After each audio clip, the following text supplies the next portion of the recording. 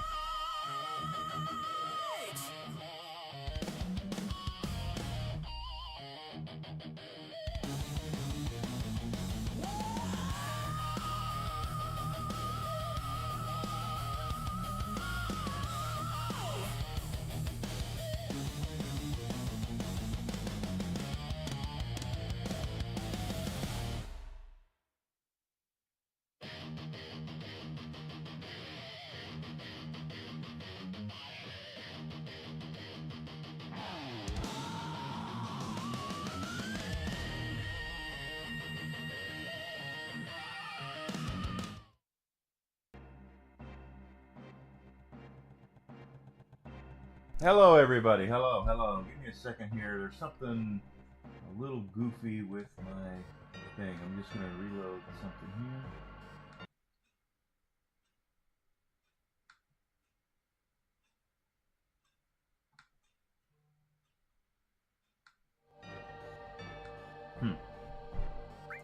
Oh, weirdly enough, my sound is not working in my headphones. I hope you guys can still hear it.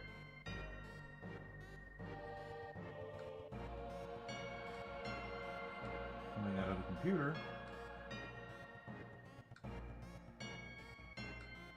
Not coming out of my headphones, which is very weird.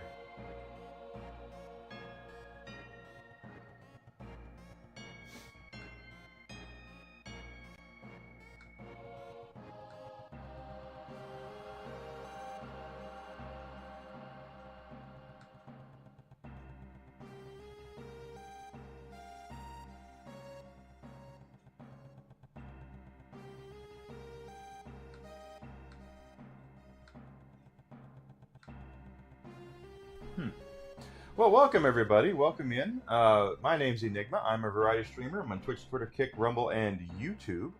Hope you're having a great day so far. Having a great week. Happy Friday to you. Also, we're getting towards the end of Men's Mental Health Awareness Month. So, still trying to figure out exactly what's going on here with my stream.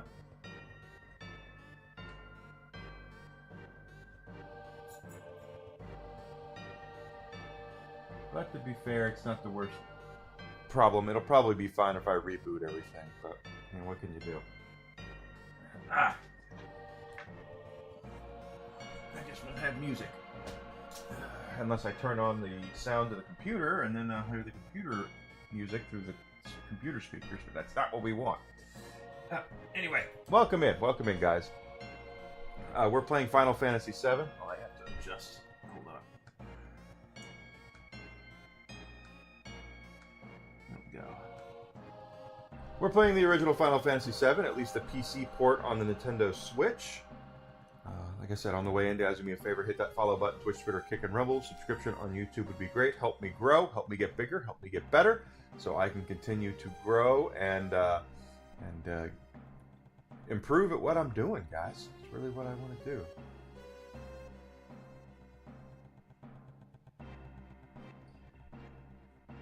So, let's go ahead and pour myself some Gatorade here. I'm kind of aggravated that my thing went down there. Oh, crap. I wonder if it's an audio mixer problem on Rumble. Let me see. Just because I'm curious.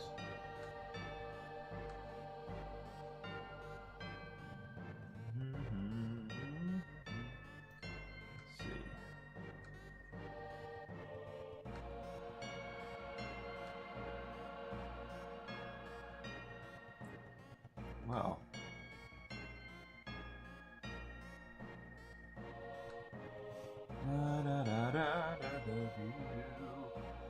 got that. Default stream key, okay. Settings, that's what we want is settings. Okay. Audio.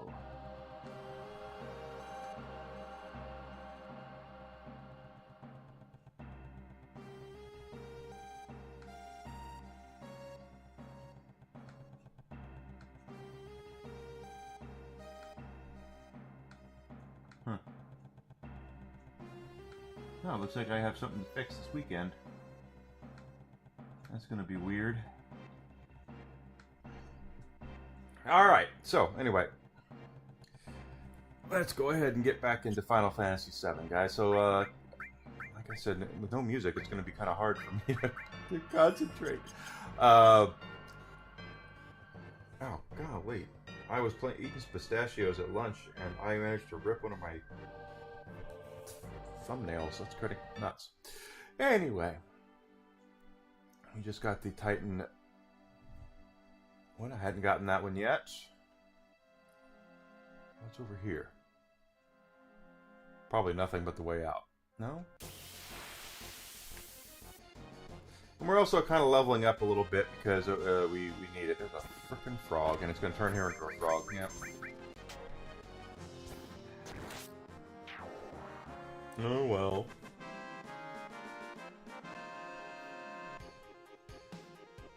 So as I said, this is it's on the Switch. This is the original version, but it's based off of the PC version. Basically, what happened is after the success of Final Fantasy VII did so well, Square Enix decided it needed to be ported over to the PC. So they did that with the help of a much larger publisher at the time, Eidos, which is kind of funny when you think about it, because Eidos would be later purchased by Square Enix, because Square was so much larger of a publisher than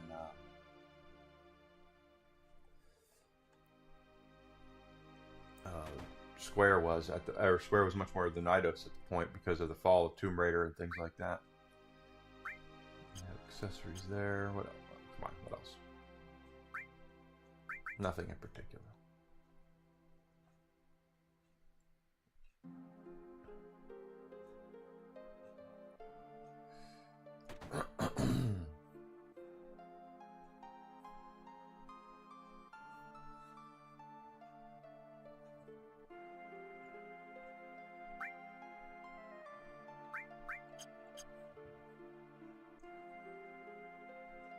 there, nothing there.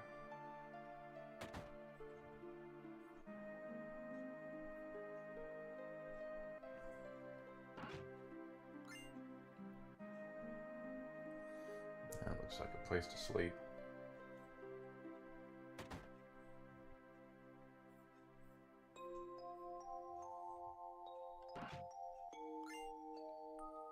White megaphone. That's for Kate Sith.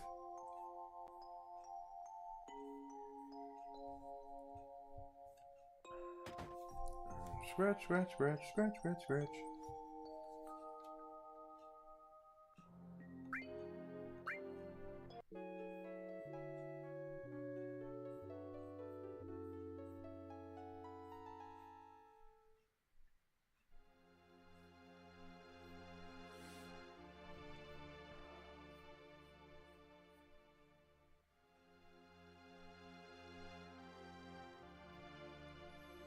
Mm-hmm.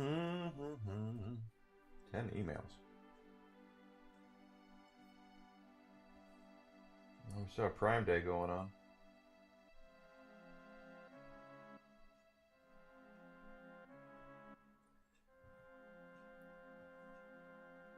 Oh, there's a materia. Didn't even see it. Death blow. Death blow. Death blow.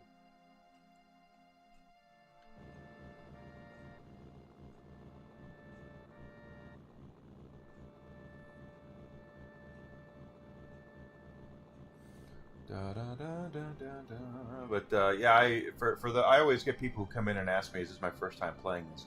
No, but I've not played this version of it in over 20 years, so I don't remember everything about it. I remember the storyline points. I remember a lot of things, but that's one of those. Not every little thing about it.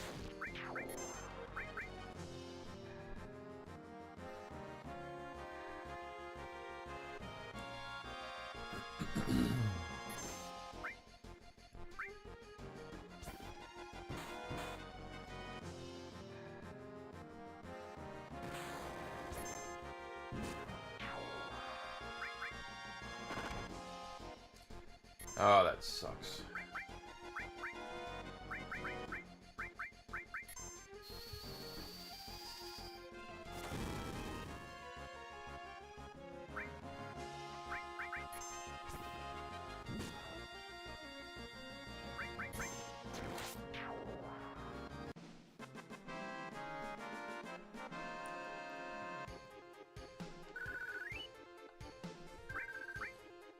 So it does behoove you to level up all of your characters. The progression system in this is it looks like they've changed it some. I know in the original Final Fantasy VII you had to use all of the characters or else.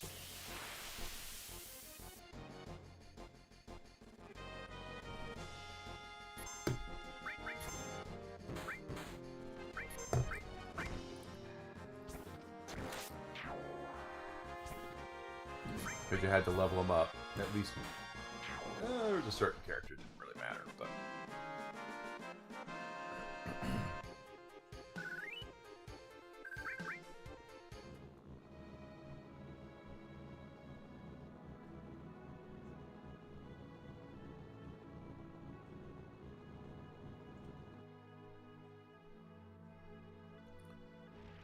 okay.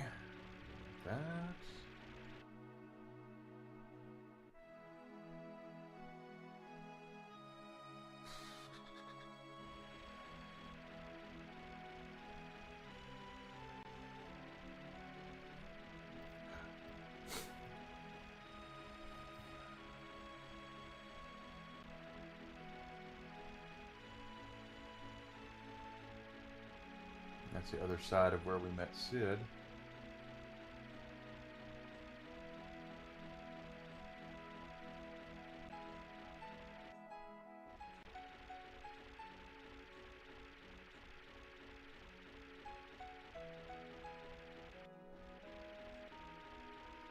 Interesting how everything, the world just kind of comes up like out of the, because it's obviously it's a round planet.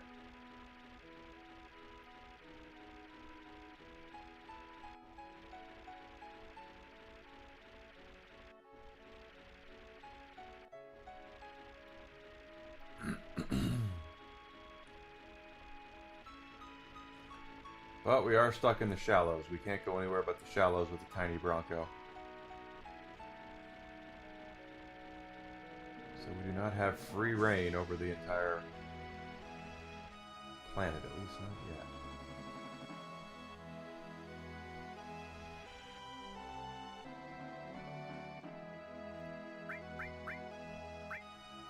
Make sure you do your due diligence and save a lot.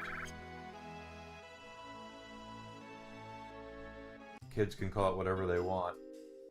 I'm going to call it what it is, being smart.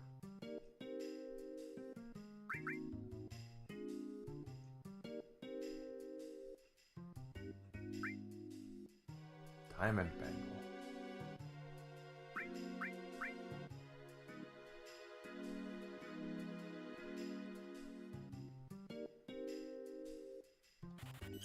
We definitely want those bangles. Let's equip and we'll buy some more.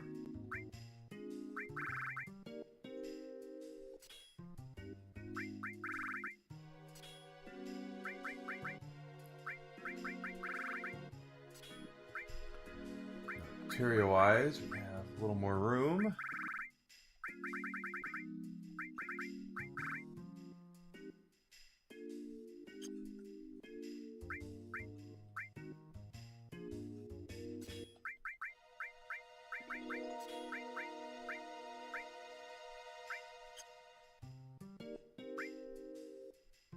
No, that's not what I wanted. A lot of materia swapping here.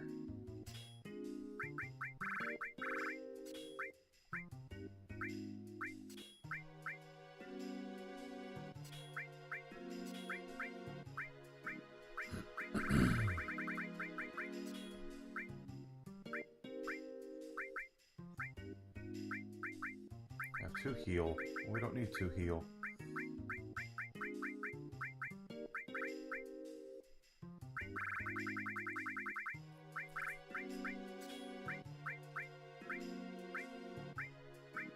That's fine. That's good.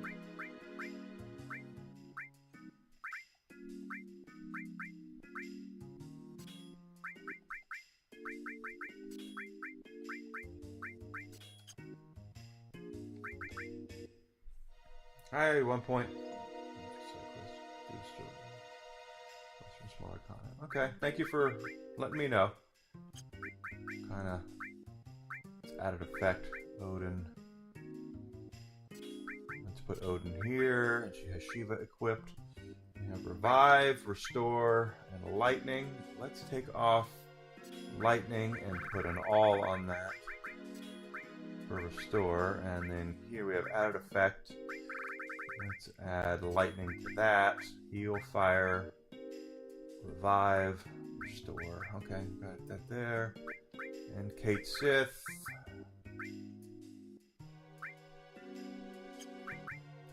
Ice, Revive, Restore.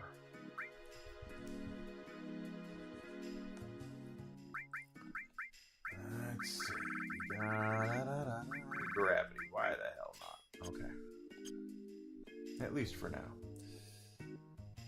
Let's get some diamond bangles here. So let's go ahead and do a little bit of farming for Gil so we can buy diamond bangles for everybody.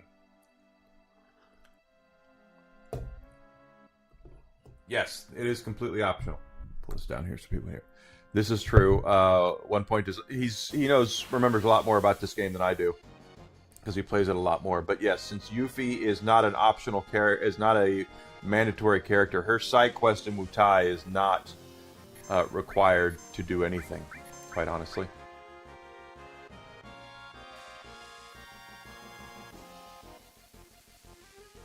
But I do believe that's where we see the return of Don Corneo.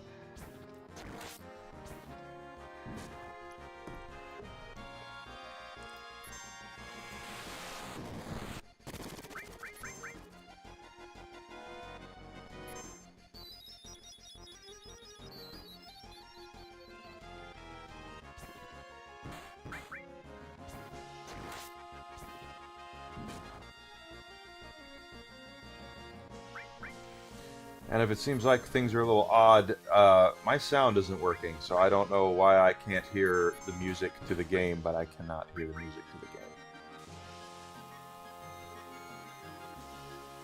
I could probably reboot the computer and it'll fix it, but we're already here, so let's do it.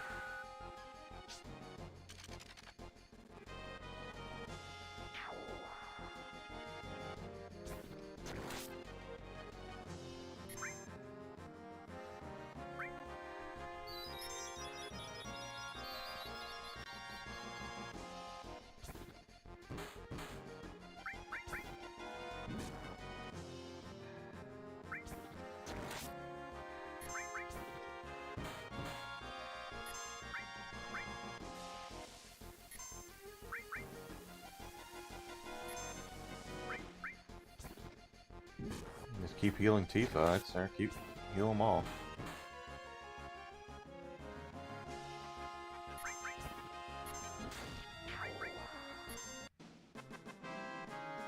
You can hear it on the stream. That's good.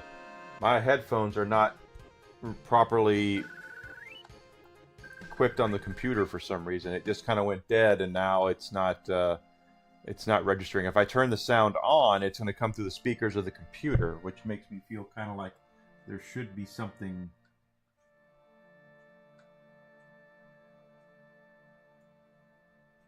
I'm going to look this up just because it's bothering me.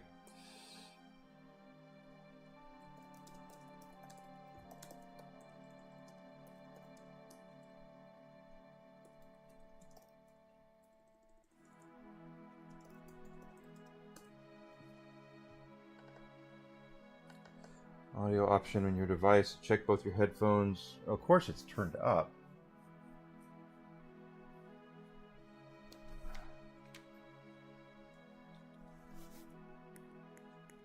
Yeah.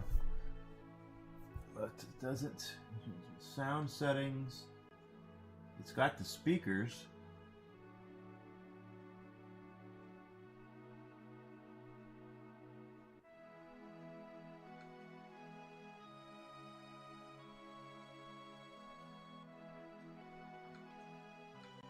Remove the device and repair it.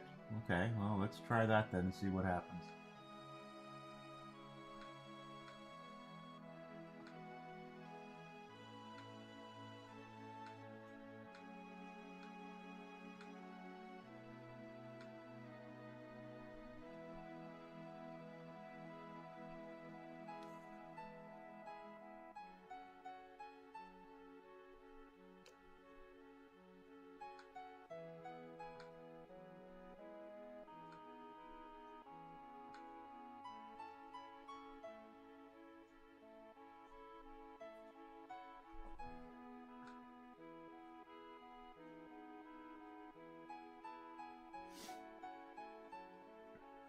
Okay. There we go. Wow, okay, now it's loud. Oh, that fixed it.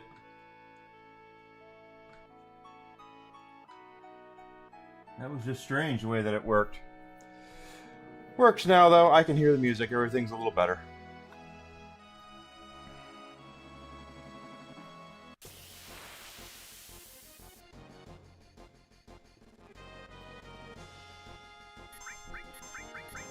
Liquid hot magma.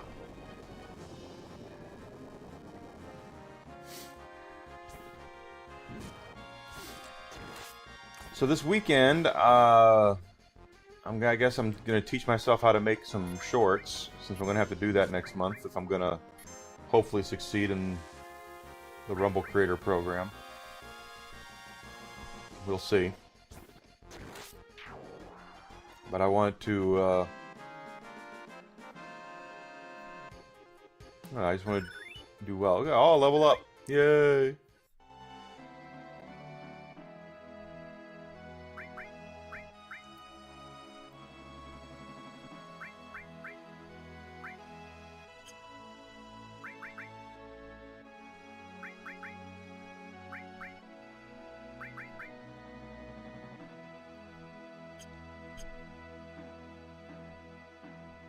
Yeah, after the commercial, the Verizon commercial, not Verizon, yeah, Verizon. The Verizon commercial that came on, Mike Myers is now saying that Austin Powers 4 will happen.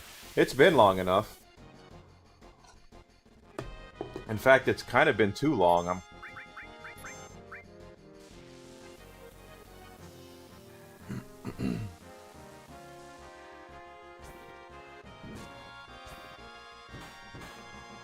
Nothing like striking while the iron is cold.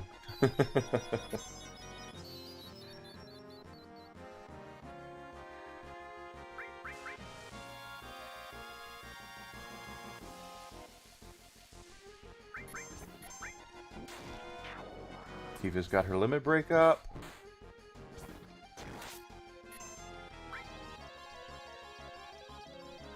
Crap, miss.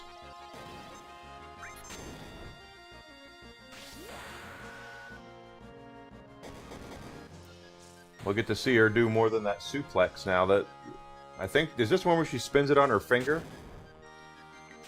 Oh, it's dolphin blow. Never mind.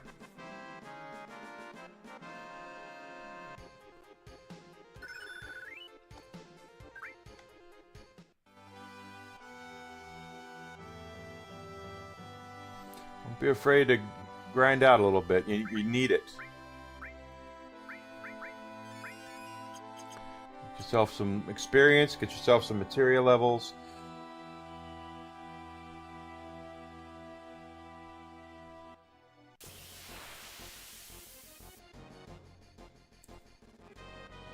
That's a big sucker.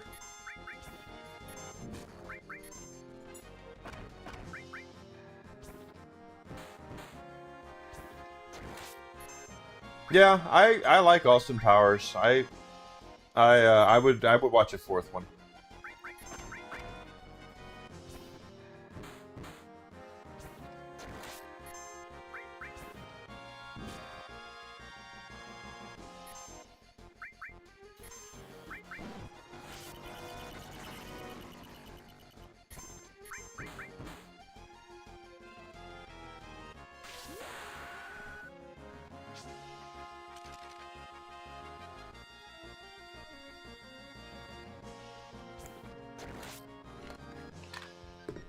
Hi, Grizzle.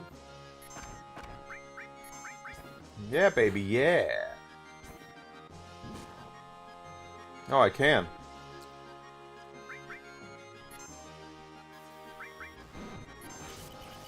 I don't have even steel equipped.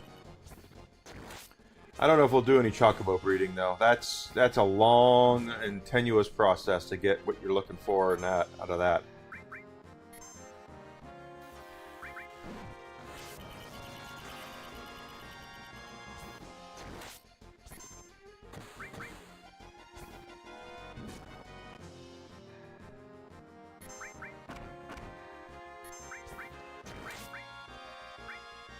Oh, that was dumb of me.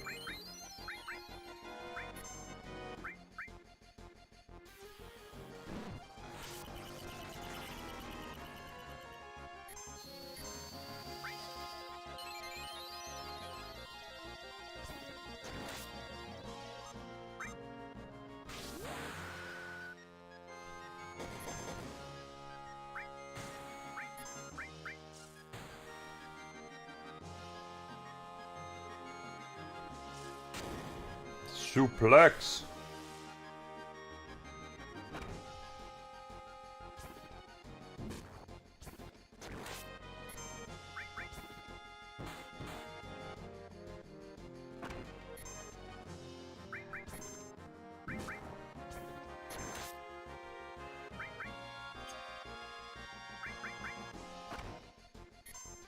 He really doesn't like Tifa.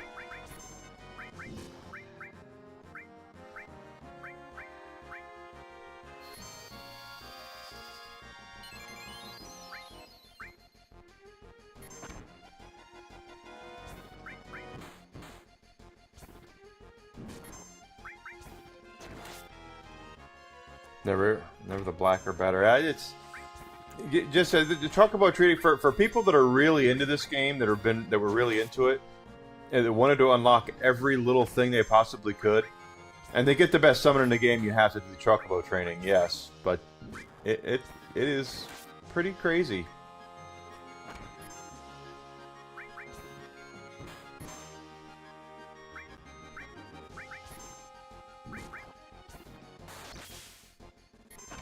How many hit points does this guy have?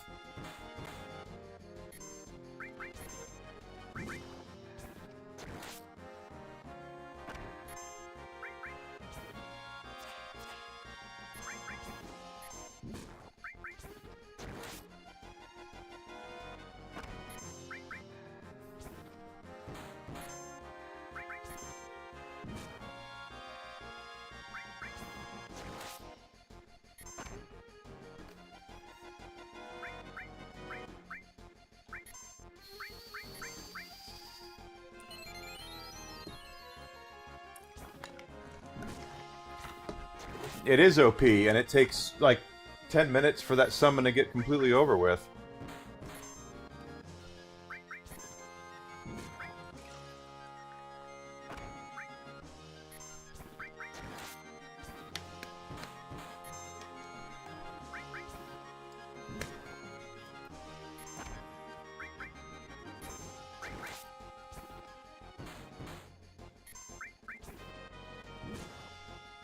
This thing has to have like 1 billion hit points. What the hell, man?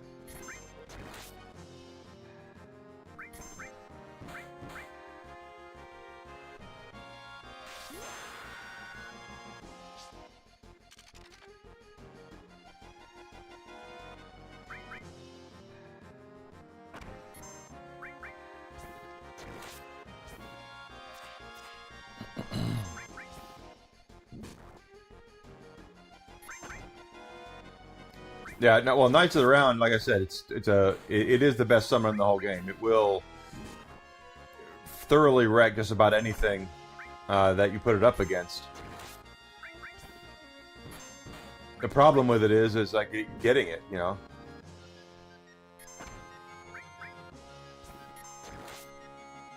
I've only gotten it once.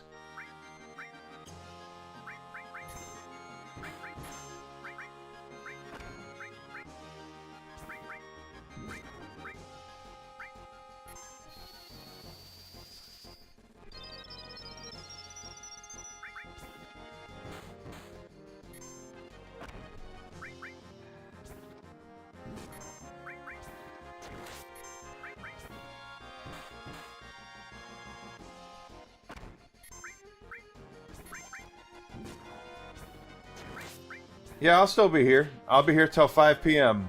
one point. Thank you for being here, bud.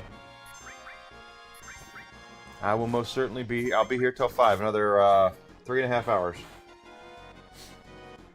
Well, 2.5 hours. I can add. Wait, no, 3 hours from now is 4:30. Yeah, 3.5 hours. I can add twice. Come on, baby. I might still be fighting this stupid thing in an hour. Jeez.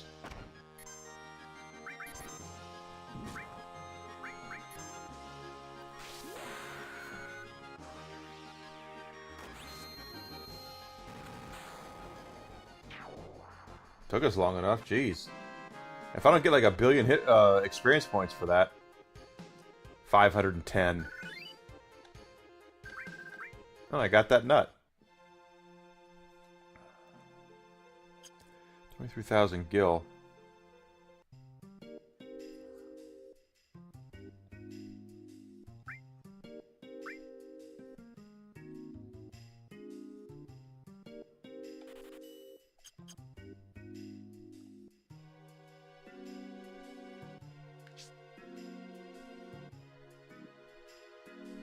Hey, baking pancakes. I'm on FN now. I'll try later. I'm here. Lunch was good. I had a hot pocket.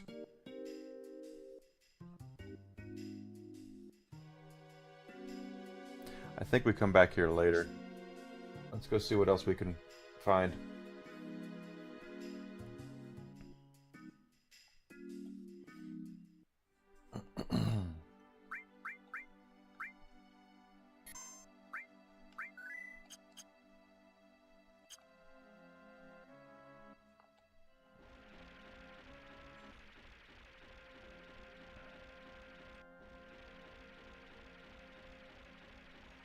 Hi, Raiden.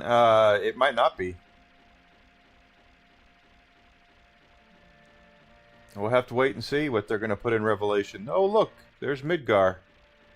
You guys remember Midgar? You go over there and they got all sorts of, planet sucking devices over there.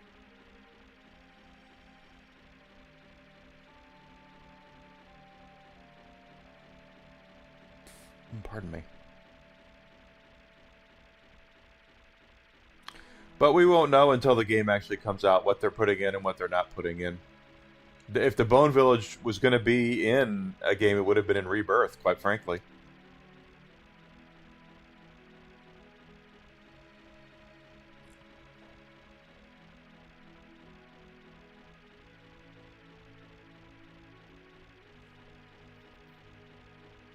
And I do want to continue our leveling up and getting ourselves better weapons and armor that we need to for the game. Or for parts of the game. We're not as strong as I want us to be.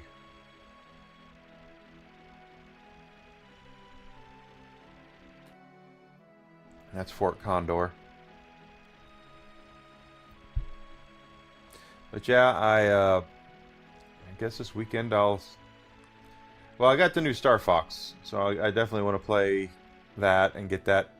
See how that game is. I really do. I really liked Star Fox 64 when it first came out, so I am looking forward to it. Oop, more shallows. Can't go out there.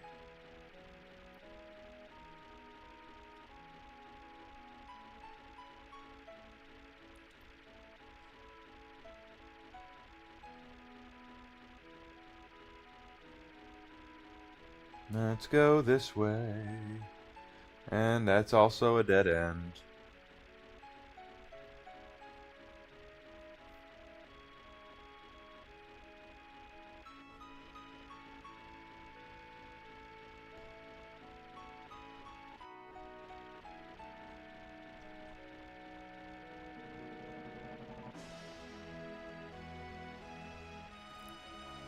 I have to get to the outside to get to Wutai.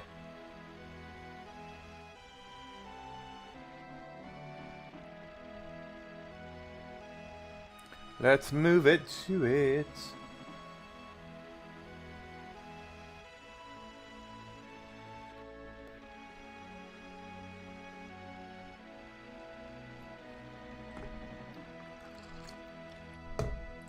Hey, Pepperoni, thank you for coming in. Thank you for the raid. Hello, Raiders. Welcome in on Rumble. Guys, my name is Enigma. For those who don't know me, I'm a variety streamer, Twitch, Twitter, Kick, Rumble, YouTube. I should be following Pepperoni, but if I'm not, I gotta rectify that immediately. Good day to you as well. How was your stream? I hope it was fun. Let me make sure I'm following you, sir. No, that's not what I wanted. That's what I wanted. I am following you. Good deal. Good deal. Just have to make sure of these things, because sometimes I forget. Because I'm an old man, and sometimes I forget things.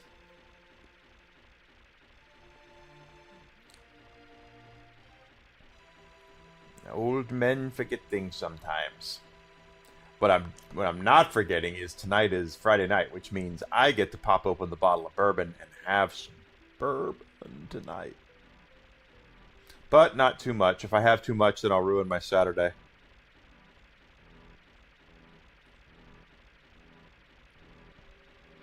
Like I did last weekend. Had a little too much bourbon on Friday night, and on Saturday I was not in a good place. That's not the right way.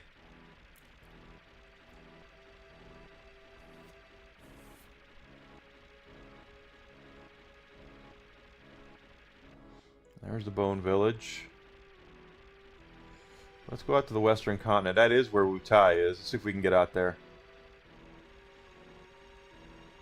And we can do Yuffie's side quest. Low battery. Since when?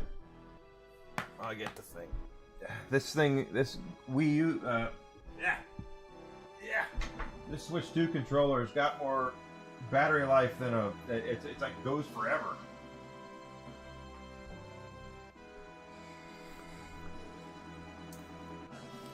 It's bringing back memories for me too, Pepperoni, but not the kind that sometimes I don't remember them all.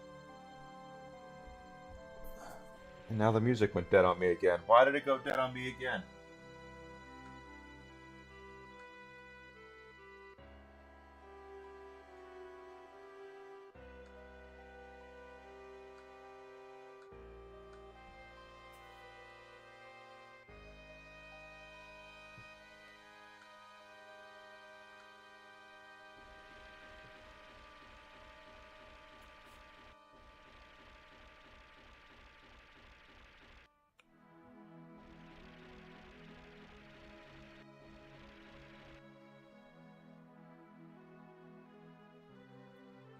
I've had the weirdest time today with my sound.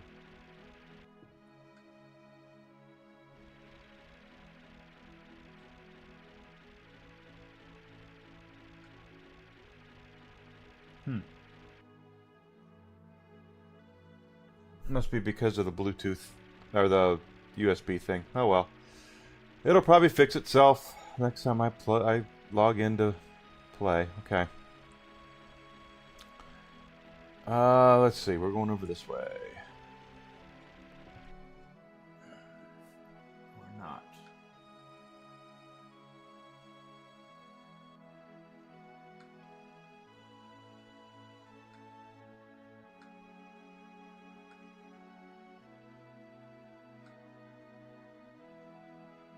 I'll put the... Aha! Here we are.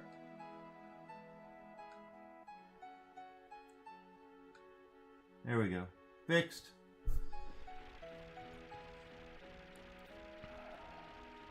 Alright, that's where we're going to see Sid. I know we want to get out over there if we can.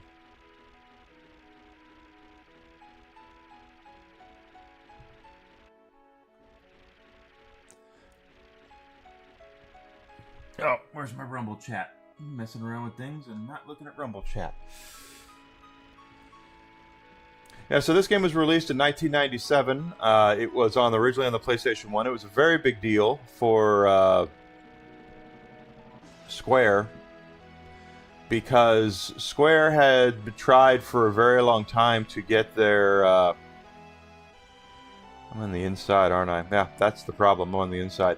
Square had tried for the longest time to get their games noticed by a worldwide audience, and Nintendo, to their credit, helped as much as they thought they could, but it wasn't really until Sony got their mitts on it that they turned Final Fantasy into what we know of it today. That's the marketing they put behind these games.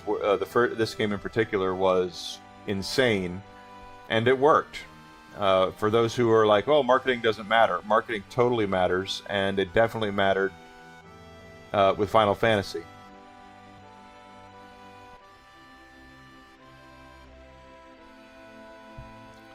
Can I go around the other end? Because I'm on the inside still.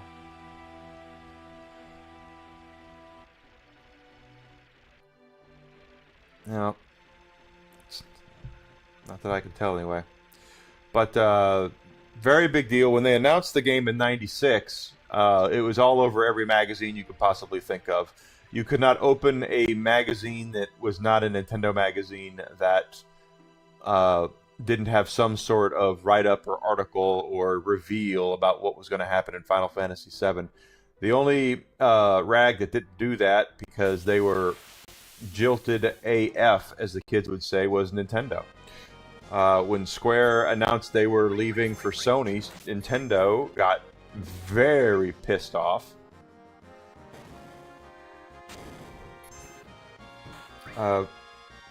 And I don't blame them at all. I don't.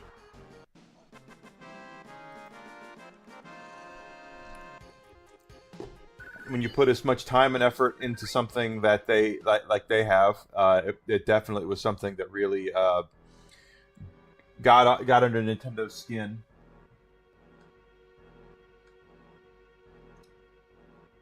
It got under Nintendo's skin, and Yamauchi, the guy who was the head of Nintendo, who was crazy, really he didn't take well to it. He didn't like it, and basically when they did I'm trying to get my timeline straight here. Final Fantasy VII was 97, and then they did 8 in 98, and I think 9 was 99. They were all right there in a row. And when the Game Boy Advance came out, which was 2001, 2002, Square wanted to come back to the fold and release stuff on the Game Boy Advanced, and Yamauchi basically told Square to sit on it and spin. He said, no, you can't, unless you come back completely to Nintendo and make your games only for the GameCube. At that point is what they wanted. And Square basically was like, no, we're not doing that. And then we saw that one of the first things Iwata did when he took over after Yamauchi left was started to mend fences, because again, Yamauchi was a little crazy, and he made a lot of people mad.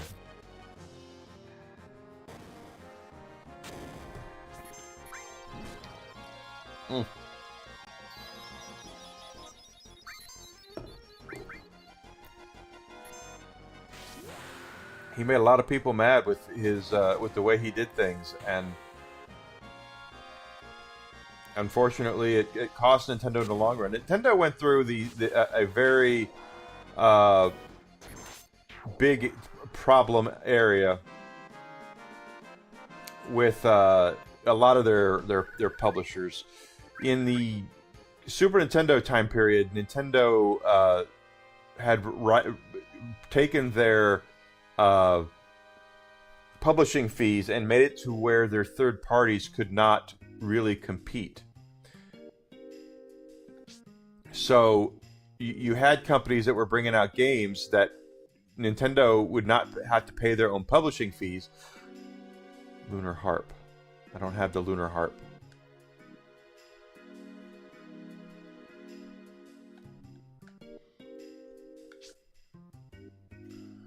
Where do we get the Lunar Harp?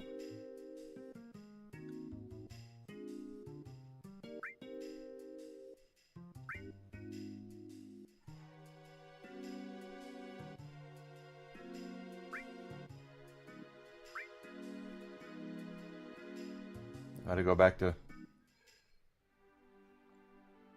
some rich guy has it. So I was actually in the right area to begin with. But anyway, Nintendo doesn't have to pay their own publishing fees, so they were releasing games that they could sell for $10 cheaper because they weren't having to pay their own publishing fees. And it pissed off a lot of the third parties. A lot of the third parties were like, look, how are we supposed to have a successful Christmas when you guys are releasing your games that are great games that are $10 less than ours, and no one's giving us a shot because your games are cheaper. Nintendo was producing quality content for a cheaper price, and it pissed off a lot of third parties, and that's where Sony came in. And because Sony did not have a long and dedicated line of first parties or first party success with their games, because, well, let's be honest here, it was they were brand spanking new. They didn't really own anything as far as developers went.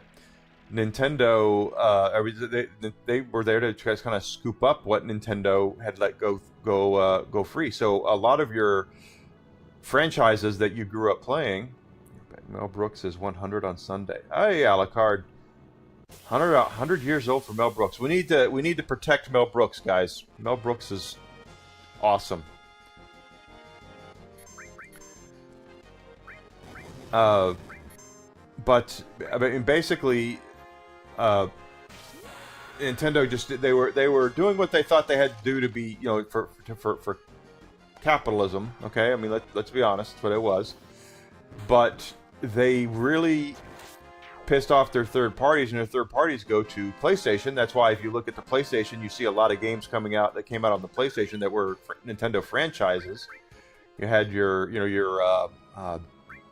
Final Fantasy, obviously, Castlevania, Mega Man, Metal Gear. All these games came out for the PlayStation, and because Nintendo had basically pissed everybody off, and they ran out on their own to go to what the heck? Hi, Ibu. Thank you for coming in. Thank you so much for being here. I hope you're having a great day.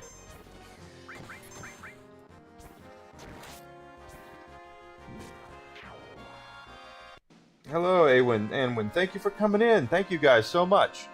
Something I want to do on Rumble next month that I want to make sure that I talk to people about that are in my chat is that when we raid out, because the Rumble creator status is going way up as far as chatters go next month. It's going over triple what it is now to maintain creator status. I want to make sure that when I raid out, I tell all my folks, hey, at least say hi to the people we're raiding out to. So thank you guys so much for doing that. Thank you, thank you, thank you. I want to make sure I'm helping as many people as possible, and I get the help too, because 75 is a lot. I've never had 75 chatters, unique chatters in a Rumble stream, but let's see what happens.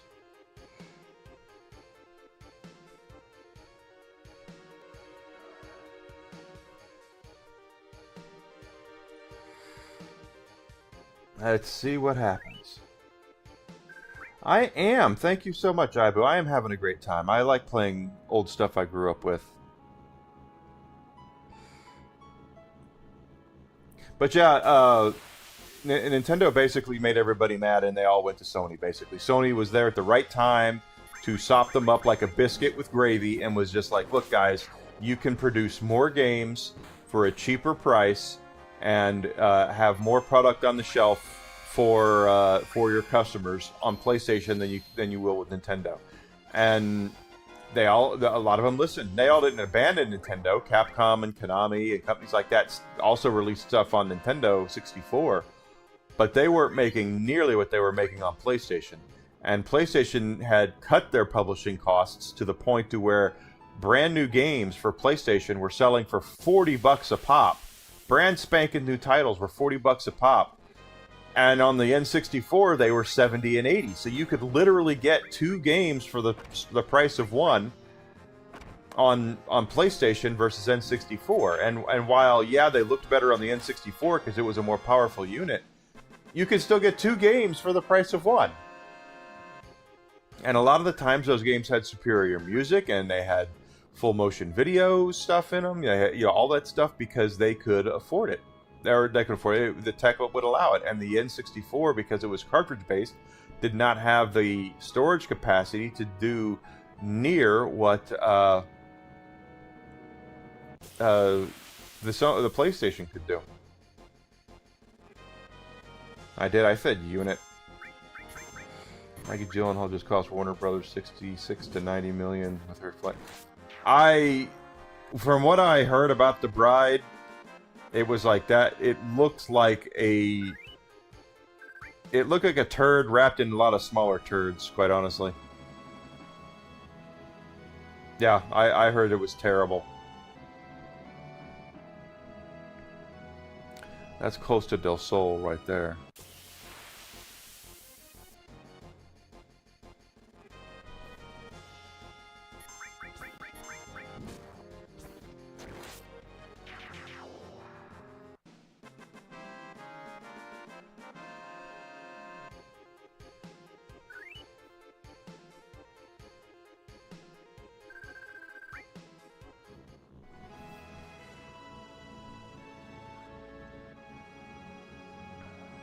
But The Bride was a feminist take on The Bride of Frankenstein that exactly nobody asked for.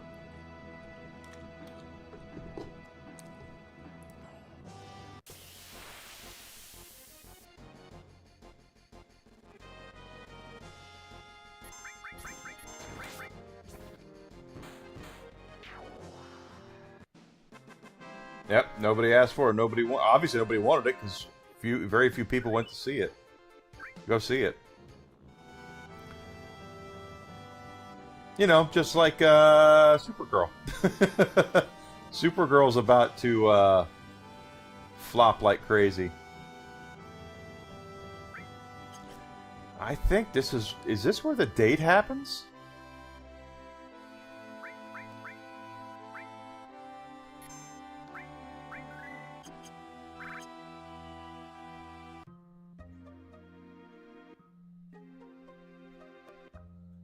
Out of my way, dude.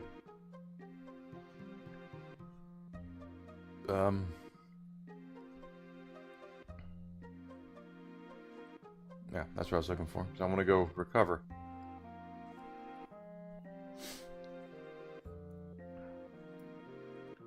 I think my favorite thing about character, yeah, Gunn is very formulaic, and it does look like Guardians of the Galaxy. It really does.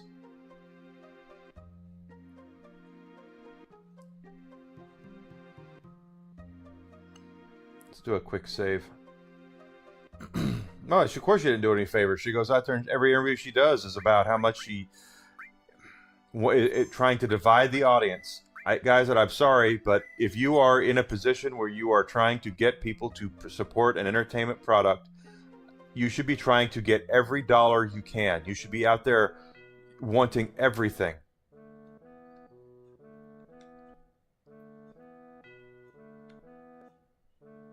Getting everything you can.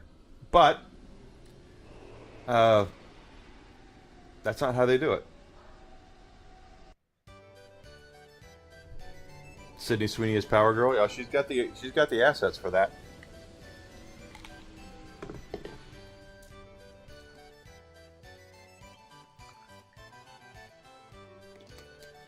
And she's got the brains enough to go, look, I just want people to go see my movie.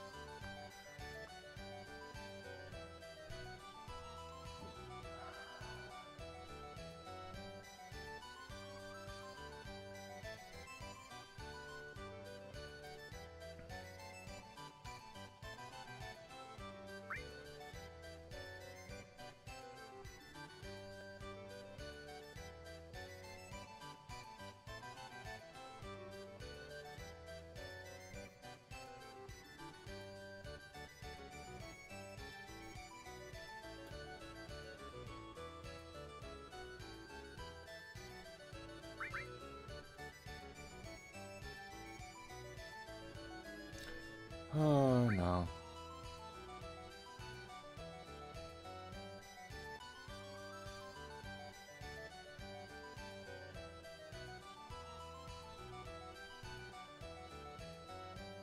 I don't have the GP.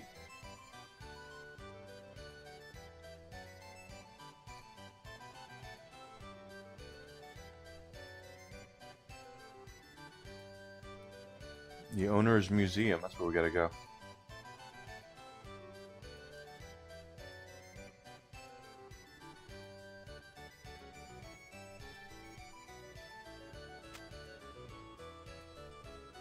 Battle Square.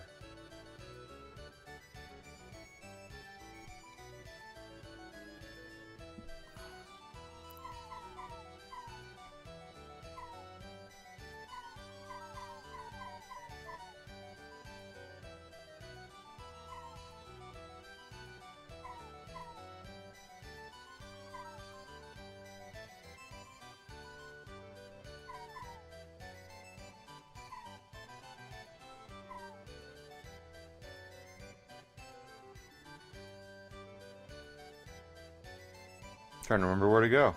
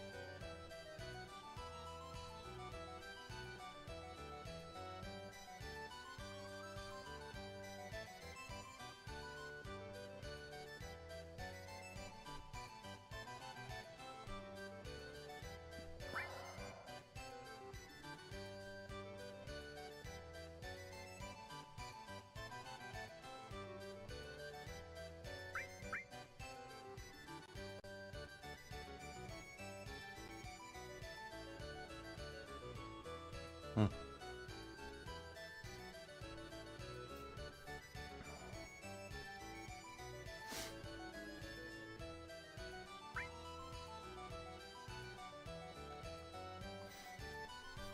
Well, gee, I wonder why hardware's fallen down in price so far. It's because it's now they've priced it out of everyone's wheelhouse. They were expensive to begin with, and now it's going to be worse.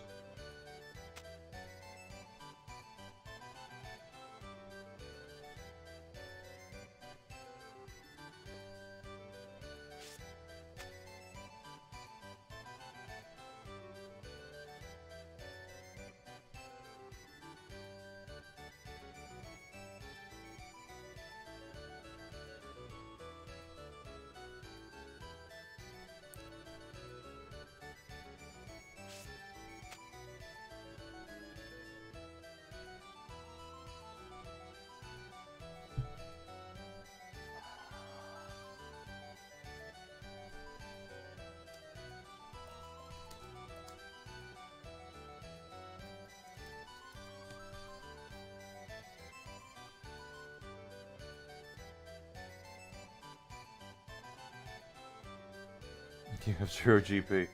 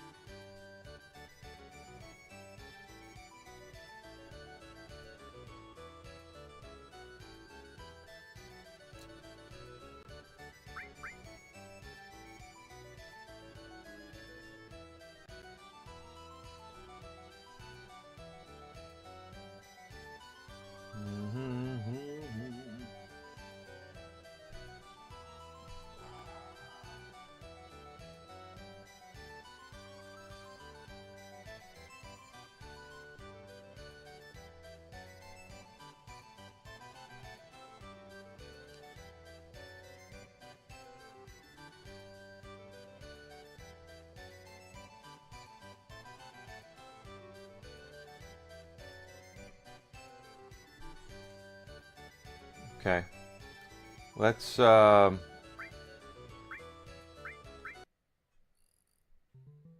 that again without wasting the money.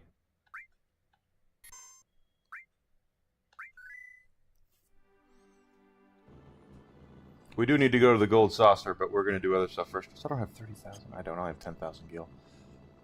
A couple other things.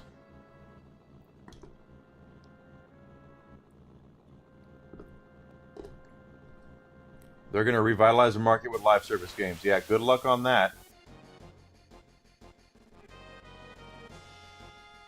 Live service games are not going to revitalize the market.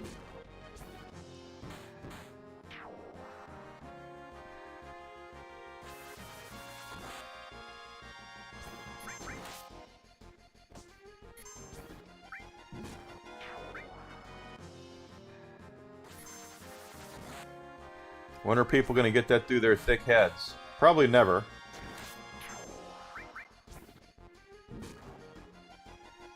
I saw the Mighty Keith do his thing about the Steam machine pricing, which I still think that the rise in cost of the Xbox consoles are in direct response to that pricing, because the highest graded Xbox is still cheaper. Is still cheaper than the most expensive Xbox is still cheaper than the cheapest Steam machine, and it comes with a controller, which Steam can't say, Valve can't say that their cheapest machine comes with a controller.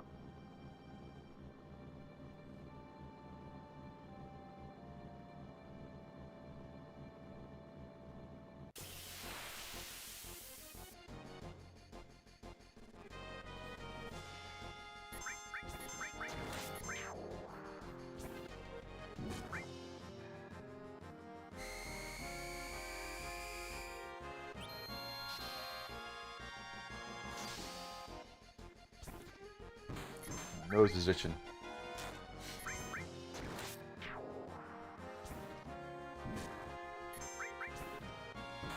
I get the feeling a lot of people go around PlayStation Studios better than Holst, quite frankly.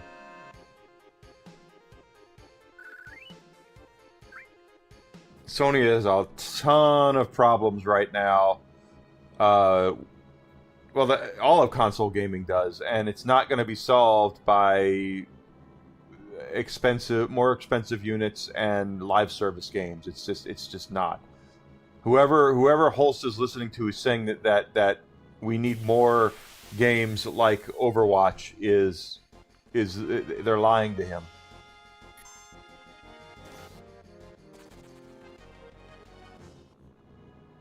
People did like Home, but the problem with Home is that they promised a lot and they delivered very little on it.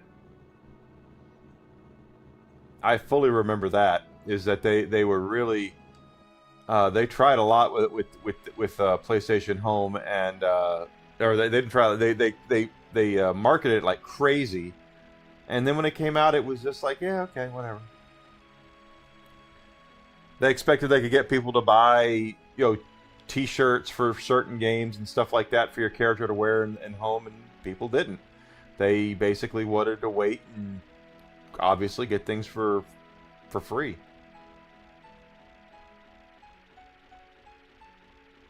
But I do remember that they really pushed Home forward like crazy, and they did it. They hyped it for years.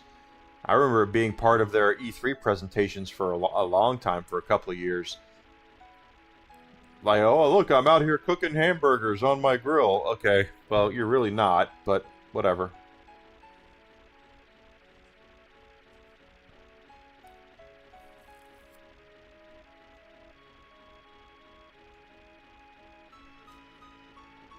So Sony's going to have to do something, and so is Microsoft. The only one who seems like they're in a decent place is Nintendo, and Nintendo gets away with a hell of a lot of stuff that they probably shouldn't. But they're Nintendo, so they get away with it.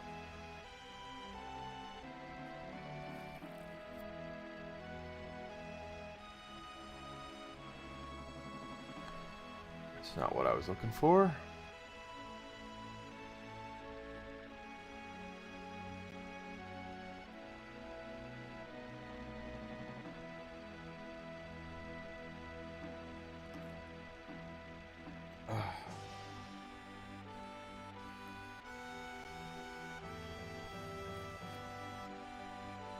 And Home would have taken up a lot of memory and server space that is probably needed for other things. But my point is, guys, is that it's not live service games aren't going to do it. There's a place for live service games, obviously, when you see games like Marvel Rivals and Overwatch and Fortnite. There's a place for those games, obviously. But that's not how you're going to revitalize anything. Sony's not going to wake up one day and just go, we've got the next Fortnite. No, it's not going to happen.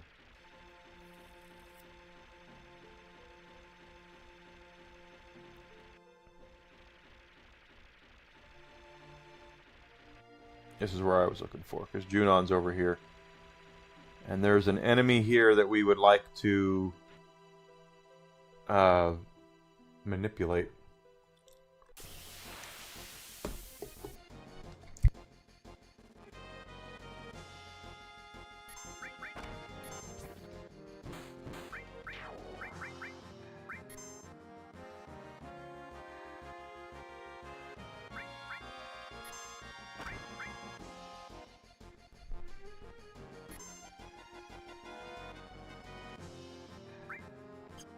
Come on, manipulate.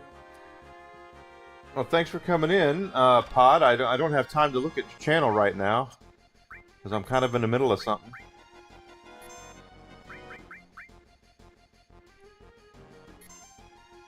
Okay, can't manipulate that thing.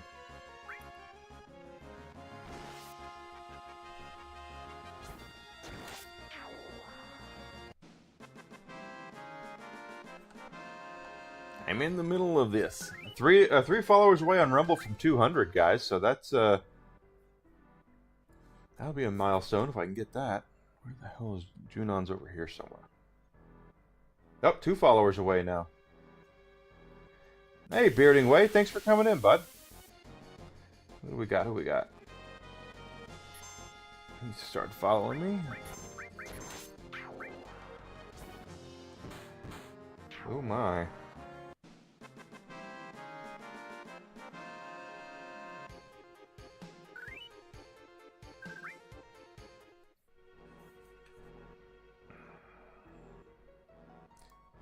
My day is going great, my friend. I hope your day is going great too. I do. And your week?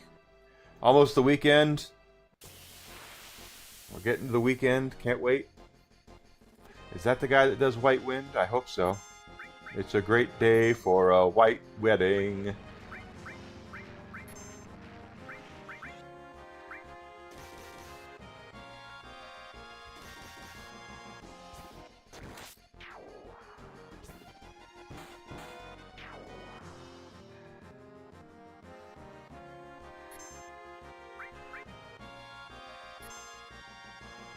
You're already on your weekend. Hey, good, man.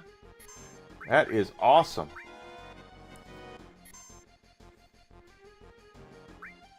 This is the guy who does White Wind, so we're going to be able to get that enemy skill here in a second.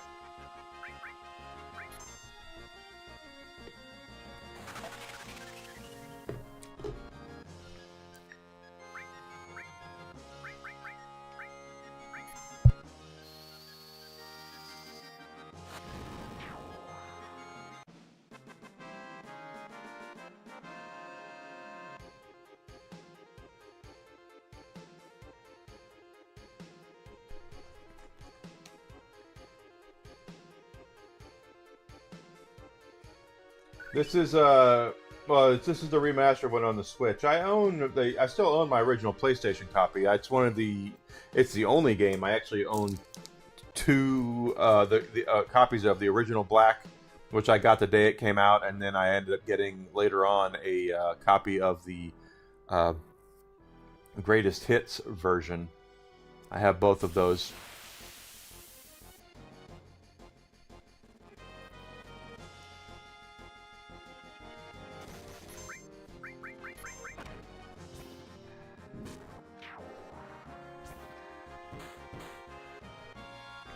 I'm just doing some random stuff. One point, I just got White Wind as an enemy skill.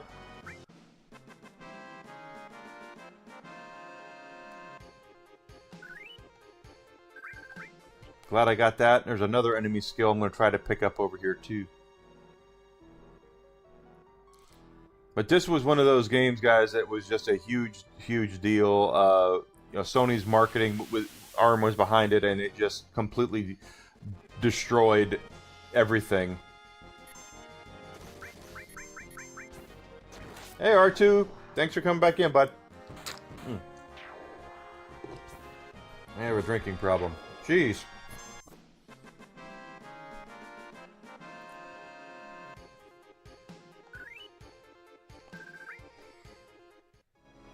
Let's go. That big old snake over there that we dodged earlier, that's got an enemy skill we might be able to learn. And we're high enough in level now, we might be able to actually beat the damn thing.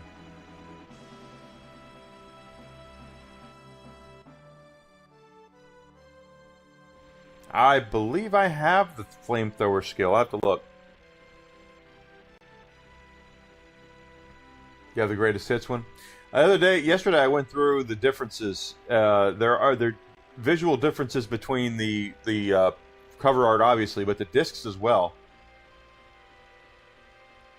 And when you're dealing with a company like old Lame Slop over there, or these big companies that basically have huge warehouses full of refurbishing machines, they don't necessarily look at what the discs that are in there as being original or not. They don't care.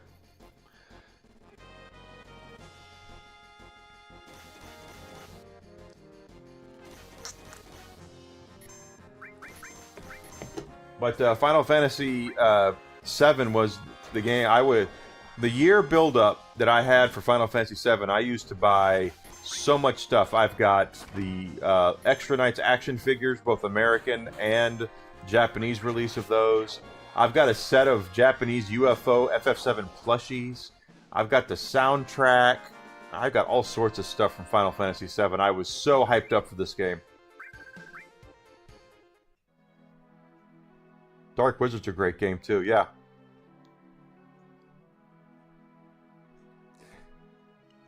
Yeah, the funny thing is that the box art for like Final Fantasy VII is not for Final Fantasy games tends not to be that great, or it wasn't at the time.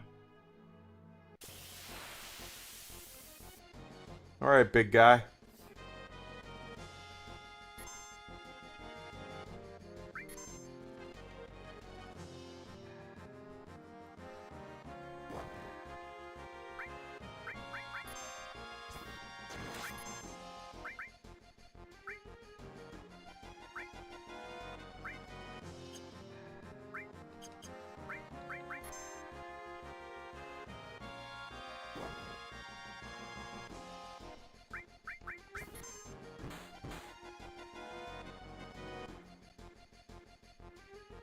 Couldn't manipulate.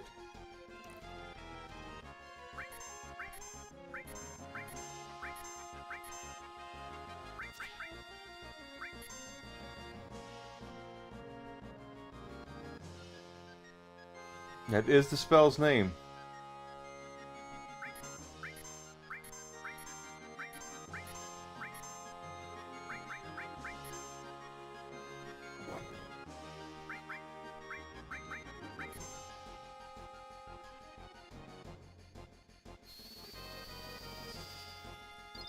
A lot of the stuff I went through and ended up getting rid of a lot of the stuff that I had. I wish I wouldn't have. There's a lot of limited edition extras, for instance, I wish I would have gotten.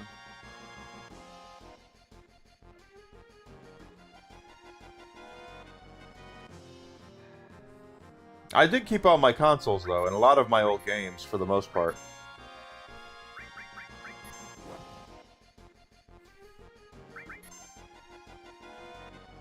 Oh, do we get it? Nope.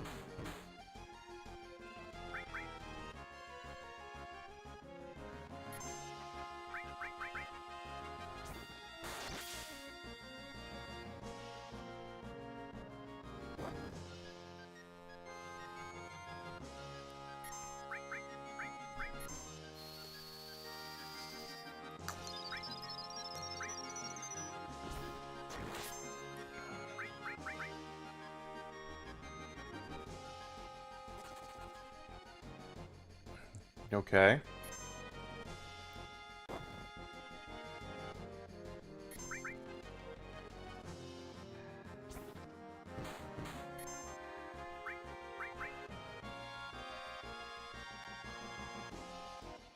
So I wish I'd have kept all my old games too.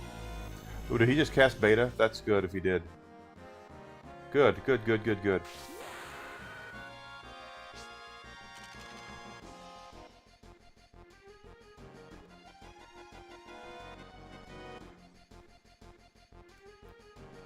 Oh, he's gonna have a drink. Alucard deserves his drinks. Glad you made it home, buddy.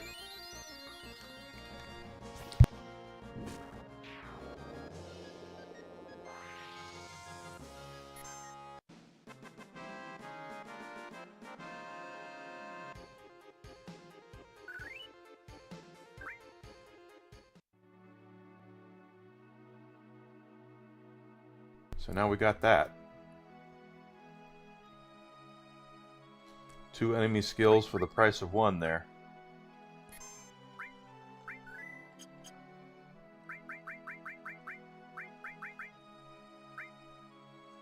Yep. I do have flamethrower. Beta, Trine. I have what? 6 enemy skills? I'll be having some bourbon tonight myself, Alucard, when we're done here.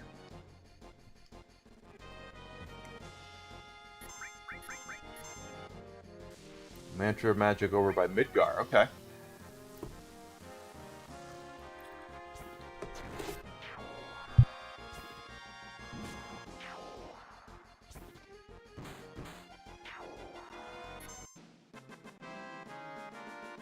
Did they finally ship it, Alucard? Did they finally ship your vinyl for Chrono Trigger?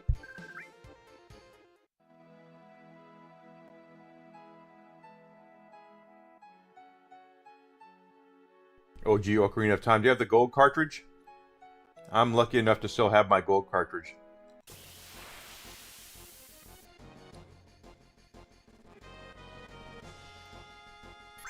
I wish I still had all my Super Nintendo games. I ended up trading a lot of that stuff in when I was younger because I was trying to get stuff from my PlayStation. And I wish I had still kept on like my Ninja Turtles 4, things like that. But I now Ninja Turtles worth hundreds of dollars.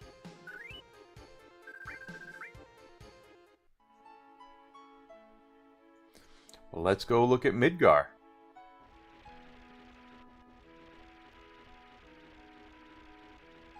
Why the hell not?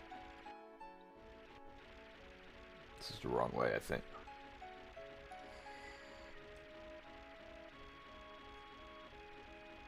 In the if you pre-ordered Ocarina of Time on the N64, the initial release of it, all pre-orders got the special edition package and the gold cartridge, and that was the only way to get it. Same thing with Majora's Mask.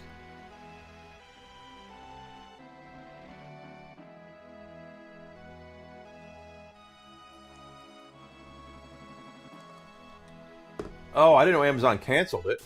That sucks, dude. But I'm glad you're getting it.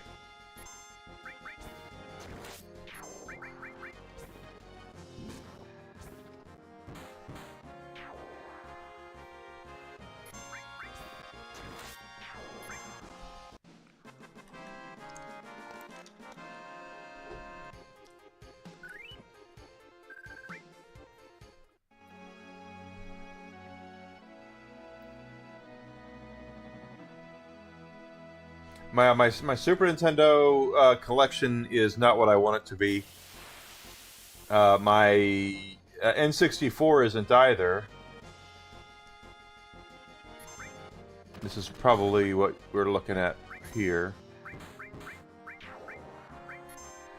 Mantra Magic. Alright. We learned it.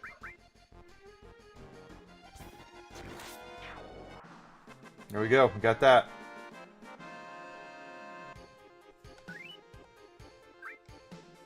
That was easy peasy, lemon squeezy. Chrono Trigger has a great soundtrack. That's one of those games that is just so good. Frog's theme in Chrono Trigger is just amazing.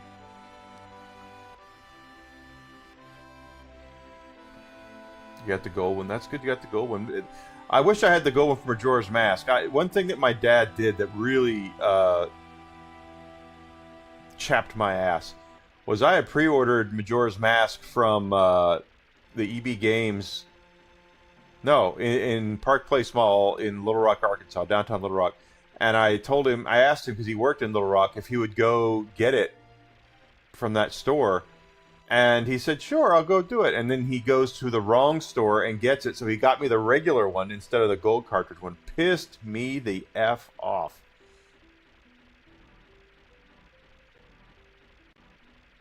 And he was like, oh, it's the same thing. Who cares? It's like, Dad, you don't understand.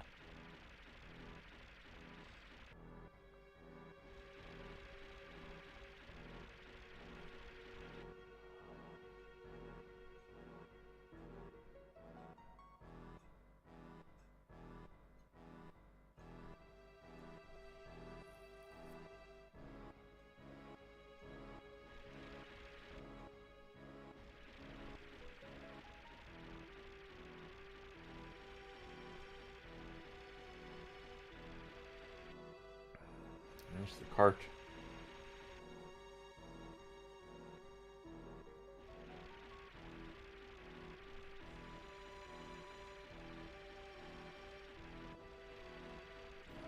So we have to get the cart back and go. There it is.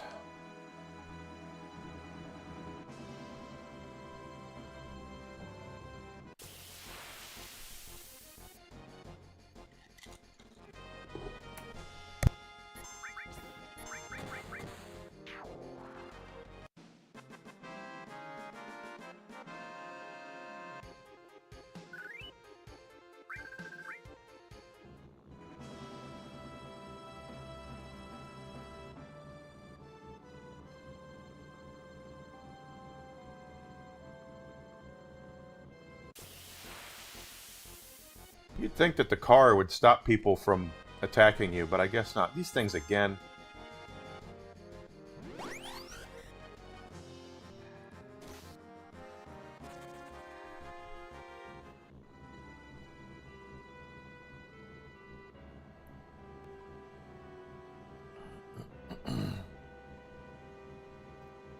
But I wish I wouldn't have traded in a lot of the stuff or threw away some of the stuff that I've had throughout the years. One of the reasons I want to get a bigger game room at some point, obviously when things happen, is so I can actually take a proper inventory of what I still have.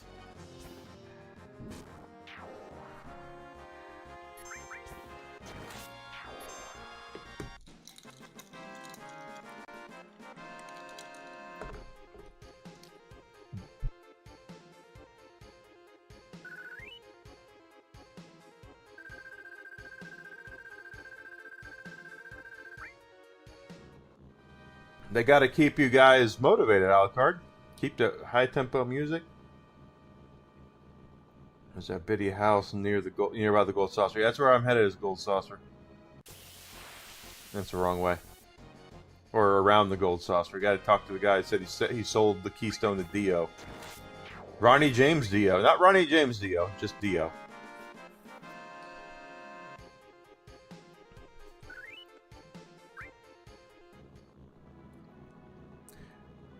We used to joke, Alucard, when Planet of the Apes remake came out, the Tim Burton one with Mark Wahlberg in it.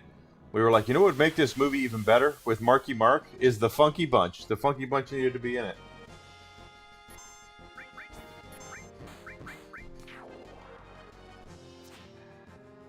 Ronnie James Dio is awesome. Was awesome. He is.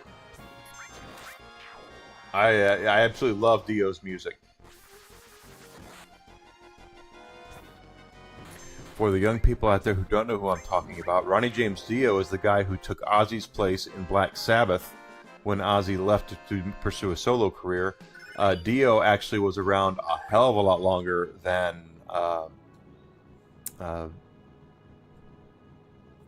he was around for a long time, is what I'm trying to say. Very long time. He was older than Ozzy. I haven't visited the house yet. I need to do that. Gate Sith is 32. 31, 30, 31, 34, 30, 31, 30. 30.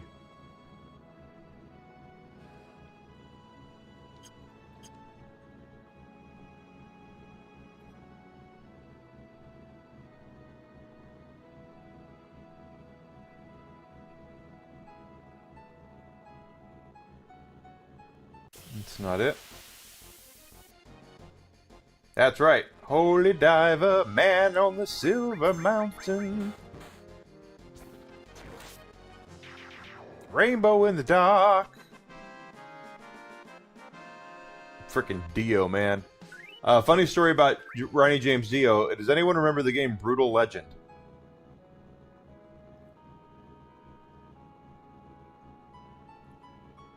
If we remember Brutal Legend, which was a game made by Double Fine, who is now apparently looking for... There it is. That's the house I'm looking for. It was a game based off of heavy metal music made by Double Fine, again, which is funny because Microsoft's trying to close them. Jack Black was the voice of the main character. Yes, that's correct, Grizzled. And it was like an ode to metal music, is really what it was. And the shopkeeper that you dealt with was Ozzy Osbourne. It wasn't just voiced by Ozzy; it looked like Ozzy. But also Lemmy from Motorhead was in the game, and the final boss was supposed to be voiced by Ronnie James Dio. They had actually gotten Dio to agree to be the big bad in that game, and then Ozzy signed on. And because Ozzy was suing Black Sabbath to get the rights to Black Sabbath from the remaining members of Black Sabbath, Dio backed out.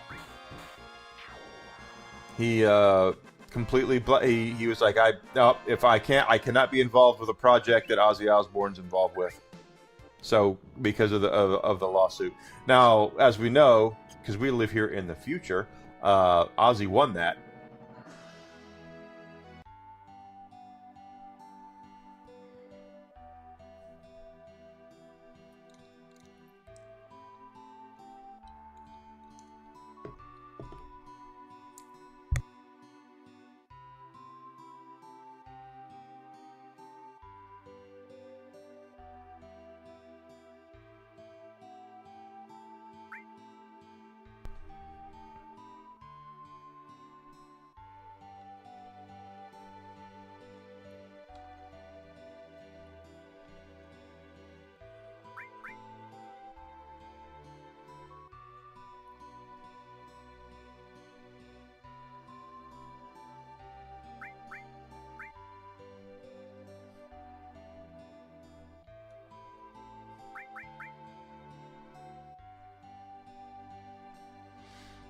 Aerith, we only have hardly any of her limit breaks.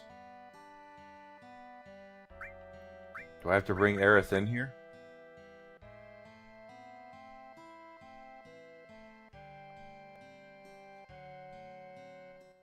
Need the Mithril to trade him. I don't have Mithril, do I?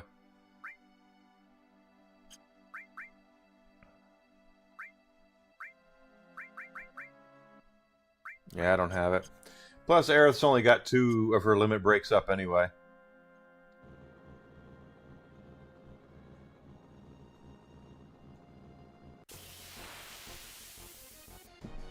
But yeah, that's a true-ass story. I think they got Tim Curry to replace him? Am I right?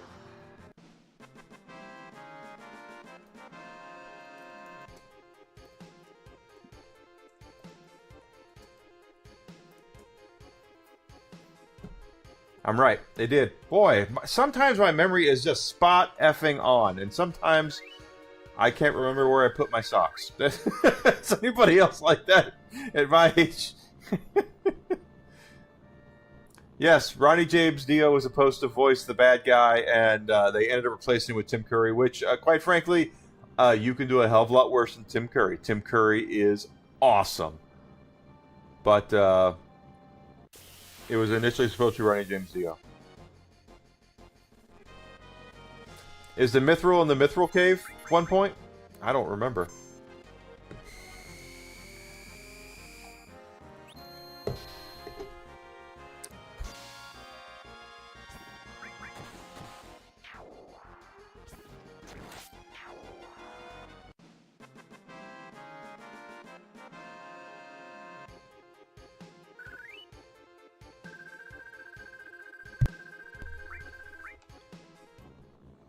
Tim Curry is one of those actors that he might not have had the best agent. You know, he might not have been in the best, some of the best movies, but he was never in a movie that was bad because of him. He was always awesome. I always tell people, if you want a movie that is going to make you see how talented he is, go watch Clue. Or Cluedo to my friends in other parts of the world. Tim Curry took that entire movie and stole it from every comedian in their prime in that movie. It's just Tim Curry being awesome, and everybody else is like, we can't compete with this dude.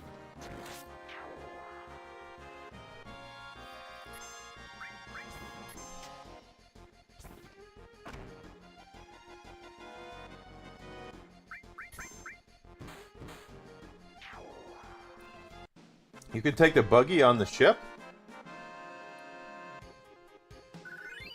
I didn't remember that, but that would make a lot of sense. What the hell? I feel like I'm lost, and I'm not lost, but I'm not lost. RoboCop 2 4K Steelbook. Alucard, there you go again, bud. Steelbooks are awesome. I showed Desi the Tombstone Steelbook the other day when she got back from her trip. And she was like, oh, that's sexy. I was like, yes, the Tombstone Steelbook is very sexy.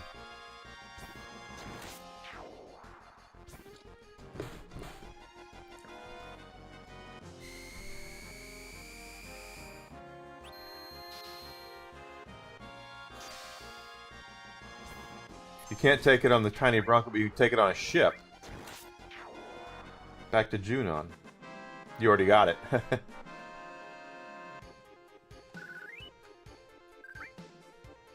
So take it back to Costa del Sol, I guess, and see if I can get on a ship from Costa del Sol with it. Or Costa del Sol. Of course, Alucard's already got it. That's when Alucard puts stuff up on Twitter that he doesn't have. It's like, how do you not have this?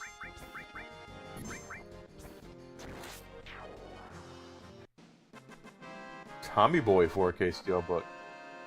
Fat guy in a little coat. Drive it so you can get it on the ship.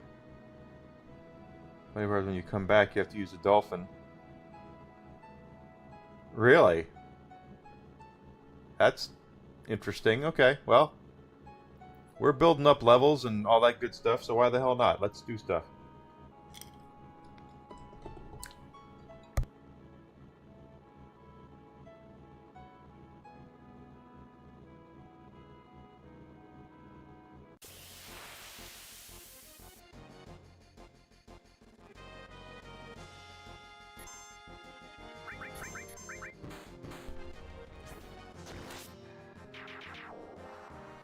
Yes, he is. Dan Aykroyd was the villain in that, wasn't he?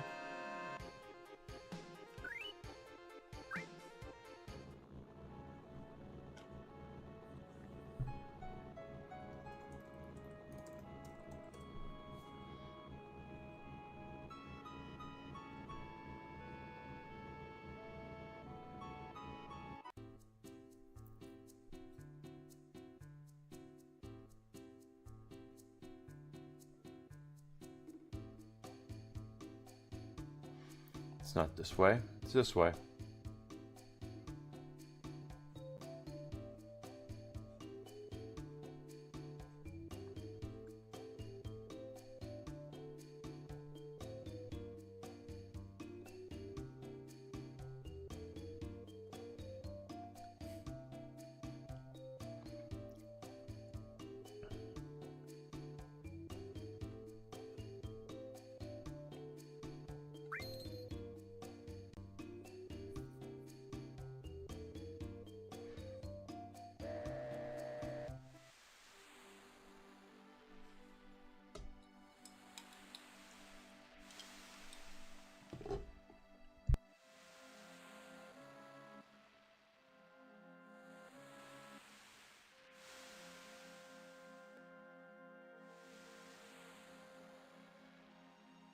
Yeah, David Spade and Chris Farley they were like best friends, weren't they? They worked out really. They did a lot of good stuff together. They were perfect foils because David Spade is very sarcastic and very much a smartass, and Chris Farley is not. He's very. He was very earnest, I guess is the best way to put it. Innocent.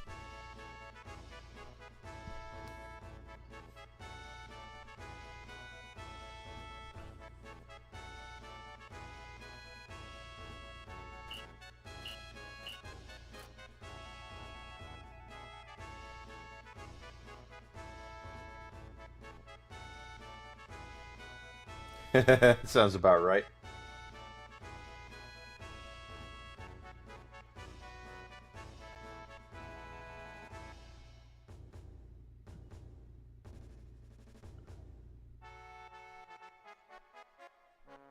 Talk to the city for a helicopter quick out. Interesting.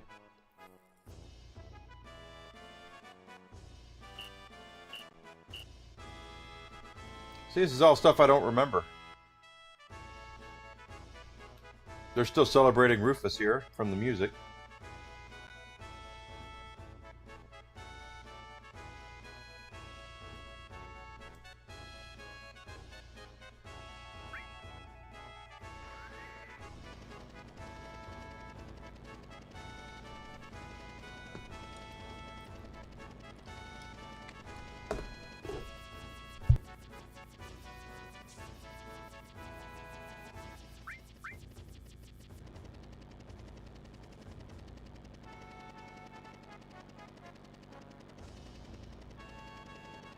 I'm getting the last call for Prime Day, Alucard.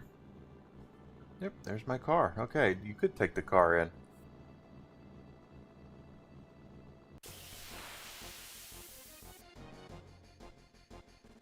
Chris Farley had a huge substance abuse problem, just like Belushi. That was his downfall. It's sad that he went the exact same way that he was a big Belushi fan. Belushi was his hero, and they both went down the same rabbit hole, sadly.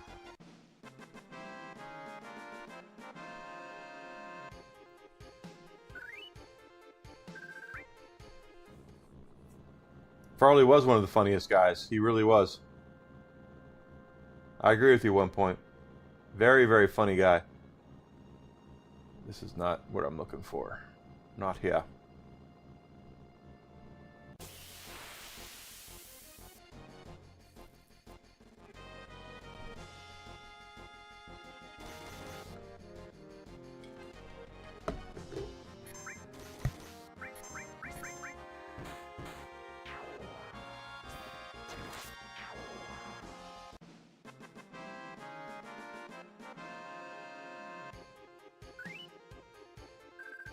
It was sad that he got nailed. He did made the same mistakes that Jim Belushi did, and it ended up costing him. It ended up, doing him in. It was horrible.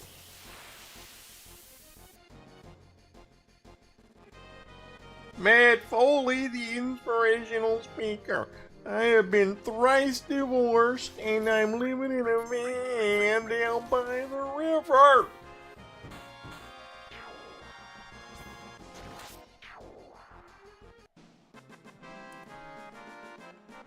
Okay.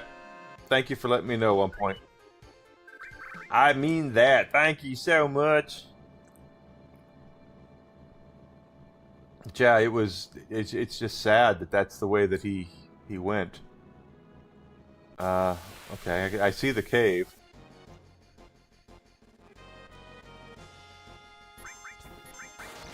In fact, we have a river about 100 yards or so down that way, maybe a quarter of a mile. And I like to walk down to the river and on the week, on nice days, and hang out there and recover and all that good stuff, and just mentally unwind. And when I say, I'll tell Desi I'm at the river, she'll go, "Are you living in a van down by the river?"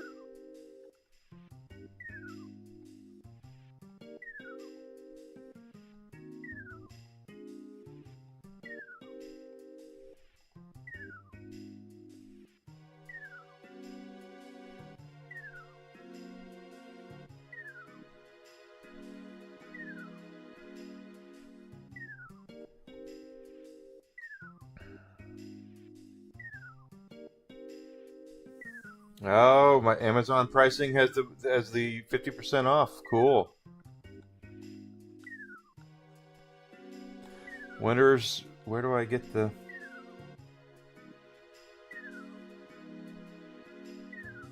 Where's the Mithril?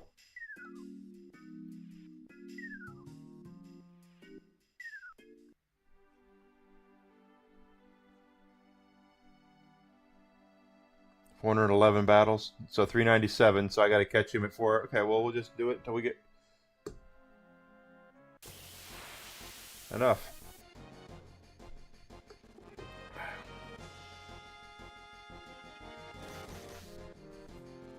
I got a fever, and the only prescription is more cowbell.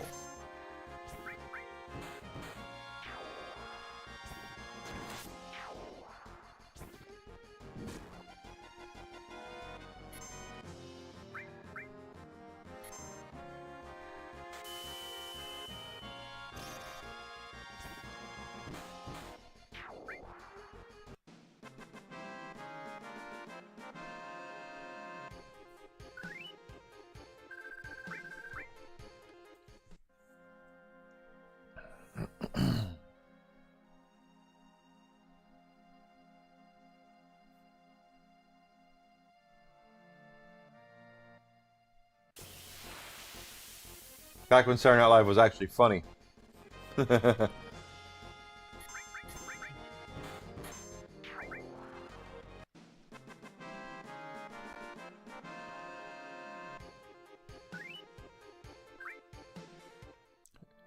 So that should put us at what, 400? Let's just go see. Oh. Oh, okay. He gave me the mithril. Every once in a while they do something funny. Anyone who wants to see something really, really, really funny, go watch during the Tom Brady Deflategate. They did a bit on Saturday Night Live where a guy the equipment manager was doing an interview with the press, and it was right out of A Few Good Men, where the equipment manager's like, "You want me on that ball? You need me on that ball." You know, they deep down in places you don't talk about in Super Bowl parties, you know that I need to. You know, that guy. It was so good. That was really funny. Yeah, so you're not wrong, Grizzle. Who is this guy?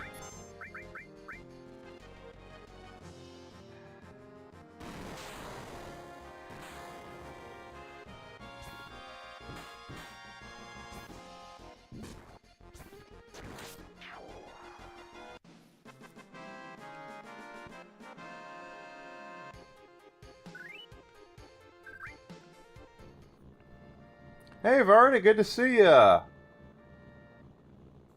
Thank you for coming in. I do appreciate it so much. Now we need Mr. Dolphin to take us over.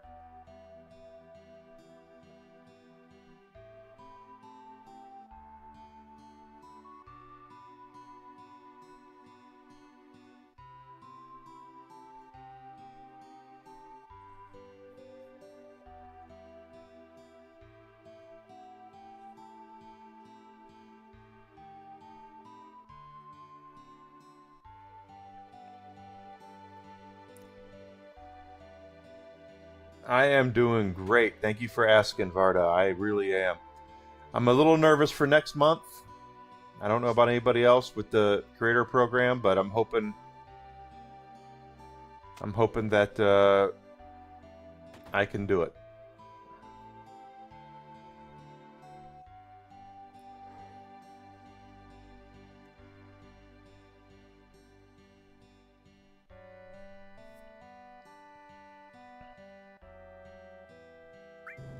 Ten gil. Okay, yeah.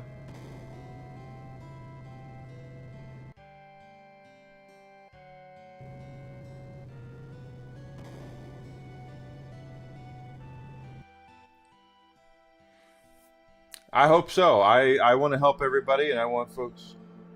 You have to press the whistle button. I tell you the square, but I don't know where he's gonna switch. So I have to. Okay, so I'm in the wrong spot then. Totally in the wrong spot.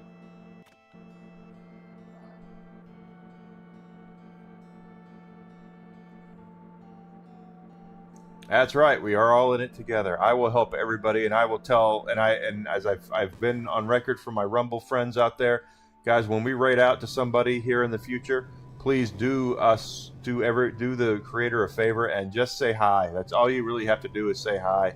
Get their unique chatters up, because 75 is a lot. That's a lot of people that you need to get to talk. So you don't have to get into a huge conversation. All you got to do is just say hi and get them going.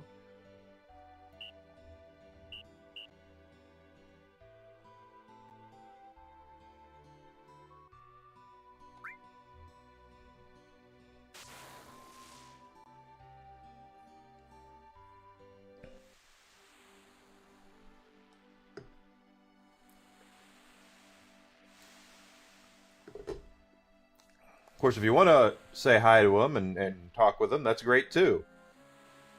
But very important that we all help each other out.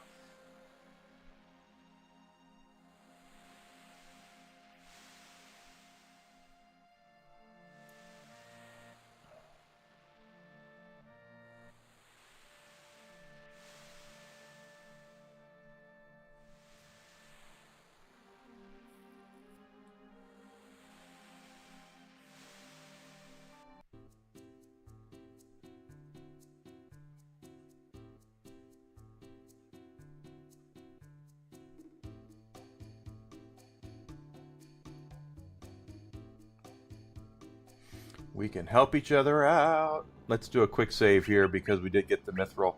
And then I'm going to switch over to Aerith as well, because if we want to get her level 4 thing, we're going to have to do that. Equip Aerith with...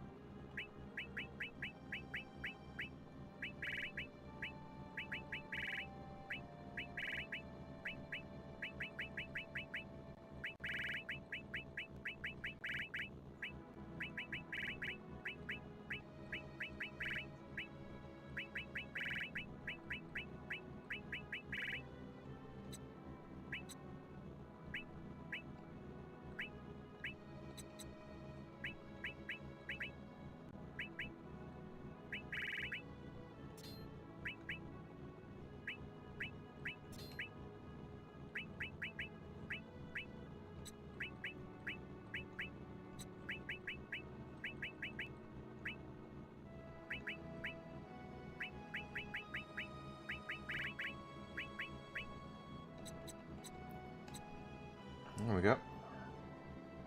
Oh, you can do a full... Yeah, you said that before, and I forgot. That's what I do. I forget things.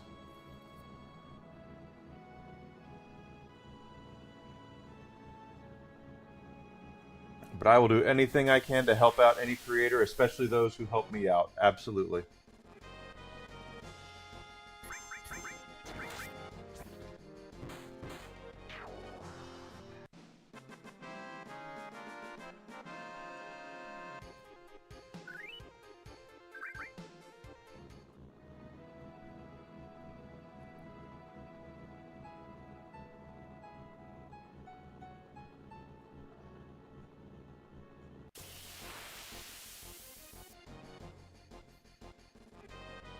That's just how it works. Get your name out there. Try to let people know you're there to help, and they'll help you.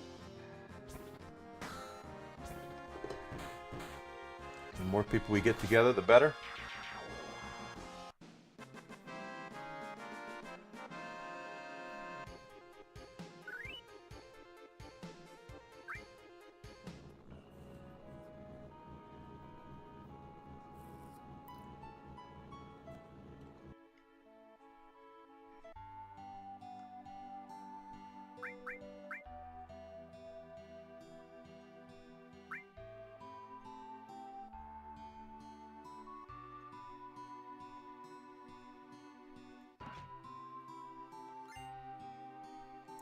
Great Gospel is Aerith's level 4.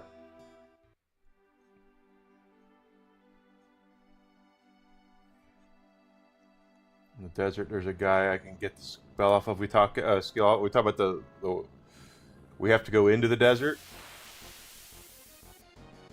or can we just do it from the overworld?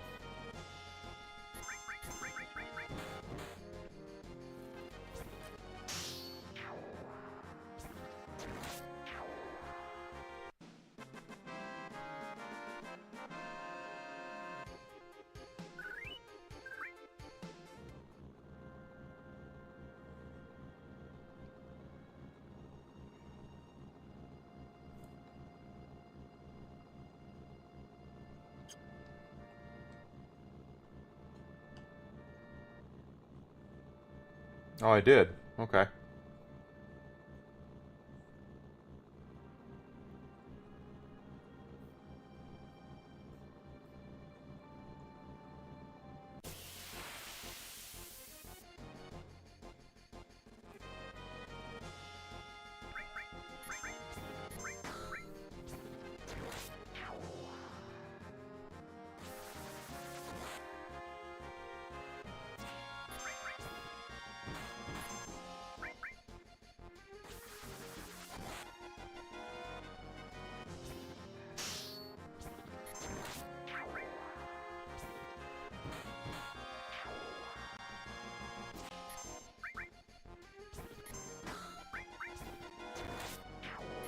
Yep. All that, yes. Level up for Tifa. We're getting closer to the end of the second disc now, guys, where it happens. Where you're going to be in the room where it happens. Enigma, you're going, I don't sing that song. I have seen Hamilton on television. What am I supposed to say? But this is the guy? Poison Storm, maybe?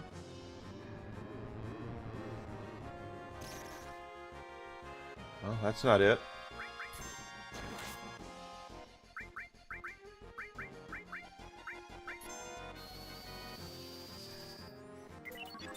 Adam Sandler's about to turn 60 years old. Jeez, make me feel old, why don't you?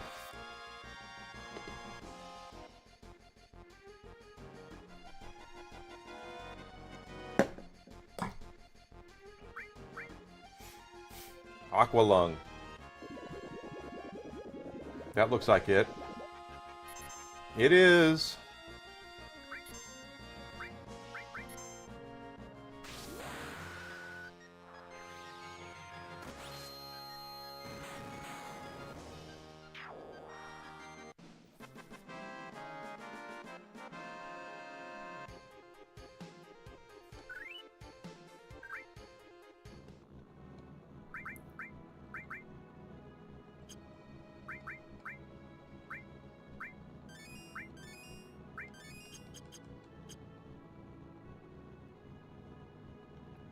We got Aqualung.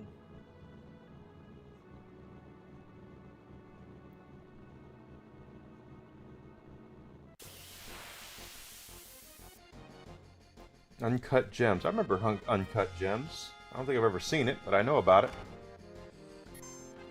Check that out. We got our first bot today.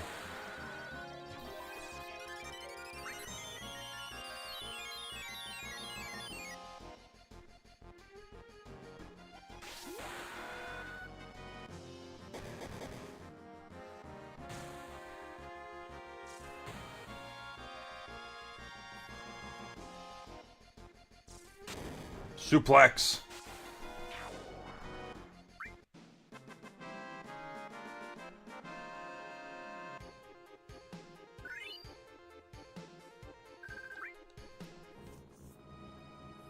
Leveling up Aerith, though, is kind of a double-edged sword because, as we've discussed, she's not really long for this world, unfortunately.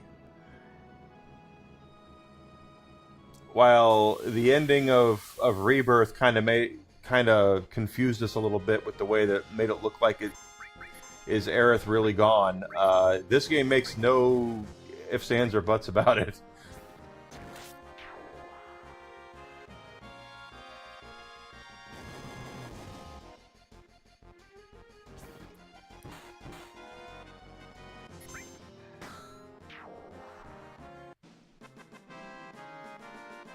I would go. My favorite Adam Sandler movie is Happy Gilmore. It absolutely is my favorite.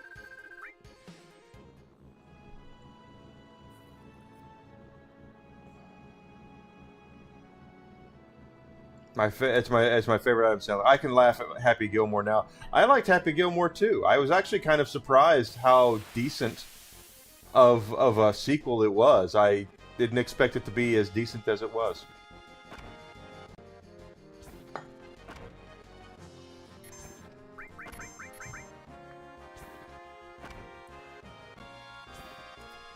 One Point likes Waterboy. Waterboy is funny as well.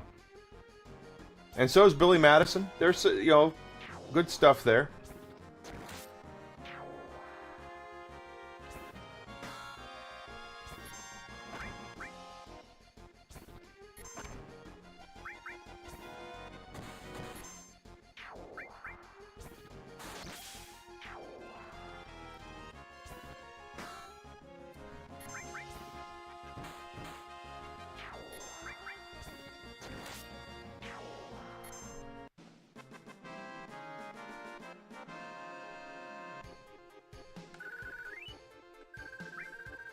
The Wedding Singer is a classic.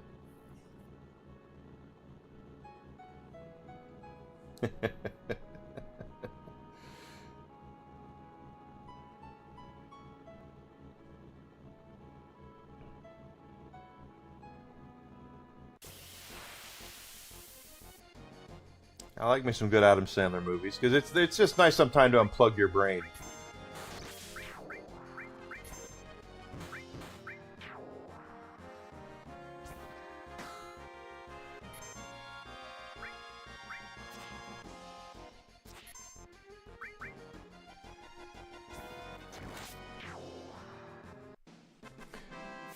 I think with Aerith, we're gonna have to get to a point where we start just killing stuff with her and getting kills, which means in order to get it correct, we're gonna have to go back to an area that's gonna be weaker, so we're not gonna see the levels up that we were seeing. But to get her to get the final gospel, we're gonna have to have her kill stuff.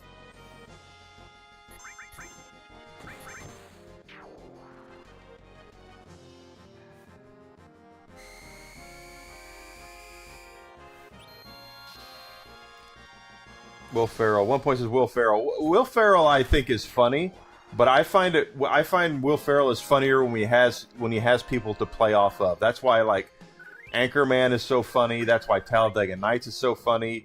Blades of Glory is so funny. If Will Ferrell is just Will Ferrell and he has no one to really play off of his insane style of comedic acting, it's not as funny to me. He just looks like someone who's trying too hard.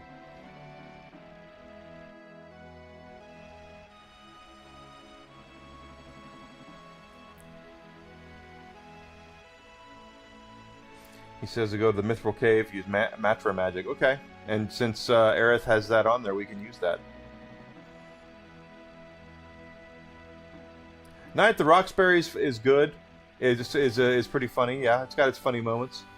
But I will. My favorite Will Ferrell movie is Talladega Nights. I can laugh at Talladega Nights all the time. Oh, it's so good.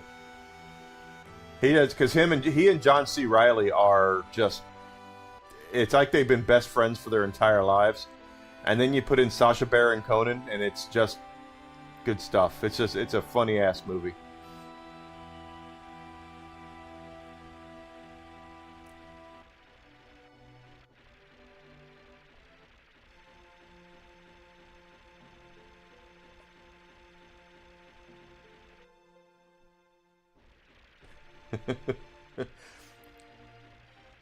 Step Brothers is pretty good. Step Brothers isn't bad, but I think Talladega Nights is funnier. I've never seen their Sherlock Holmes thing that they did though. I know they did a Holmes and Watson movie together, and I've heard it's really bad. I've never seen it, but I've heard it's like just it's the drizzling shits is what I've heard.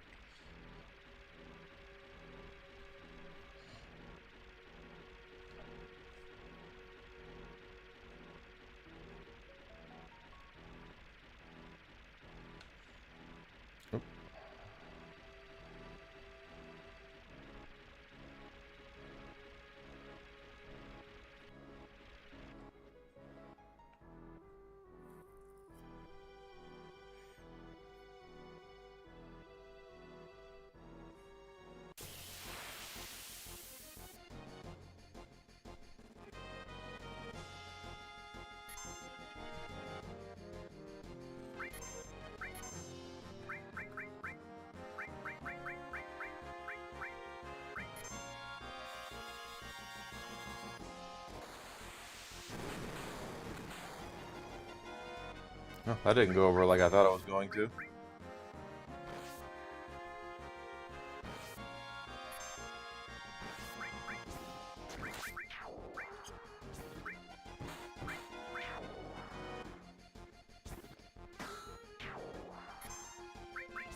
Vampire's Assistant. I've never seen Vampire's Assistant.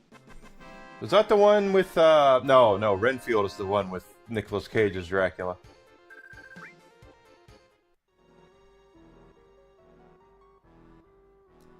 It seems like everybody was in Boogie Nights.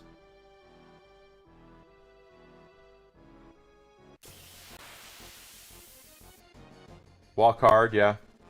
See, and again, that's the thing about John C. Reilly is he's funnier again when he has somebody to play off of as well. Not that Walk Hard is bad, it's not, but it's just his stuff where he does where he's got someone to work off of his comedic style, like Will Ferrell, is where he's at his funniest.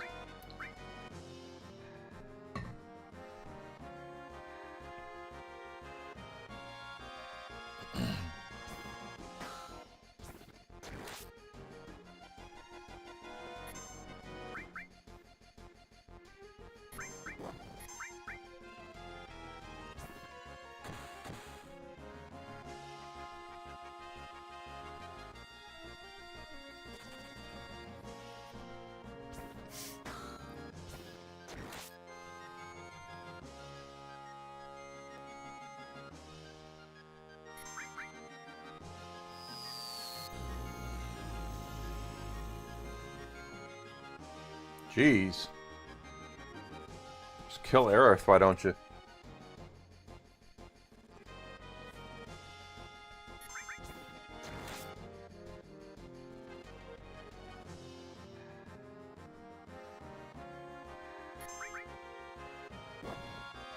Oh no, come on, kill him, kill him, kill him. Whew.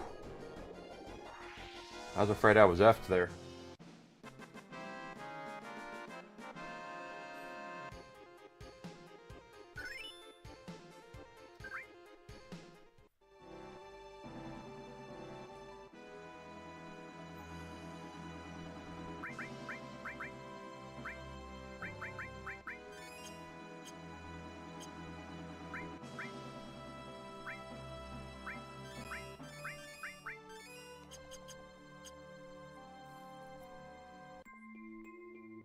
Once you get into the cave, you'll be able to one-shot almost everything with mantra magic. You want to hang out closer to the exit in the north room. Okay.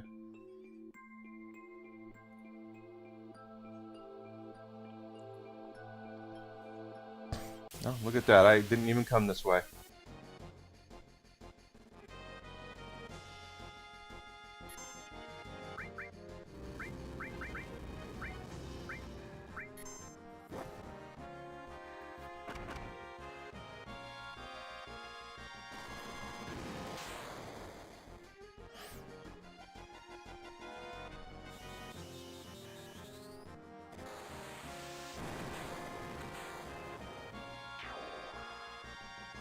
That'll work.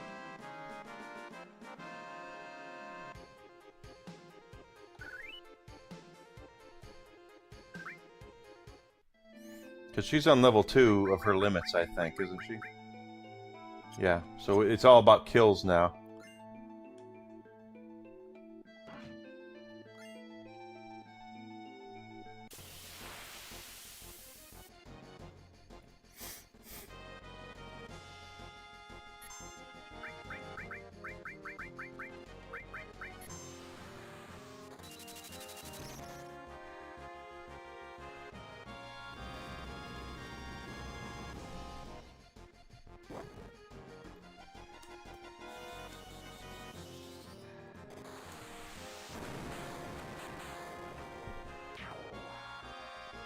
I probably didn't, knowing me.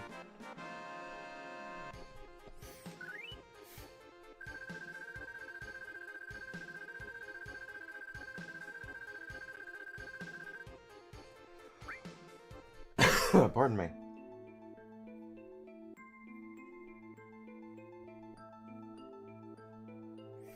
Okay, to get Aerith here, we need to get 80 enemies killed by her, and they have to be killed by her. That's why the mantra magic is so good.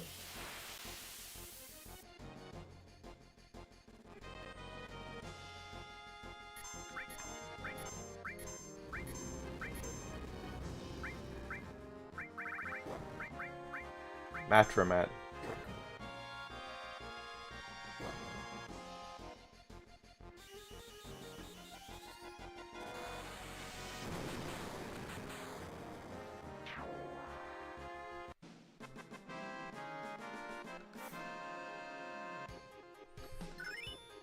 And we're getting Earth level up.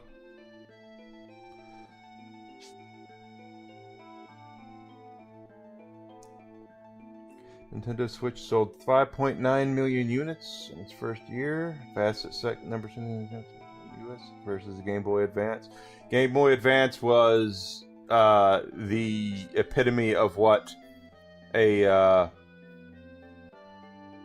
handheld console really was. It had a lot of hype going behind it.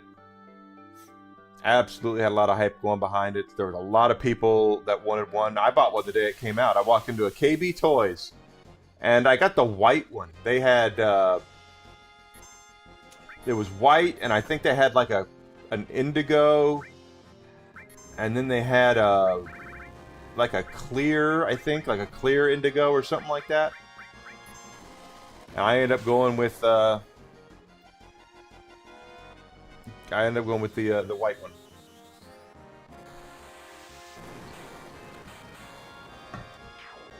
Well, it was back. The funny thing is, Grizzle, it was back before you had to worry about things selling out like that. And I got 2 games with it. I got Mario Advanced, which was Mario 2, and Castlevania Circle of the Moon were the 2 games I got with the Game Boy Advance when I got it.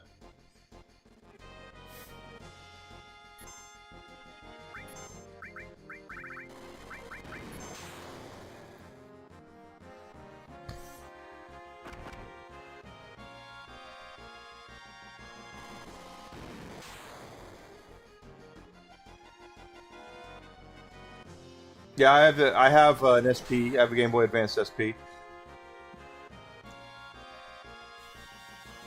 Mine's green. I have they did a special edition Donkey Kong one, and something that I was able to do when I worked at GameStop is when people traded that kind of shit in, I would just swap out what I had to get it. So I actually have like a light green Game Boy Advanced SP that was limited edition.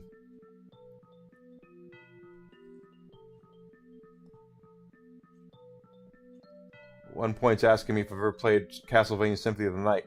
Yes, it's one of my favorite games of all time. Absolutely. In fact, I streamed it earlier this year. I did an entire Castlevania block a couple of months ago, where all I did was Castlevania games.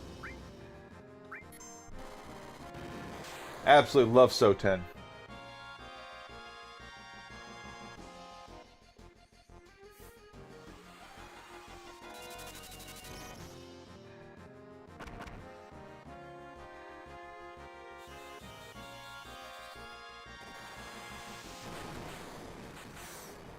In fact, I still have my original copy of Castlevania of Symphony of the Night over there on PlayStation. In fact, I think So-Ten probably has my favorite soundtrack of any video game ever. So-Ten's soundtrack is absolutely amazing.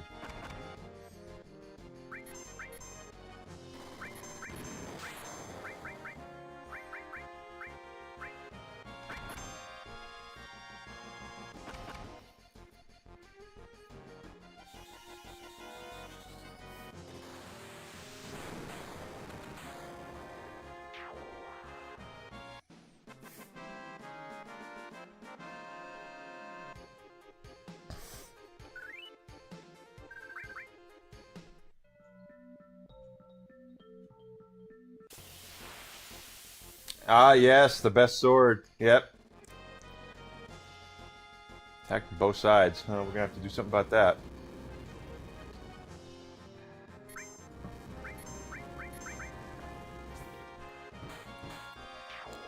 Got it from the Shmoo, I think it's called, or whatever it is, and then the Chis-Kursing. It's a great weapon.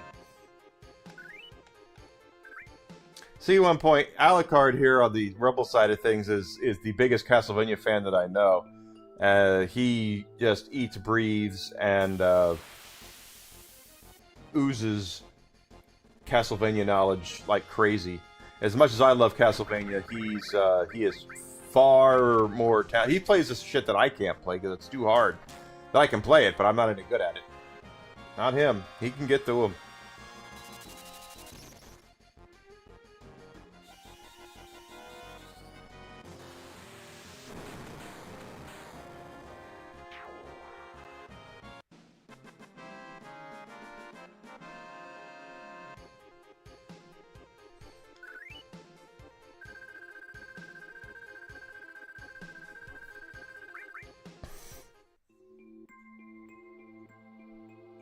Belmont is in his blood. Well, he would probably somewhere.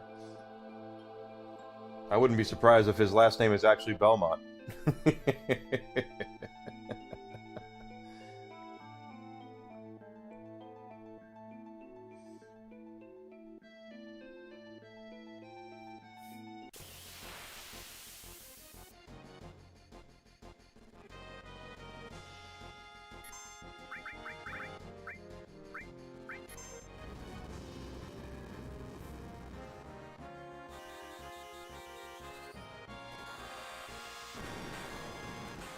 6-13, KOTOR 5, top 5 or 3 game.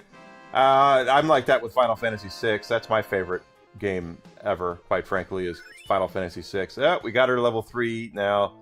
So now we need to put that on, and then we have to use it.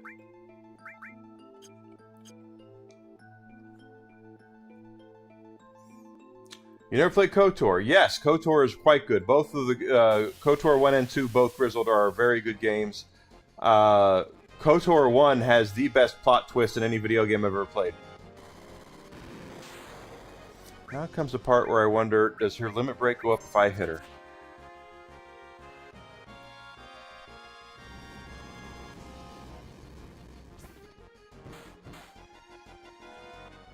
The answer is no, it doesn't.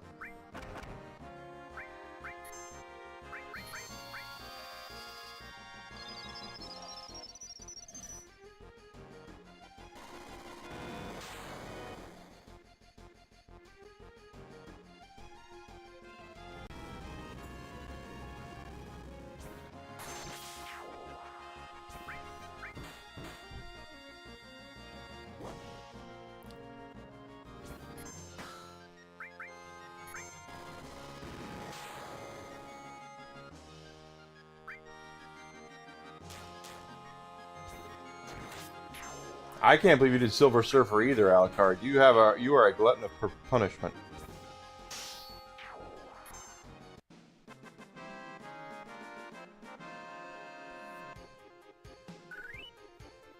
Yeah, we have to use her skill, so we need to.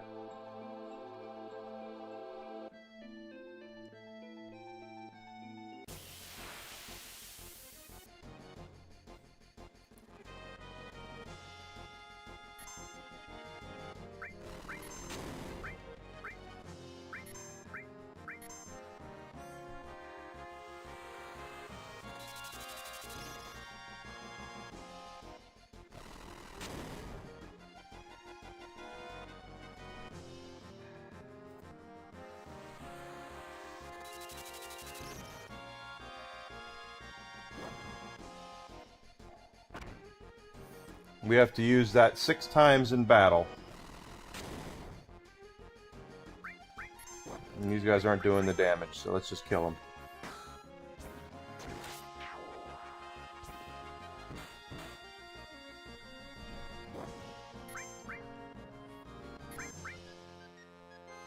And you did Castlevania 3 without dying. That is true. Oh, glutton for punishment, Alucard.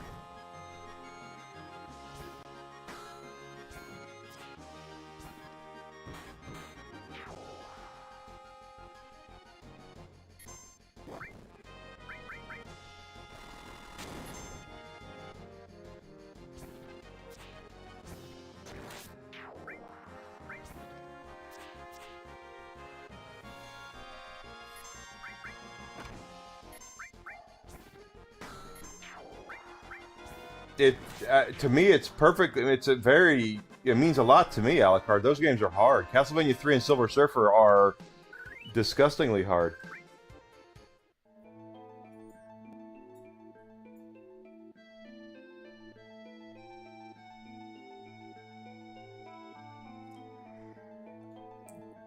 How do we give her? I don't think do I have anything that gives Fury?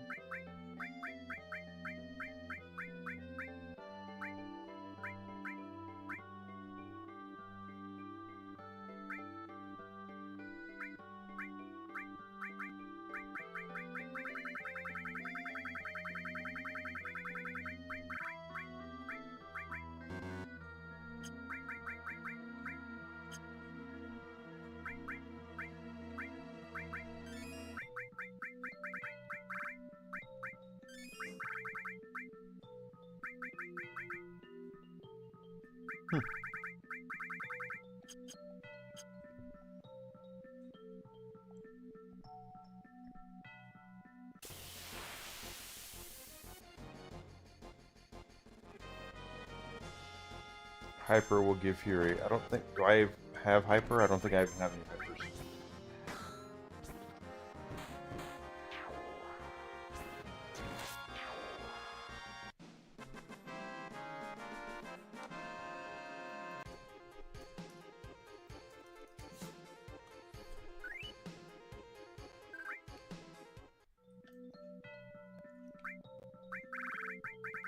Oh, I do have Hyper. Cures sadness. Okay, that'll work there.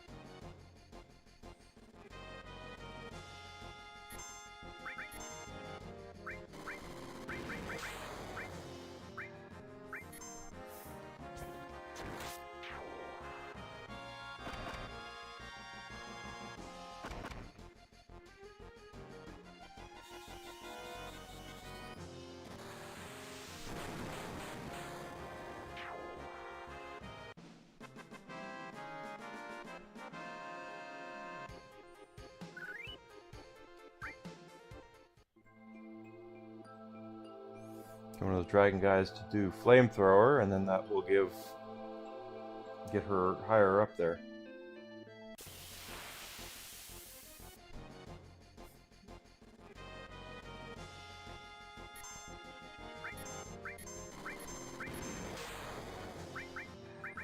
I don't know if this is going to work beforehand. I know it's not going to get us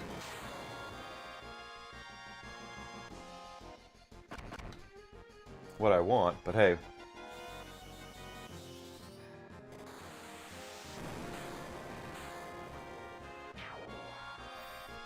Aerith has the manipulate materia.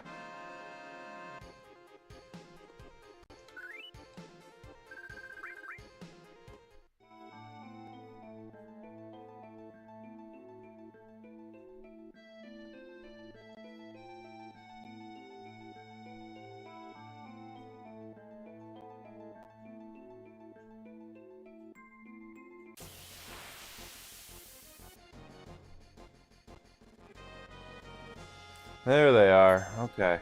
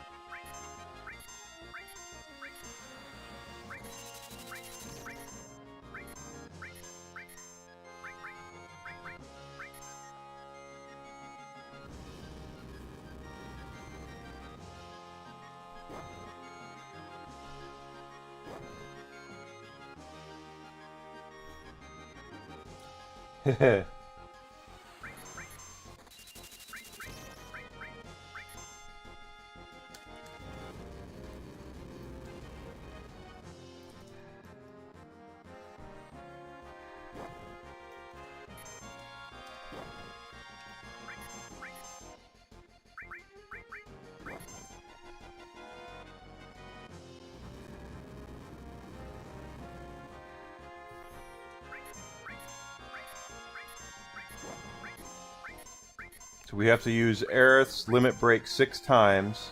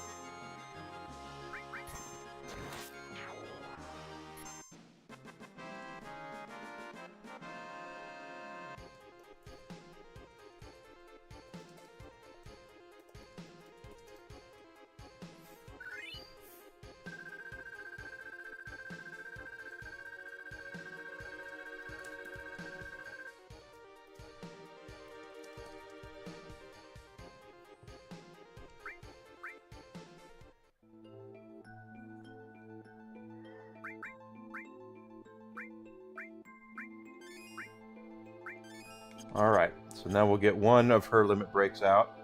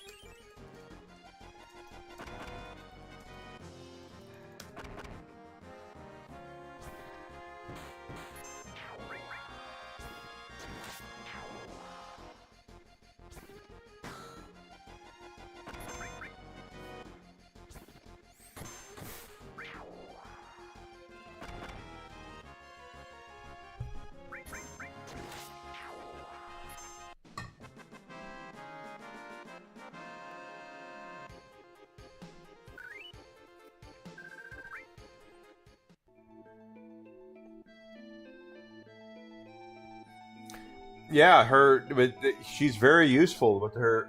Sadly, she's not long for this world. And we all know it.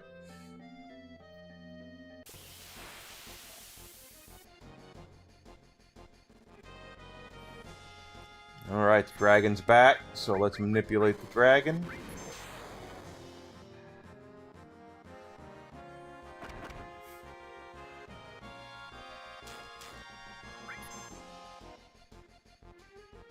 Okay.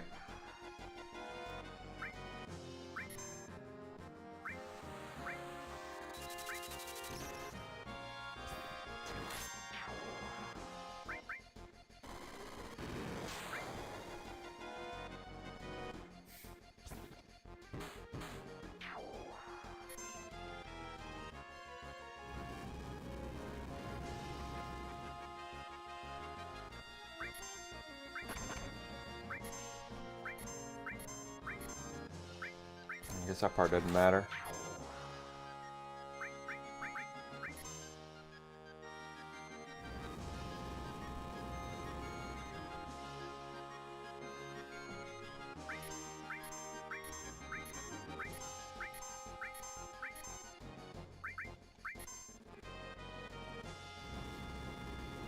Heck yeah, Dolph Lundgren. Ivan Drago, baby.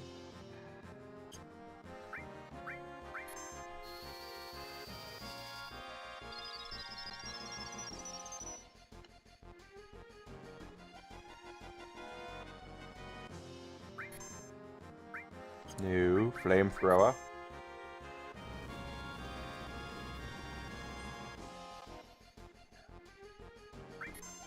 I'm trying to get her limit break up. This will be her second time using it.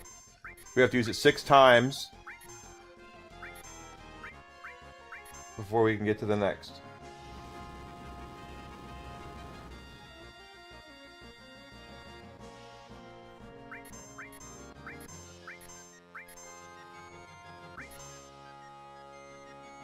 He had kidney cancer in 2015 and he beat it in 2024. Good for him.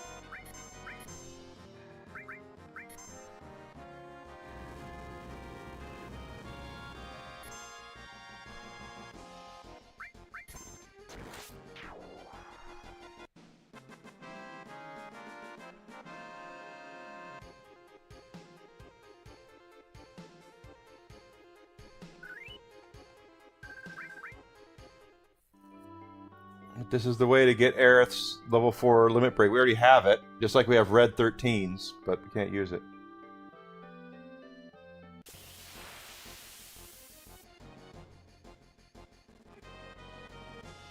Oh, do I? Okay.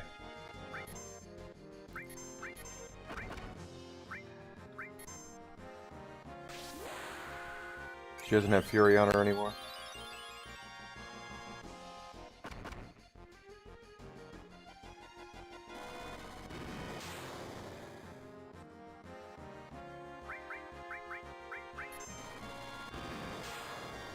Yeah, you're right.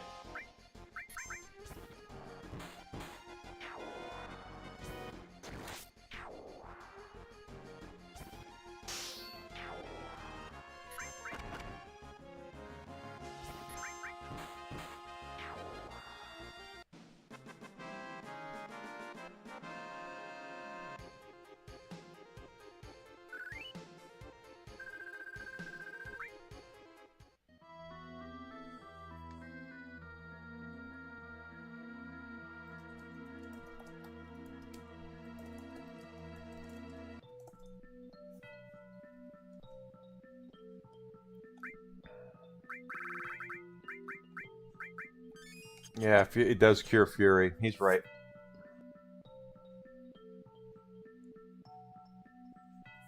I'll have to buy some more furies.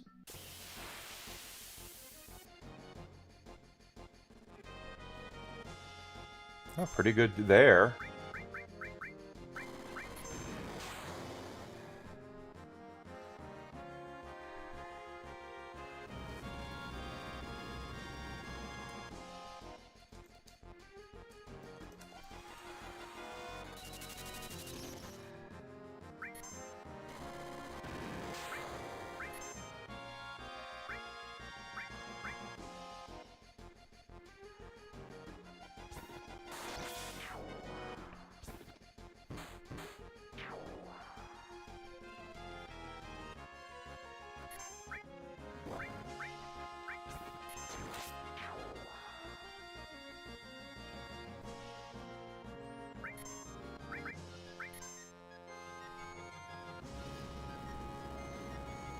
Console are $1,000 and the games are all digital. What's the point of having a console? I agree a whole 100,000,000,000%.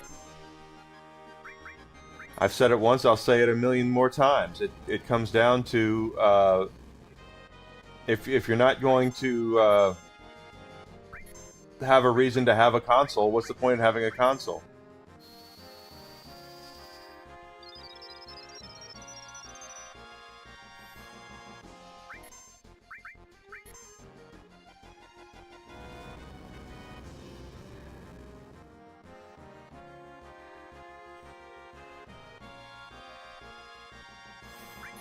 If there's no physical copies of games and the consoles cost that much money, you defeat the whole purpose of having a console.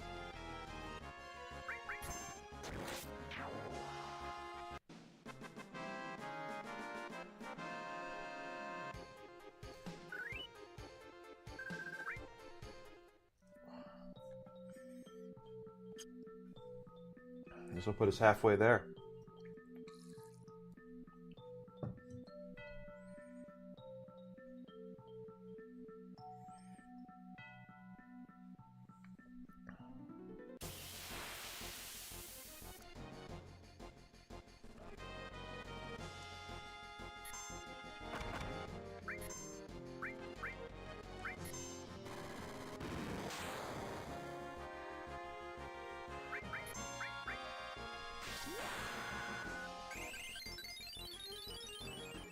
Yeah, they definitely want cloud gaming. They want to be able to limit your ownership of any particular title. They want to make it to where if they want to take, I'm just going to use Final Fantasy VII as a reference here because that's what I'm playing right now. If they want to take it away, they can, and then later they'll bring it back if you want it, or if you want to, if they'll add something and then make you pay for it again. That's the whole point of what they're trying to do.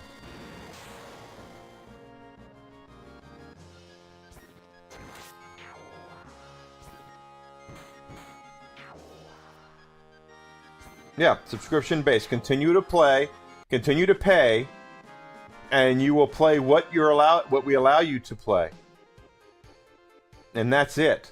You will play what we allow you to play. You'll continue to pay for what we want you to pay for.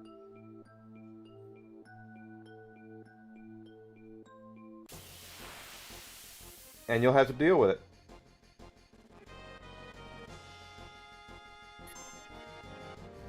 I've gotten lucky with this dragon.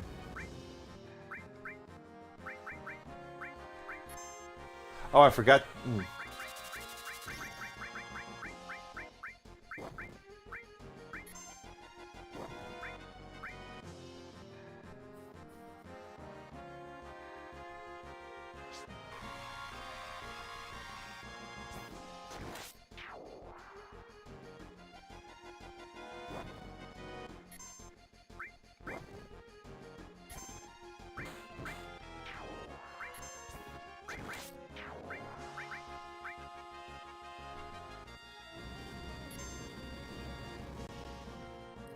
I agree. One point, you're exactly correct. If buying isn't ownership, then pirating isn't stealing.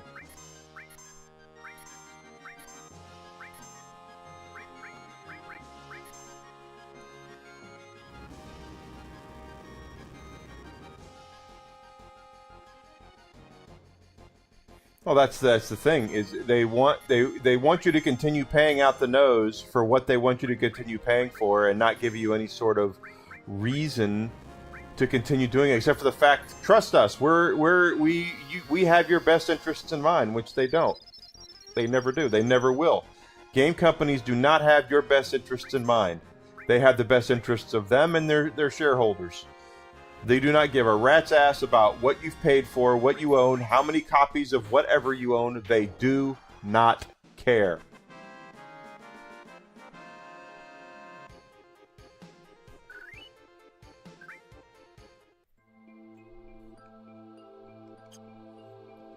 I could roll into Squaresoft right now, Square Enix, and bring out every Final Fantasy, every Square and Enix game that I own, and say, look at all the shit that I own, and they would say, way to go.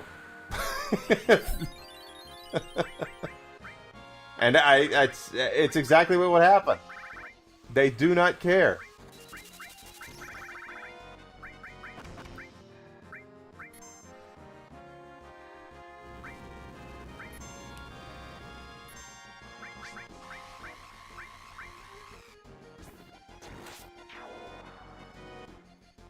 Although it'll ruin the industry is what it'll do.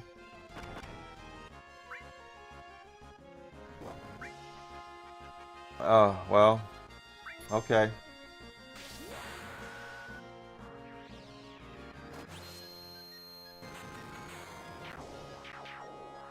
I didn't want to do that, but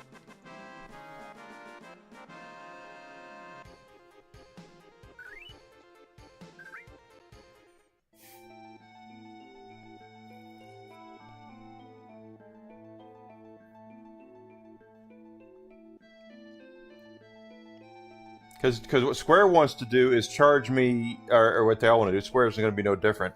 They want to charge me a stipend, whether it's $20 a month or whatever it is, to play whatever it is they have, and they could always take it down and move on. And no, that's not what I wanted.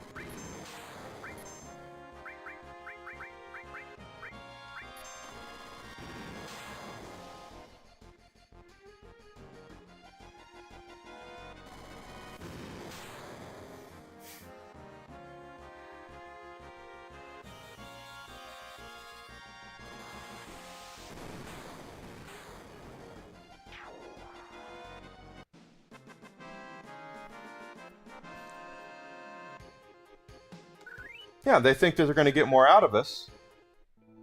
Yeah, and it's going to go back. I'm telling you guys, this is what's going to happen: is that you're going to see,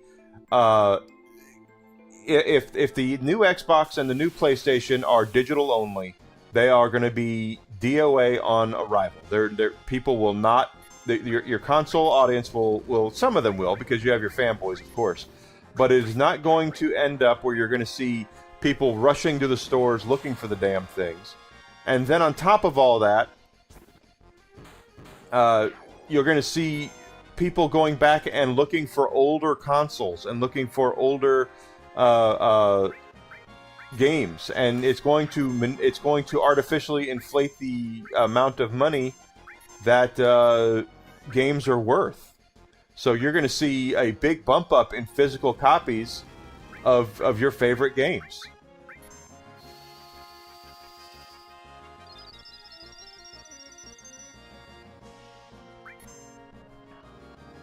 What did you say about GTA 6?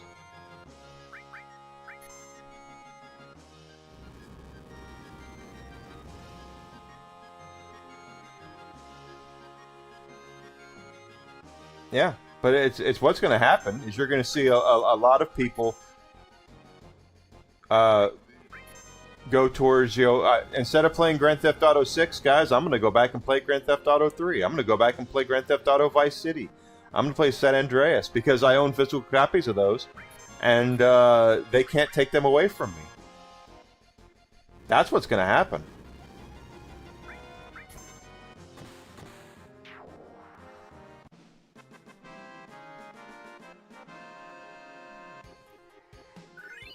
There's a level up there. I think we have one more limit break to get for Aerith, and then we can move on to have her killing things again.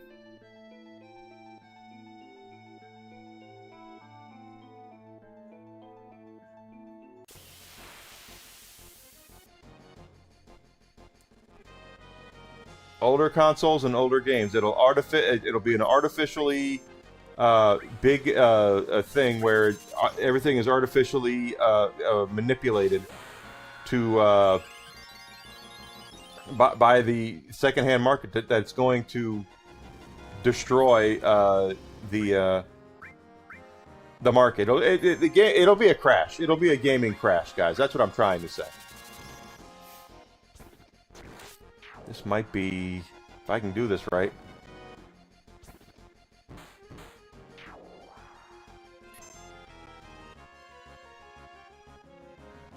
Yeah, no you don't.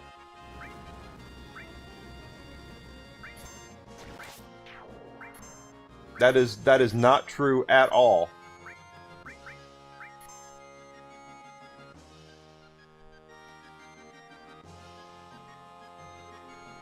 Put in a copy of Grand Theft Auto Vice City right now and tell me how in your Xbox or PlayStation 2 and tell me how much downloading you have to do to play that game.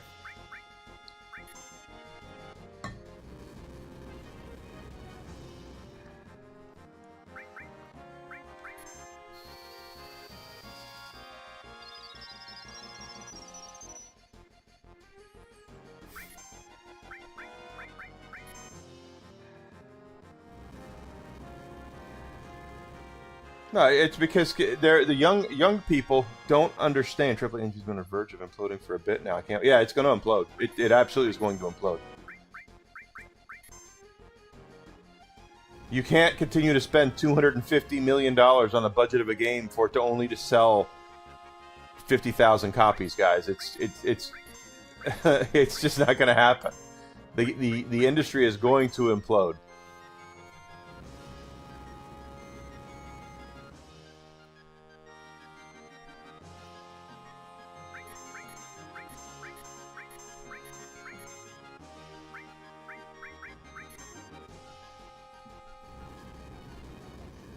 And what's going on, Alucard, is you have these young people who don't understand that there was life before internet. There was such a thing as gaming before internet. Anything that was made prior to PlayStation 4 and Xbox One, most anything, okay, I don't want to say everything because there's always exceptions, did not require an internet connection to play. So you can take a game on your Xbox 360 right now that you've had. Let me just look over there and see what I got. I got Deadpool on the Xbox 360. Guess what? I can play that right freaking now. I don't have to download a damn thing to play it. I just put it on my Xbox and I play it. Over there on my PlayStation, I got Metal Gear Solid. I got Arc the Lad. Those games do not require any sort of internet connection at all. And that's what these people don't have in their head, is that we didn't have to have it. We just put the disc in or the cartridge into the console and it played.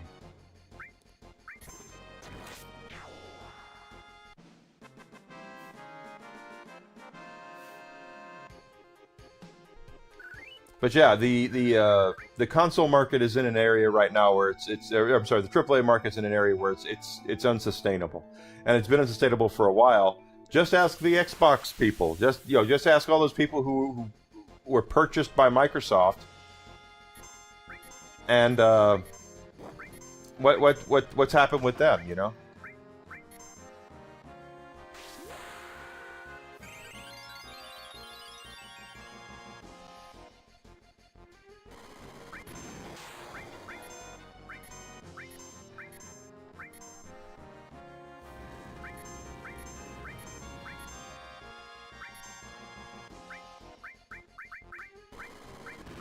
And it's really also the funny thing is it's also going to shine the light on how much better games were 20 years ago, 25 years ago than they are now. That'll be the funny thing where people look at it and go, hot damn, this is a lot better than the shit I used to play.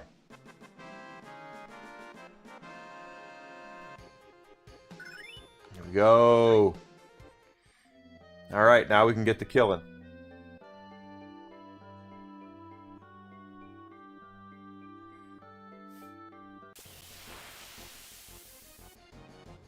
Yep, Silent Hill, Resident Evil.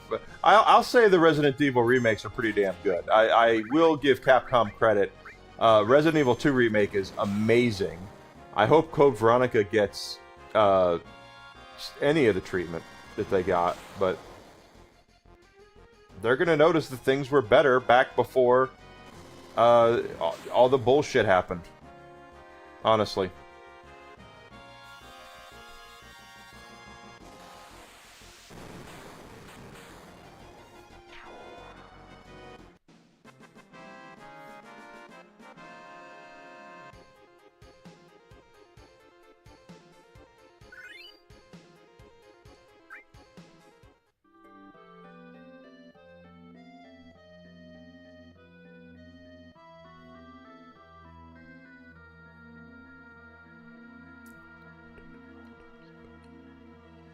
Well, the good news is that this will be it for this part. After this, it'll just be using Pulse of Life. We're almost done.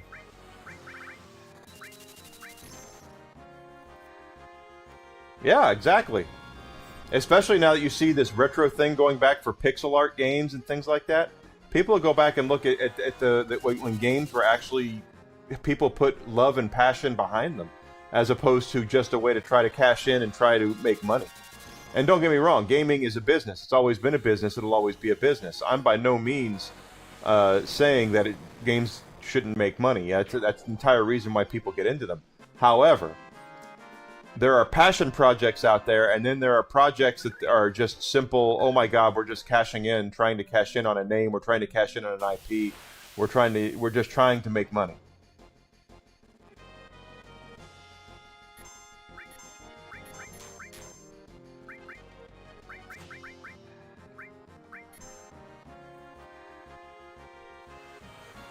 Chrono Trigger is just one of those games that you can. It did so many things well that it's just not even funny. That the way that you play the game at first when you first started playing it, and you don't even realize until you're 10 hours into the game that every choice that you made at the beginning of the game plays a part in where you are at that part of the game. It's just nuts that to see that, and it was like that. Now it's nothing like that because we have Mass Effect and things like that. But to realize it in a 16-bit setting like that with a game that was so far ahead of its time.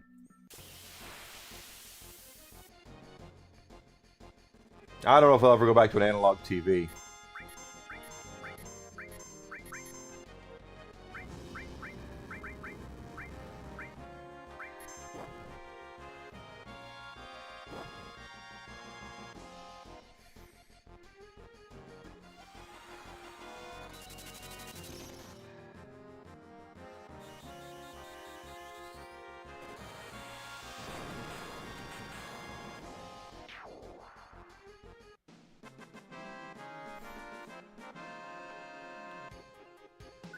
I don't know if I'll ever go back to an analog TV, quite honestly.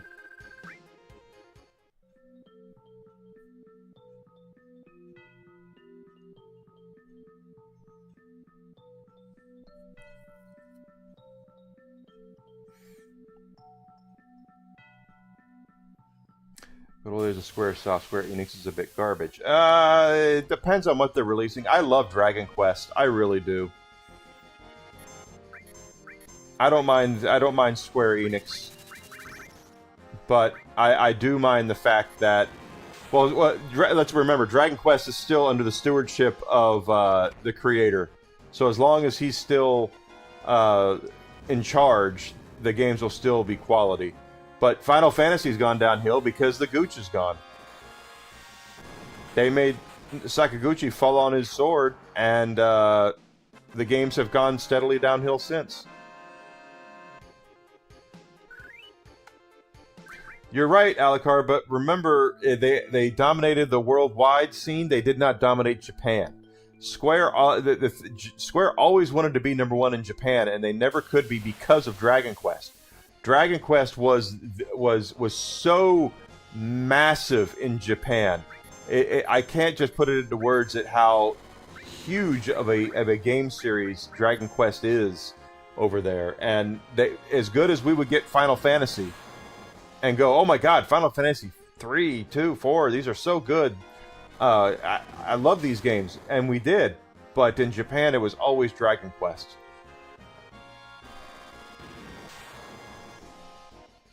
Dragon Quest did so much for the RPG scene in Japan.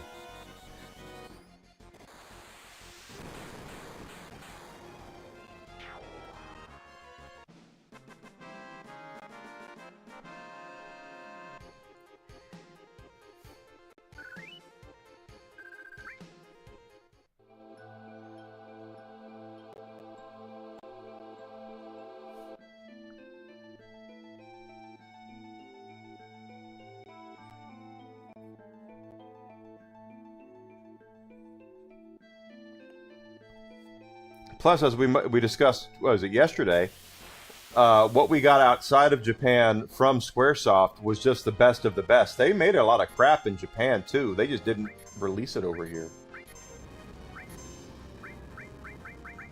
And not only that, but you got to keep in mind also that of the anime games, there was a ton of anime games that were massive that never came out over here either.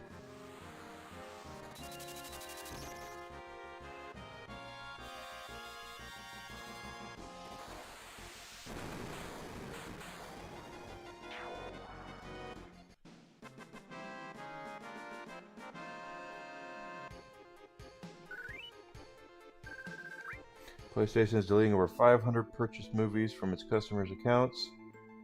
Terminator 2, Rambo, Apocalypse Now. They're deleting them completely, so you have no access to it at all anymore.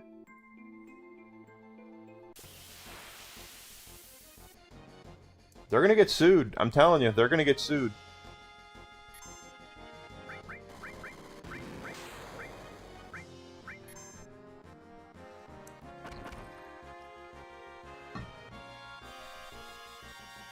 Licensing deal ended.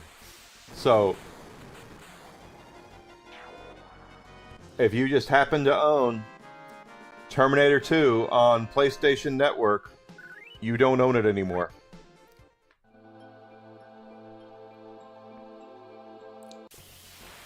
Insane.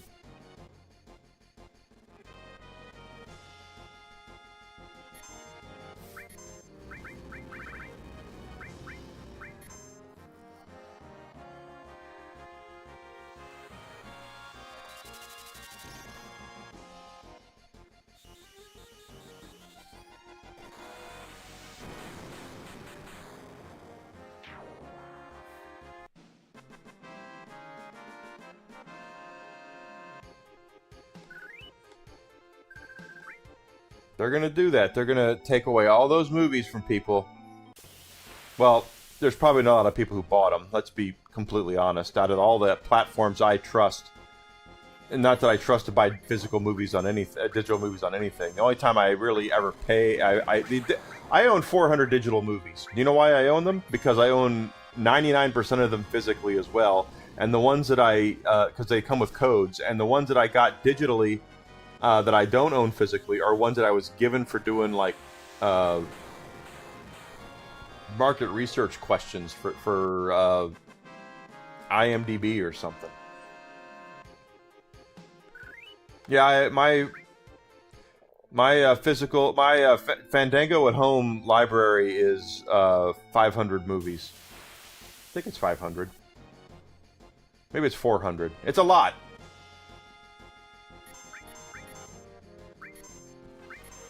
That ought to be something that some of y'all young folks should do. Try to get into my will, so I'll give you that login information when I pass away. Let me look here to see how much what I own.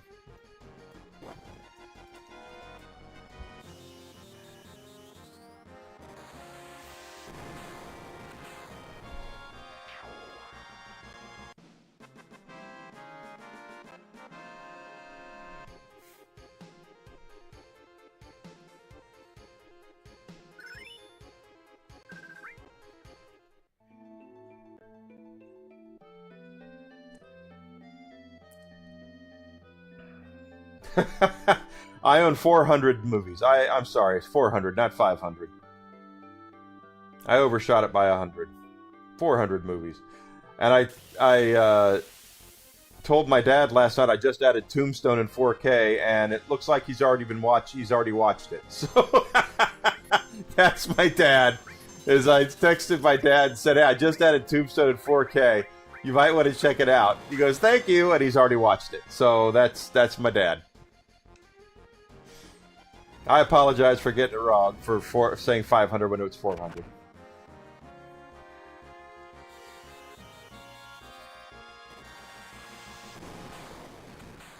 But whenever I get a movie, you open it up and there's that digital code in there, and that's what I would get for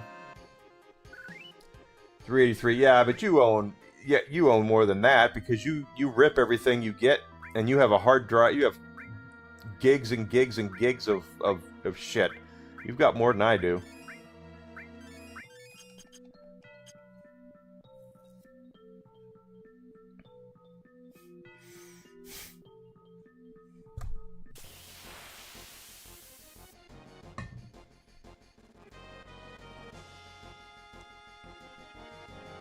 That's what I'm saying. You own more than I do, bud.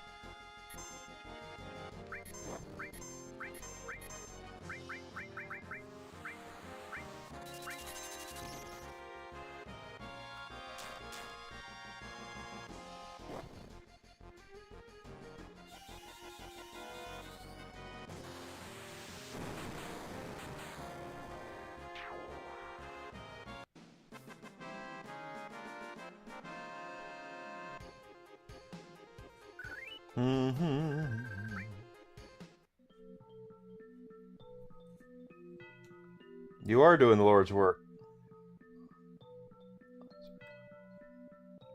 Nothing wrong with that. And I probably have more than 400 movies because truth is that there are well, let me just look here.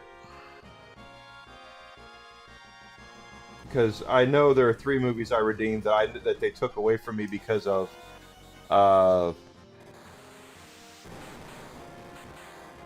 region coding. I want to make sure, see if I actually still have them.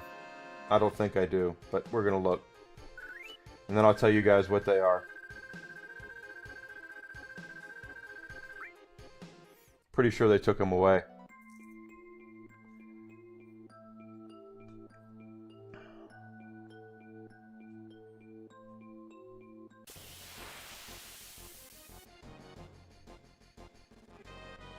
Preserving your stuff, man. That is protecting your investment. That's what you're doing.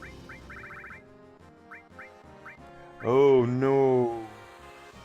Oh, that's what I'm looking for.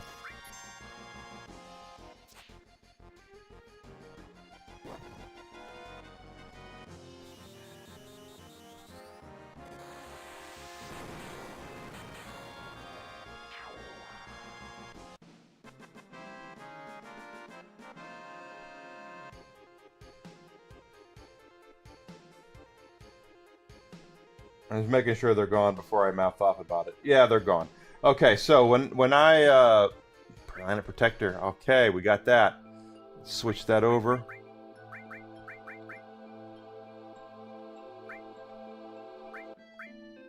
Now we got to use that 3 times or 5 times. Back during the fun of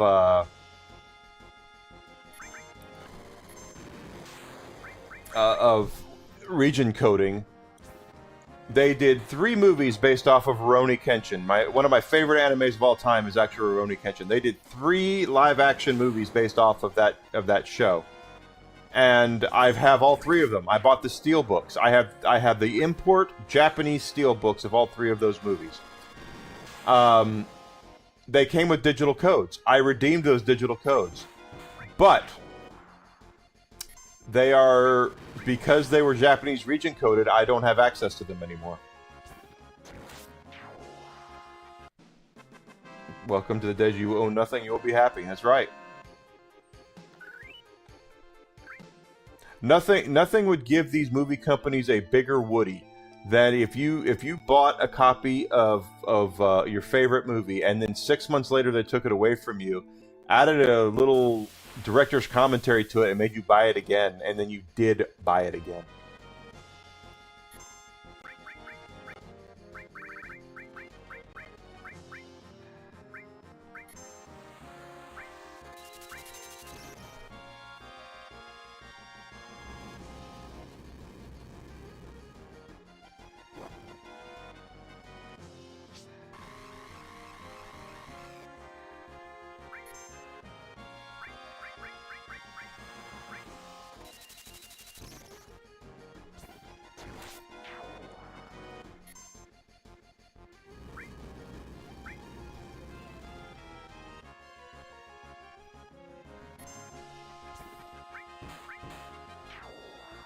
Couldn't manipulate.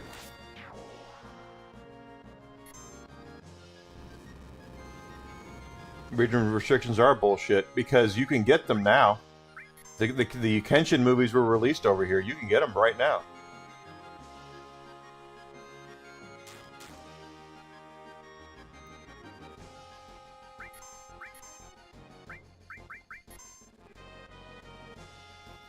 There we go.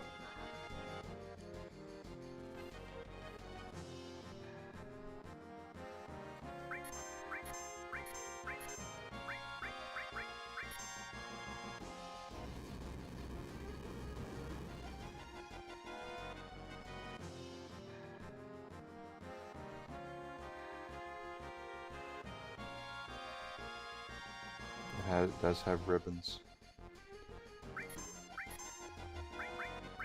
I tell you this though, those Kenshin live-action movies are better than any of the, well, almost any. The One Piece live-action is actually pretty decent, but a lot of the shit they've released over here that are based off of anime, live-action remakes of anime, they're infinitely better than Cowboy Bebop. I can tell you that bullshit, from that bullshit show. Jesus Christ! You want to talk about a shit show was Cowboy Bebop.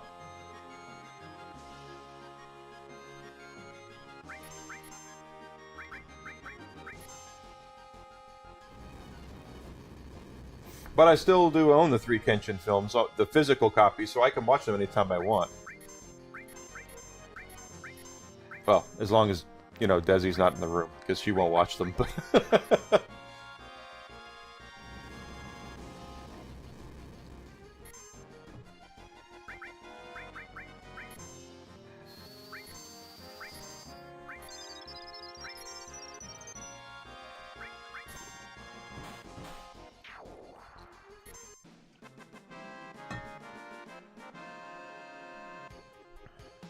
Yeah, it does have ribbons.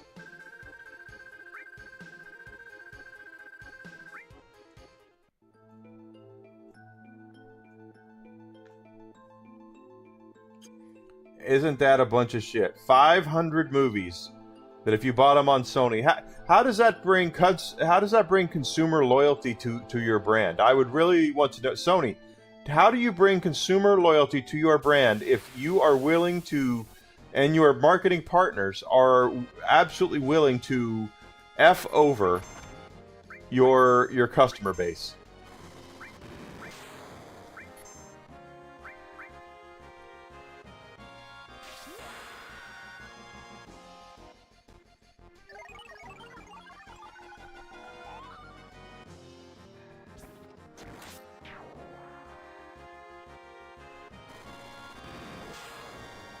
Thank you, 1 point. I don't know if we'll get those today, but that's already 4 o'clock.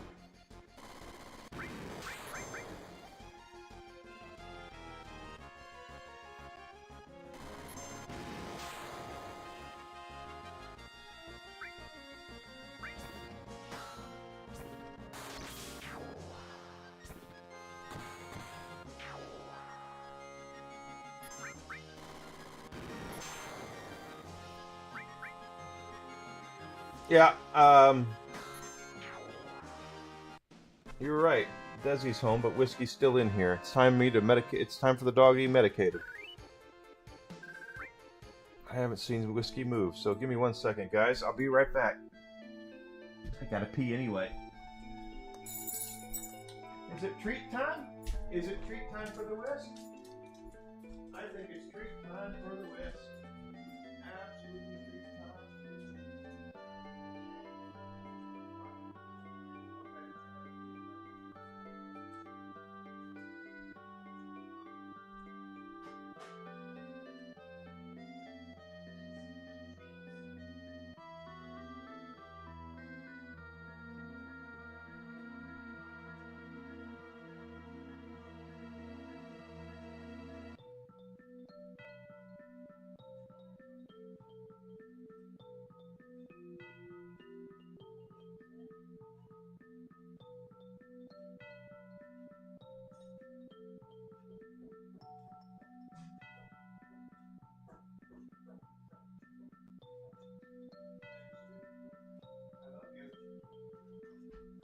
All right.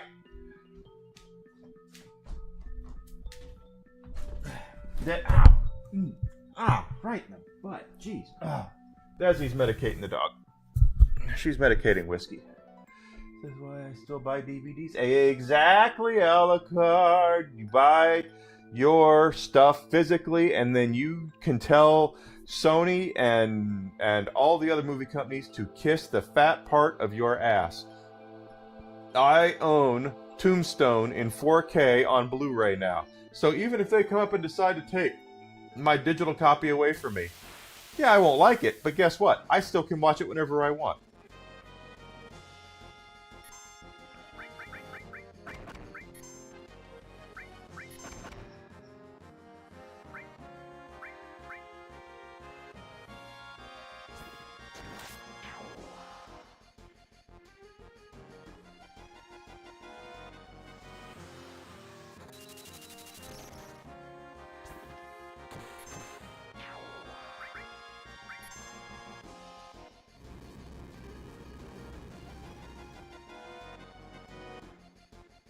Yeah, plus a beautiful steelbook, absolutely.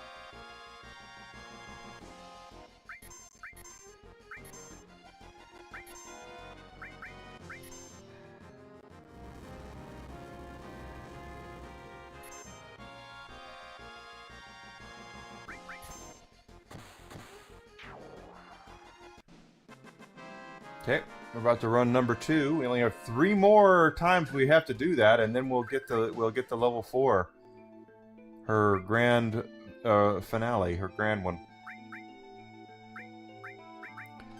And yeah, we've only got a limited more time with her, so it's might as well get it done now. Gospels were really good to help with Demon's Gate. Good, I'm glad.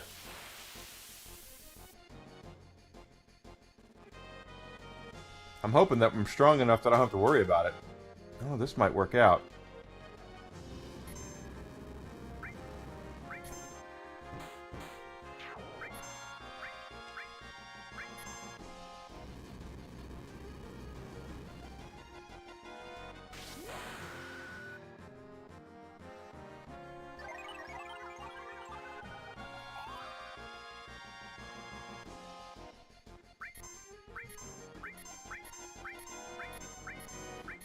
So use it twice, got to use it 3 more times. That's all.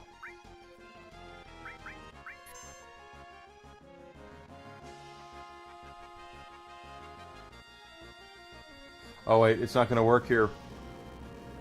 just attack and kill it because there's no damage being done due to the limit break.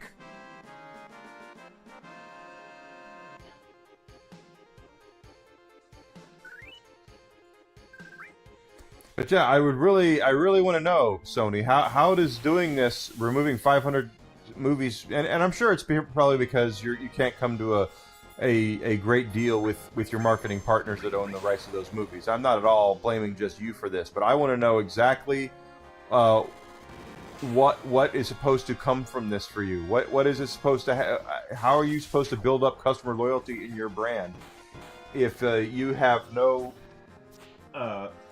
if there's no loyalty, people don't feel any loyalty towards your brand.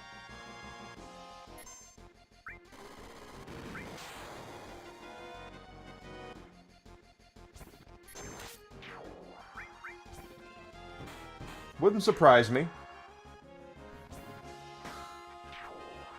U.S. Senate has proposed a bill to raise federal minimum wage to an hour. Okay, and which idiot did that? Wait, I already know. I don't even have to look it up. They're from the New England area, aren't they?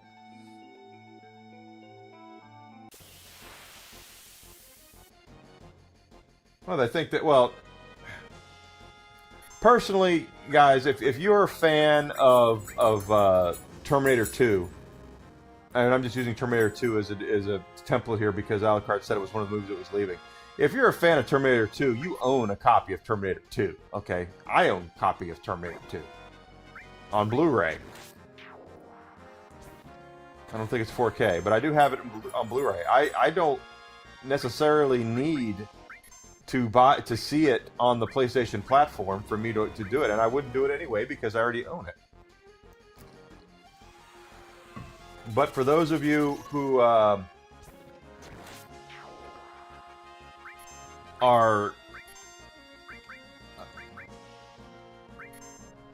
I don't know. It's frustrating. It's very frustrating for folks, and I really do believe that.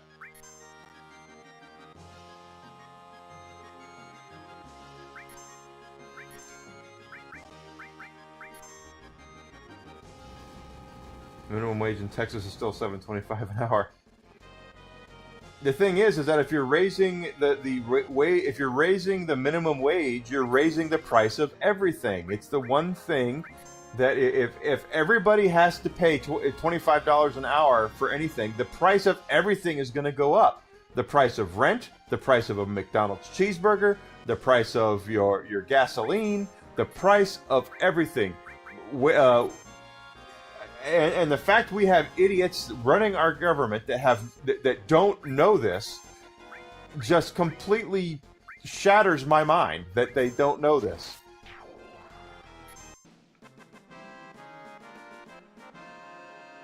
And it's going to add to worse quality. It's going to add to slower service because, yeah, exactly. And it really impacts small business. It's not going to impact Walmart as much. Yeah, Walmart will still do things, but it's not going to impact them the same way it's going to impact the guy who's a franchise owner of your local McDonald's. You know, he's already getting squeezed by McDonald's. He has to pay a stipend to McDonald's just to have the big M, the golden arches, out in front of his restaurant. So he's the one that's going to be stuck holding the bag. And meanwhile, you're going to go from paying, you know, $2.99 for a cheeseburger to $6.99 because they don't have. There's nothing else they can really do. Number 3 on the planetary protector. AI will take over more jobs. Unemployment will go. Yeah. People will replace it with AI, and that's why I've said for the longest time that while I'm by no means a person who thinks we need government regulation of everything, AI is something government needs to look at and needs to see exactly how much do we want AI to be part of our businesses, because you're going to see these companies start laying people off. They're going to have one person controlling AI to do 800 different things.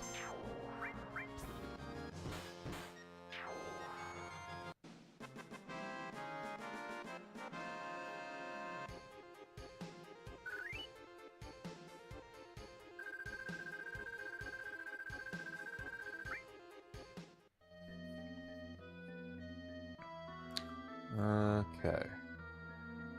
So 3 of them on her now, so we've almost got it. 2 more, and then we can learn the level 4.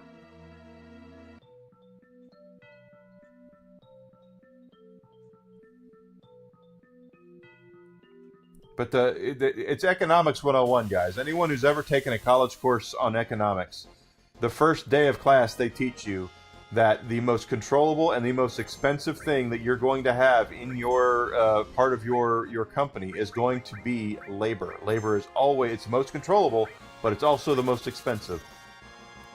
And now they're going to make it even more.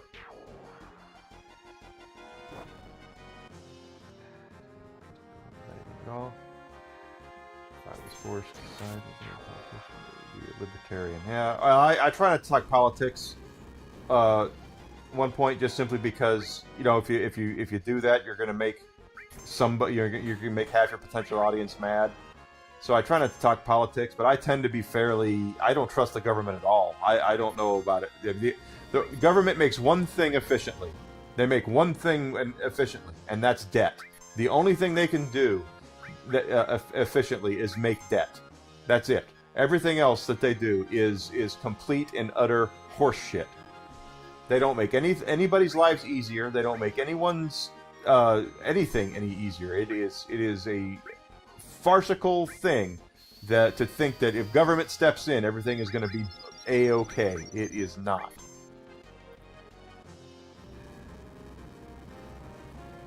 And if they put me, if I was the supreme overlord tomorrow of the United States, the first thing I would do is I would eliminate the political parties.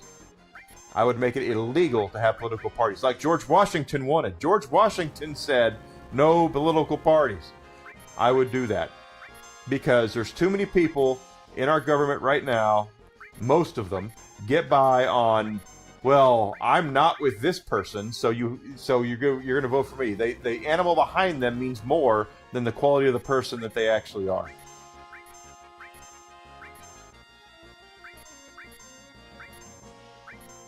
I can't vote for them because they're an elephant. I can't vote for them because they're a donkey. It has nothing to do with it. But I would nuke the political parties tomorrow. Get rid of them, both of them. Make these assholes run on their merits. Make them actually go out there and tell you what they think, what they believe in. Not who they oppose.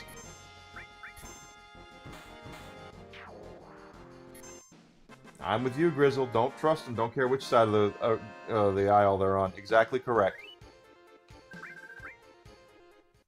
I do not trust... In case it's not abundantly clear, I don't trust the government. This will be number 4 for her, so we'll get that out of the way. And I'm not telling anybody how to vote. You guys want to vote for whoever you want to vote for, knock yourself out. But I am flat out telling you the worst thing you can do is put your trust in a body of people who do not who really are there for themselves and not for you.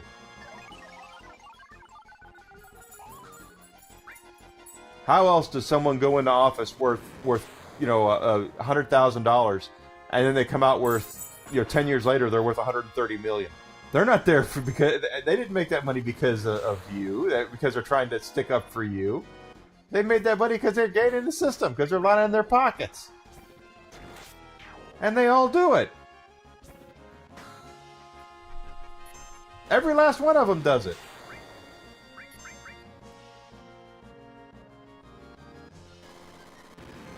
Yes, including your favorite one.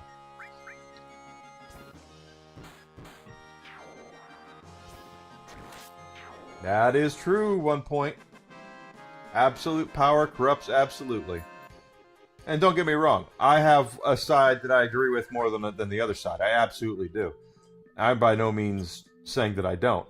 But I don't talk about that because I don't like to. But I also just come out and say, you know what, why don't you listen to what they have to say and make your own decisions instead of just putting your trust that you pull the lever for your favorite political party so they're going to do what you think is best. They're not. They're going to do what they think is best for them. And a lot of the time, it's going to be what gets them elected.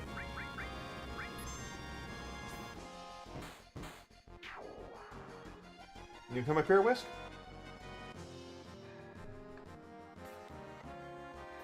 Come on, Whiskey. Come on.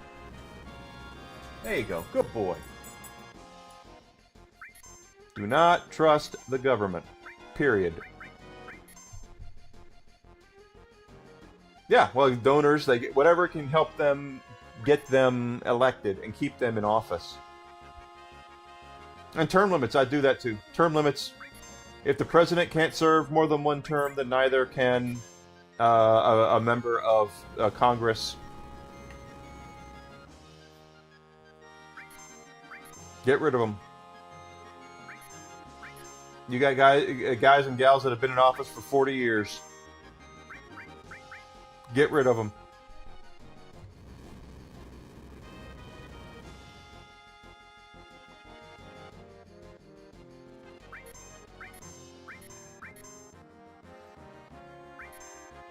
Yep, Whiskey's right here. He jumped up here because he's a good boy.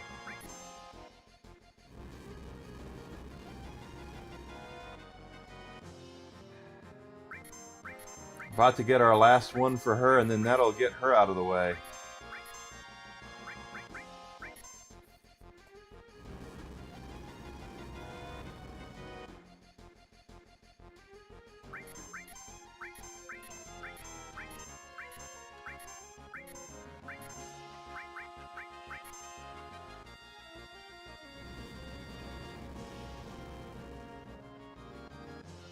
That's true.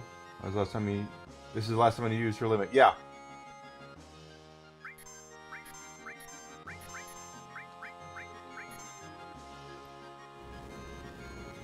Should be the last time.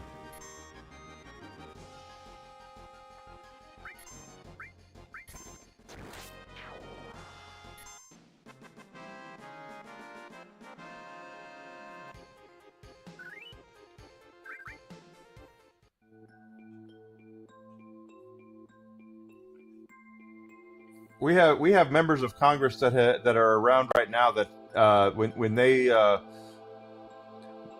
were celebrating their first birthday, they couldn't blow out the candles on their cake because they haven't discovered fire yet.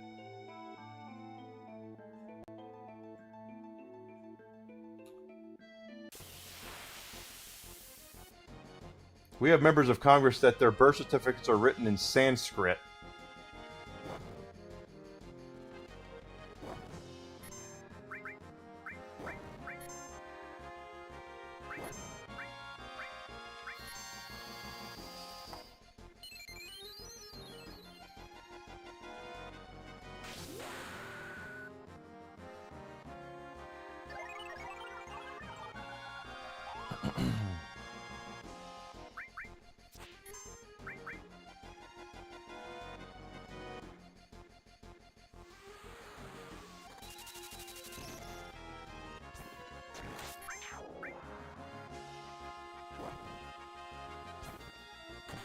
They had just invented the wheel. That's right.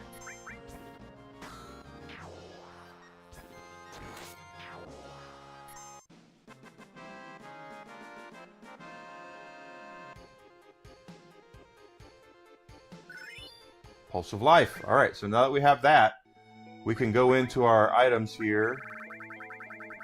Pull up the Great Gospel. Yep, and now she's got the Great Gospel. Her best limit break.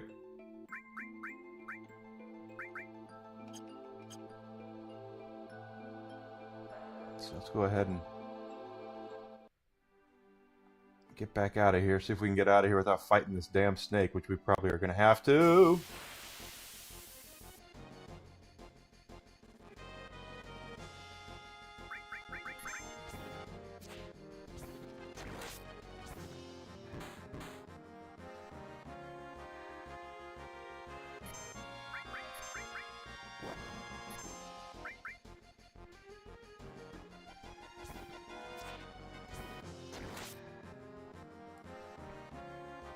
Yeah, term limits though, and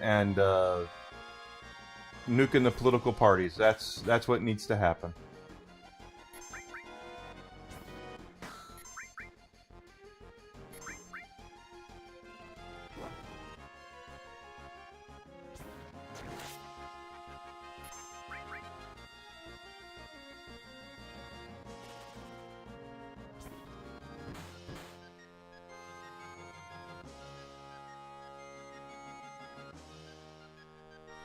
That's gonna hurt.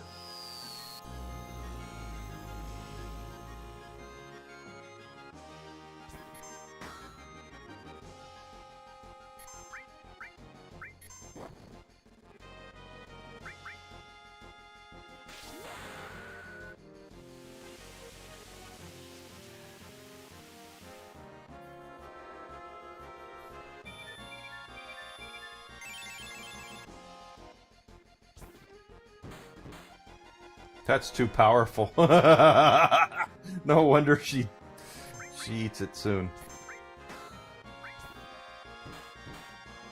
Tonberries are great. Except when they stab you in the face.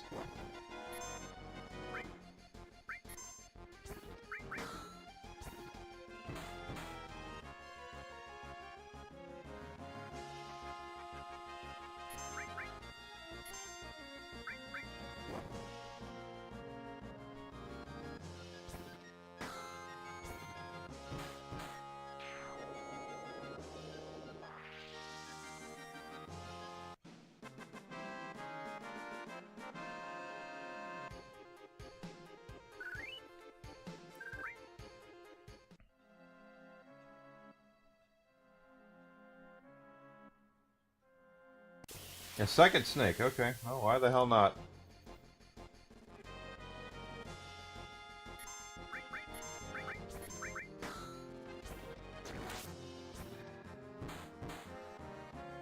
That's great.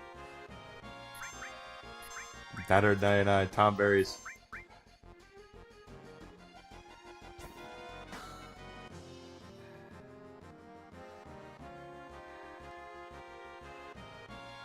We have some limits about to come up. If he pops one without knocking someone out of the party, if Cloud or Tifa, we'll probably have him.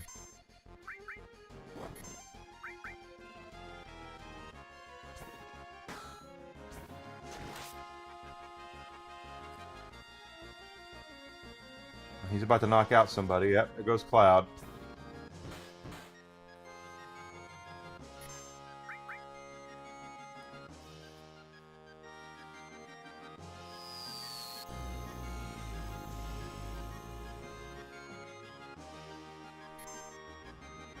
Once again, here goes Aerith's limit. Oh, it killed Aerith. Never mind, her limb break's done.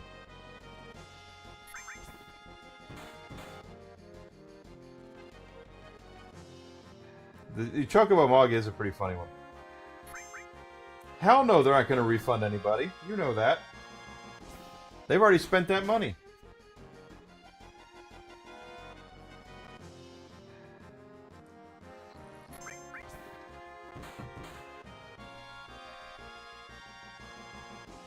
They're not going to refund a damn thing.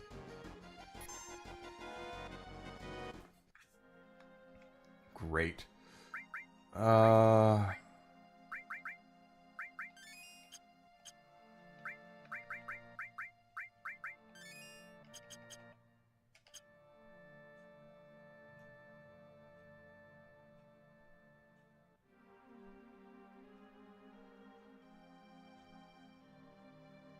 And that time I got through it without doing anything. How about them apples? Yeah, they'll settle. It'll be what happens, of course. I don't need to do that. We'll go. Where's their tiny Bronco? They'll try to settle out of court. That's what they do.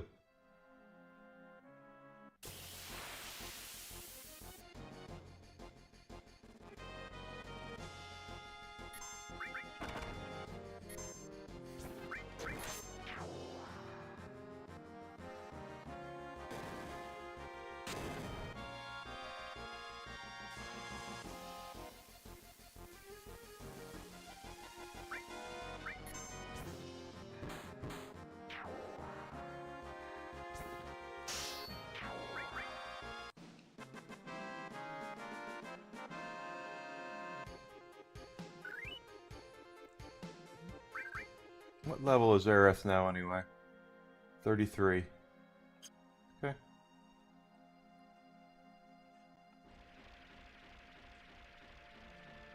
They'll try to settle out of court, and what'll need to happen is someone will have to file a class action lawsuit against them and actually drag their asses to court. But then, even then, they'll settle and only have to pay pennies on the dollar. When Sony got dragged to court over the PlayStation Network on the PlayStation 3, they gave everybody just one game.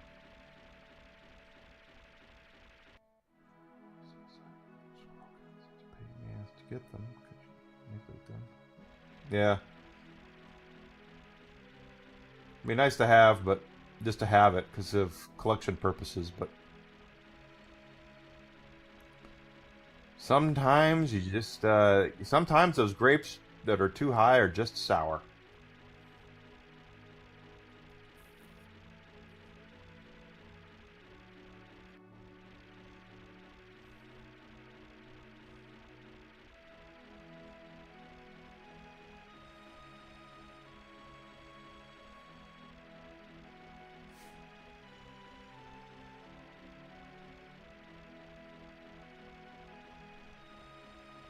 So that's how you get your level 4 limit breaks, is you get all your stuff up to level 3, and then you actually have to find the 4 limit break.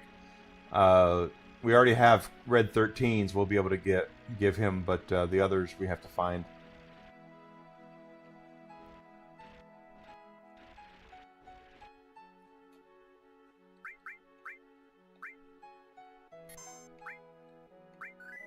Good thing we saved that.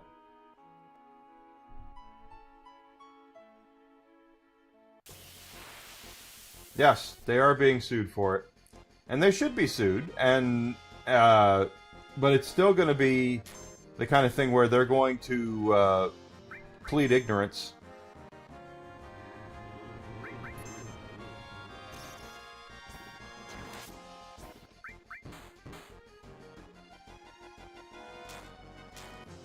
And just say, well, they should have read.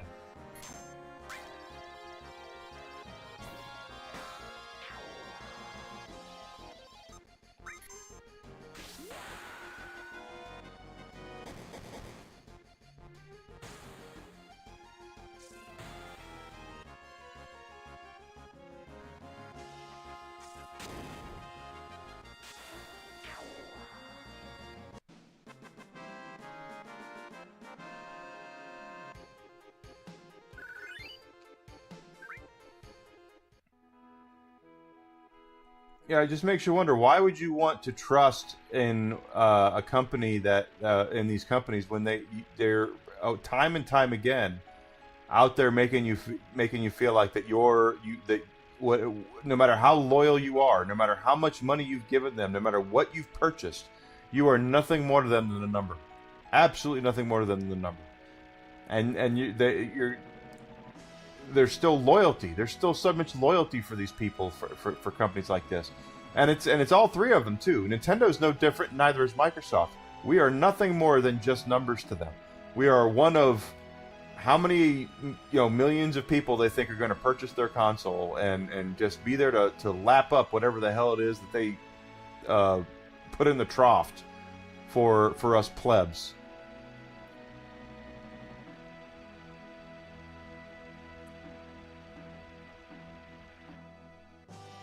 It's Cosmo Canyon.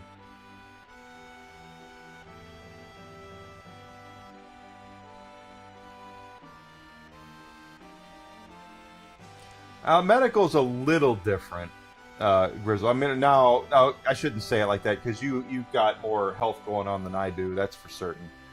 More health stuff going on. But I've never been in a situation where I felt like my doctor treated me nothing more than a number.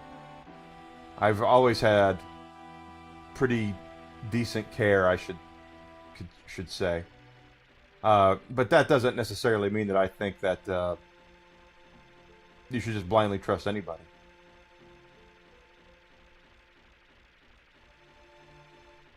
Especially when you find out that doctors are being paid by the pharmaceutical companies to recommend certain prescriptions to you, whether you need them or not.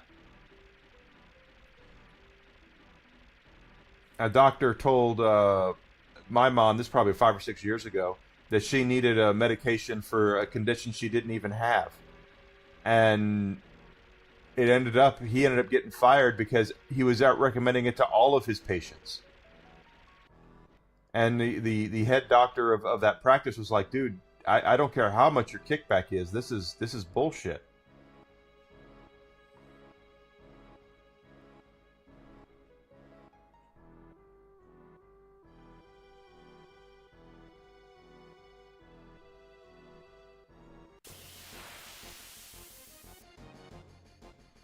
But definitely the game companies look at you as a statistic.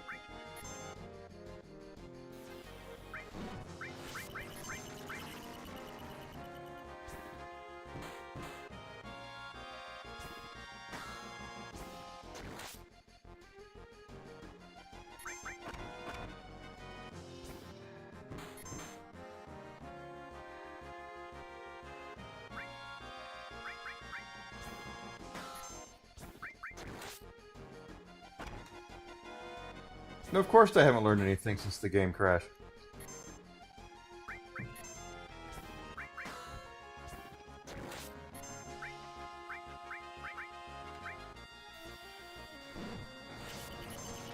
Even though the game crash was caused by other issues as well, but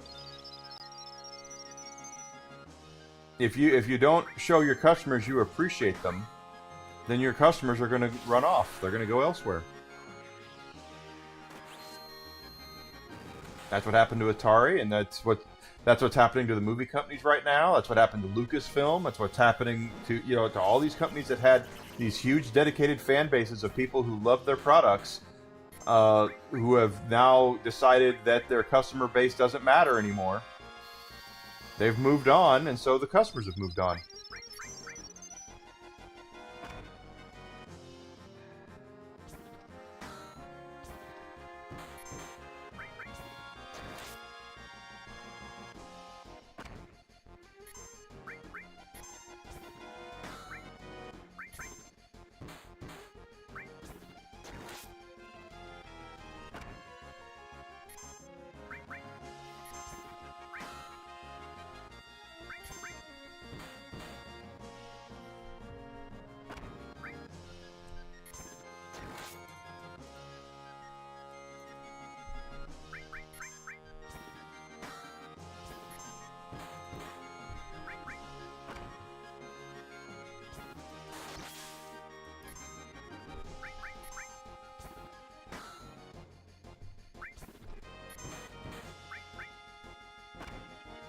Those who do not remember history are doomed to repeat it. That's 100% true.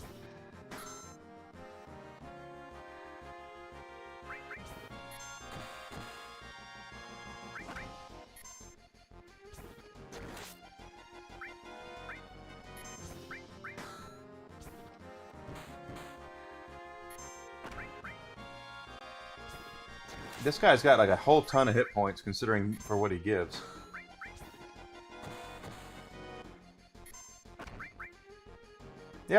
Yeah, and get to the point where you realize that a lot of people don't want to be preached to, and realize that maybe, just maybe, what people play video games for is to escape from the bullshit that's going on in the world today.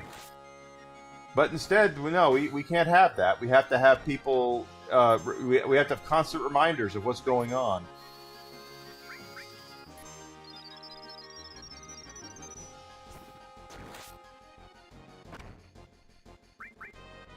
And anyone out there who tells you that you should only play games that you can identify with is an idiot. Guess what? I'm not an Italian plumber from Brooklyn, but I've stomped on a lot of Koopas and Goombas in my day, okay?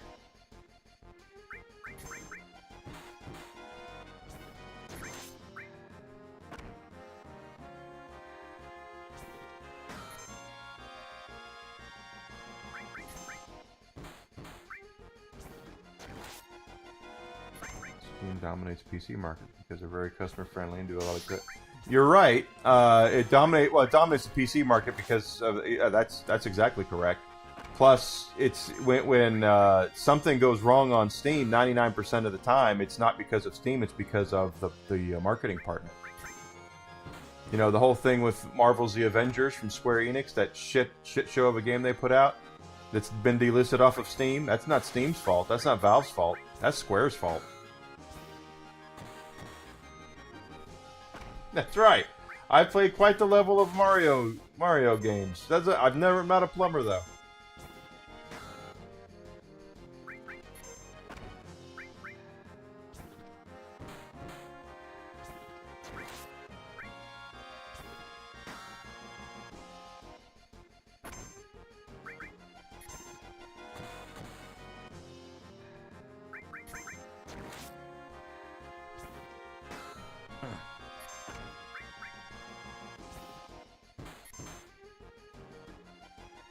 Exactly. You do what makes you happy. You should do what makes you happy. As long as you're not hurting anybody, as long as you're not doing anything to impact somebody else's life in a negative way, as long as you are minding your, doing your thing and you're letting everybody else do their own thing, because everyone's got their opinions and what they like or don't like.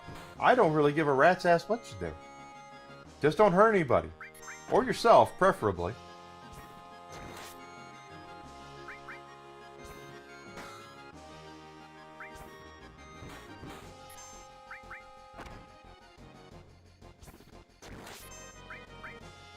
Correct. Steam will take responsibility for their storefront, and they should. But it's very rarely Steam's fault when anything goes wrong. It's usually the fault of the marketing partner, quite frankly.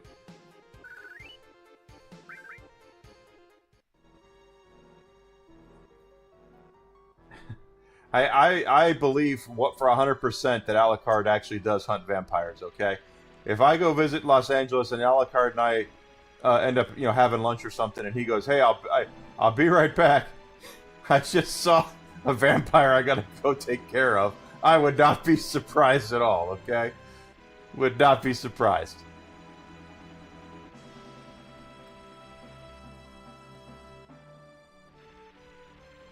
Life, liberty, and pursuit of happiness. That's right.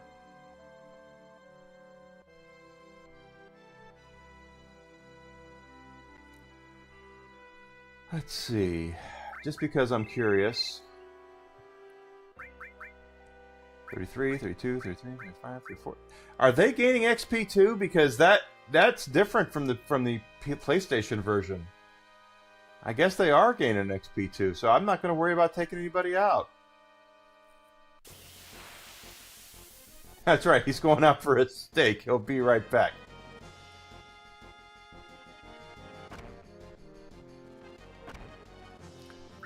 Just like our friend Abe, pretty sure he's got a Dragon Zord somewhere, okay? That's all I'm saying.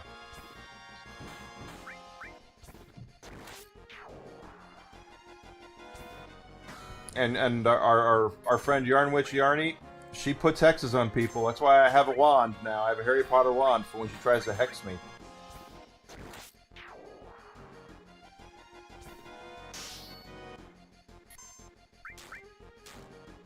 XP is shared now. Okay. They gain a tiny bit, but if you don't train them, they will still be... Okay, alright. That's something I'm not used to, is them getting... I can fully remember, guys, playing this game, playing Final Fantasy VII, where I had, like, Cloud and Tifa and... I'll just say Yuffie, we're like level 60, and I go and I look, and everybody else is level 30. And it's like, oh, shit. And that's just not good.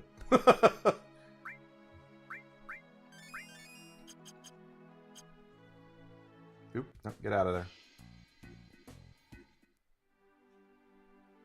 Persona does it as a bonus with your a social link. In Persona 5, it was the fanboy kid. I can't remember his name, Mishima. That the more you leveled him up, the more experience we shared between your party members, even including the ones that weren't in the party.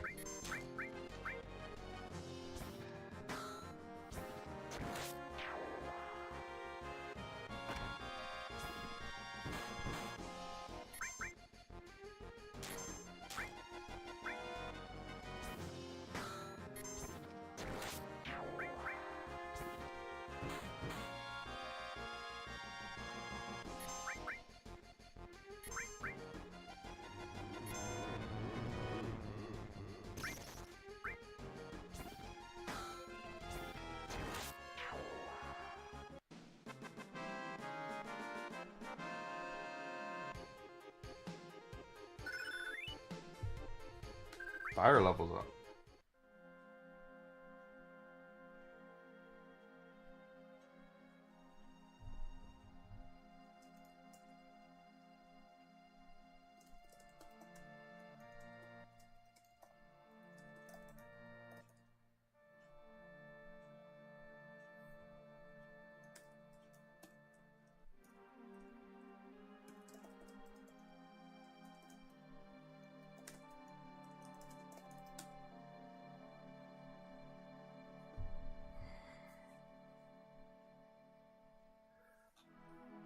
Grind like hell. I'm not afford to max out my archetypes.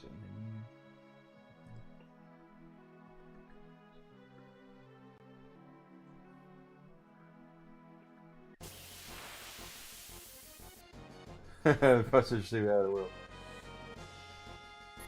Yeah, well, there's a lot of bad things about Final Fantasy VIII. In my opinion. Nothing against those who like Final Fantasy VIII. I do not.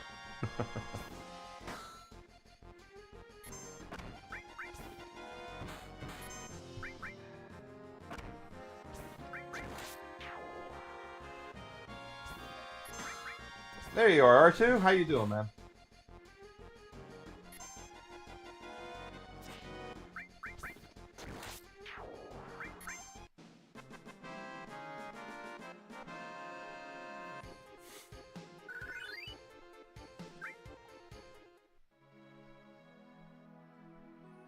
The junction system is so goofy in 8. Draw 99 fire spells and junction that to your hit points, but if you use it, you lose hit points. So why would you use magic? It makes no sense.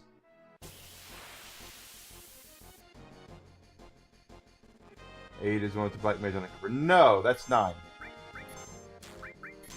8 is the one with Squall and Renoa and Cypher.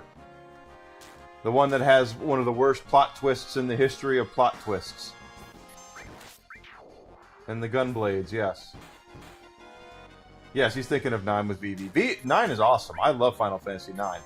But Final Fantasy 8, not so much.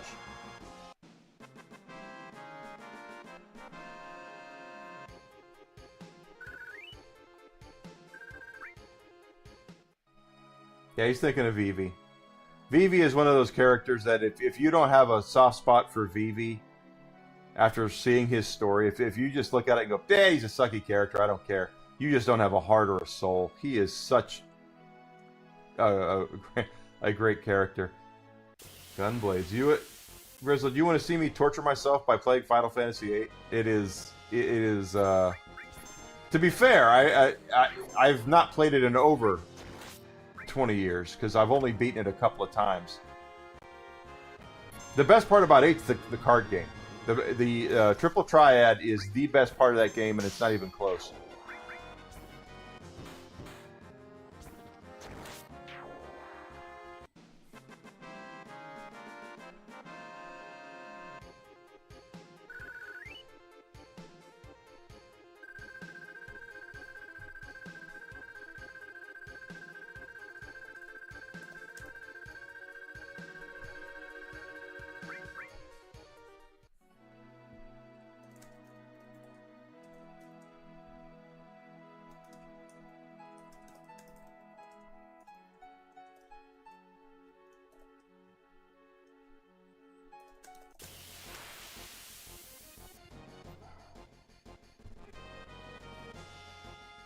And I've said it before, I'll say it again. Final Fantasy VIII's party, playable characters. If you have Squall and you have Renoa, if you could replace the rest of the group, you could have the Three Stooges and Laurel and Hardy and Abbott and Costello, and the story would change exactly 0. The rest of the party it has no bearing on the story at all. It is Squall and Renoa, and Squall and Renoa are very well developed, and they have a good story. But Irving and Quistis and Zell and Selphie don't. They're complete backdrops. They have no character development whatsoever. GTA 6 will allow players to connect their Spotify account and listen to their own playlists while driving. Yeah, well, not while... that's a brilliant idea, but it's not while streaming. VII is awesome character 1 point. He has such a tug at your heartstrings kind of guy.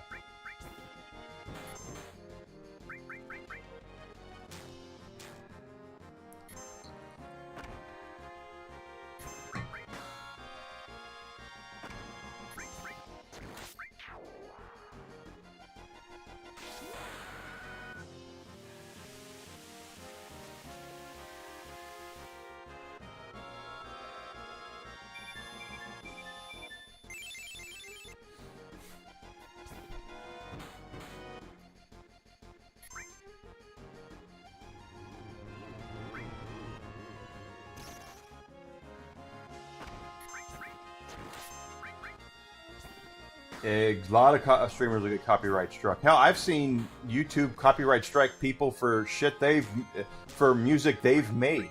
I think that's the most hilarious thing. Is some dude who makes his own music and puts it on his page got copyright struck for posting his own music.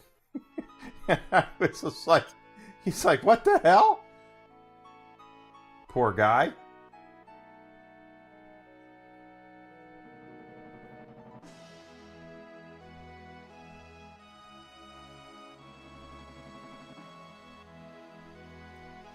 You know what, Alucard, you're right. That is a true statement right there.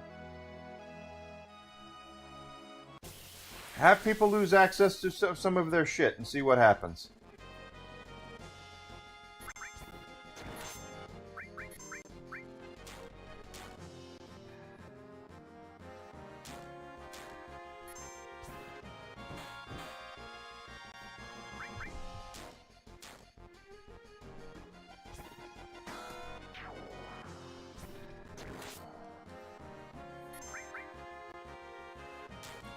Who's doing what here?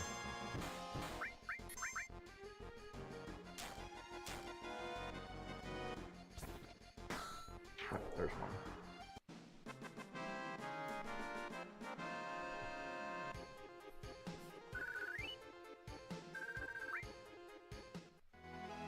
It is a kick in the pants that they need. Exactly correct. For them to realize, hey, we need to own our shit. We need to be able to own our shit. And we should. You should be able to own your shit. If you pay, especially for the prices they're charging. If you're paying $30 for a movie and then a couple of years later they take it from you, you know, $30 is not a lot. Is a lot of money for a lot of people.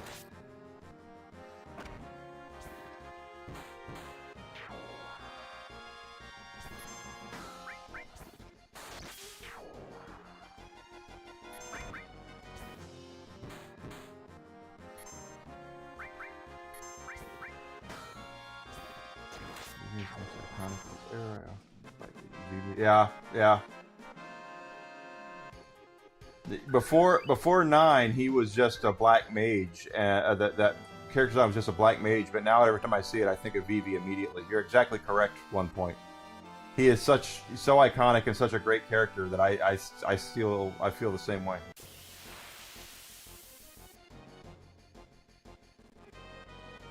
Yeah, yeah. I mean, if you're the point is you spend money on something like that, and especially when it says confirm purchase.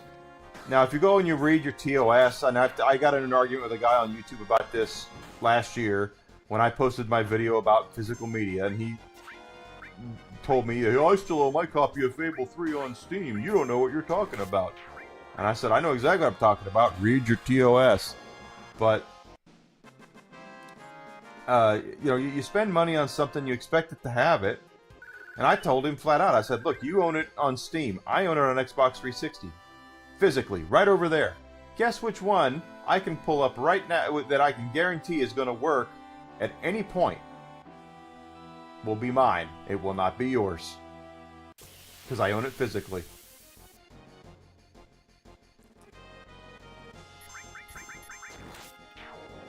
We're getting some legs out of Final Fantasy VII. I'm okay with this.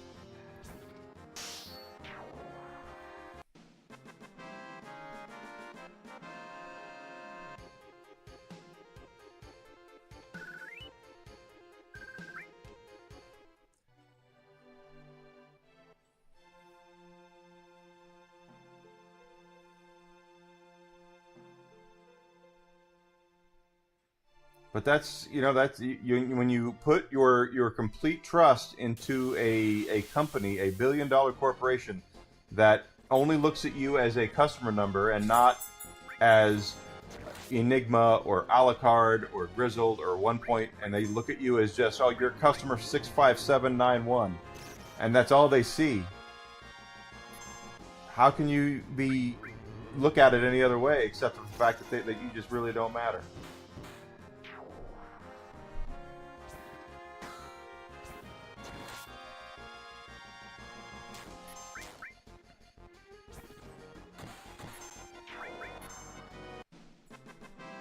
And the best thing you can do, if you're one of those people that's losing access to your copy of Terminator 2 or any movie that's losing access, the best thing you can do is go up to these places are all over the place, guys. You'll have local used media shops. I have one around here, a small chain called Disc Replay. Go in there and buy it there. Don't go to Best Buy. Don't go to Amazon and buy it brand new. Go buy a used copy from your local from your local physical media store, and that way the company won't see any of that money because it'll all go to that one store that bought it. That's how you do it. Don't give them the money back. Give it to somebody else if it's a movie you really want. Oh, Grumps.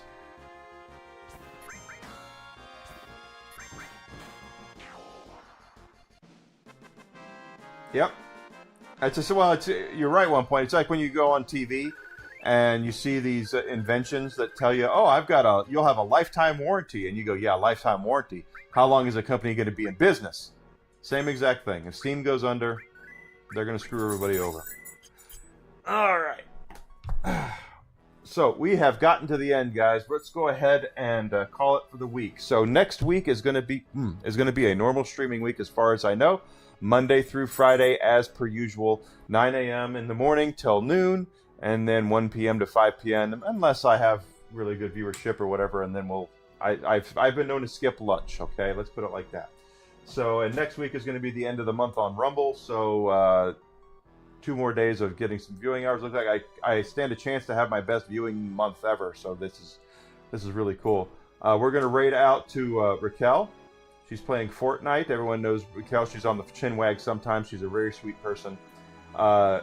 Folks on Rumble, please do me a favor. Go ahead and I'm going to get in the habit of saying this. Once we do this raid, go in there and say hi. Just say hi. That's all you got to do. You don't got to stick around if you don't want to and all that. I mean, it'd be nice if you would, because she needs viewing hours too. Everyone's in a lot of viewing hours. But just say hi to get that unique chatter, and that's going to be the most difficult thing for people to get next month on Rumble. So just say hi when you go in there, okay? We'll continue Final Fantasy VII next week. I have no plans to change that. I know that when Mouse Detective comes out in a couple weeks, I plan on playing that, but next week is going to be Final Fantasy VII. We're getting legs out of it right now. So I'll see everybody on Monday. Thanks for being here, guys. You take care of yourselves. And I'll see you next week, guys. Thank you so much for being here. Love you guys so much. Thank you, thank you, thank you. Greatly appreciate it. And you're right, One Point. A lot of people don't realize that.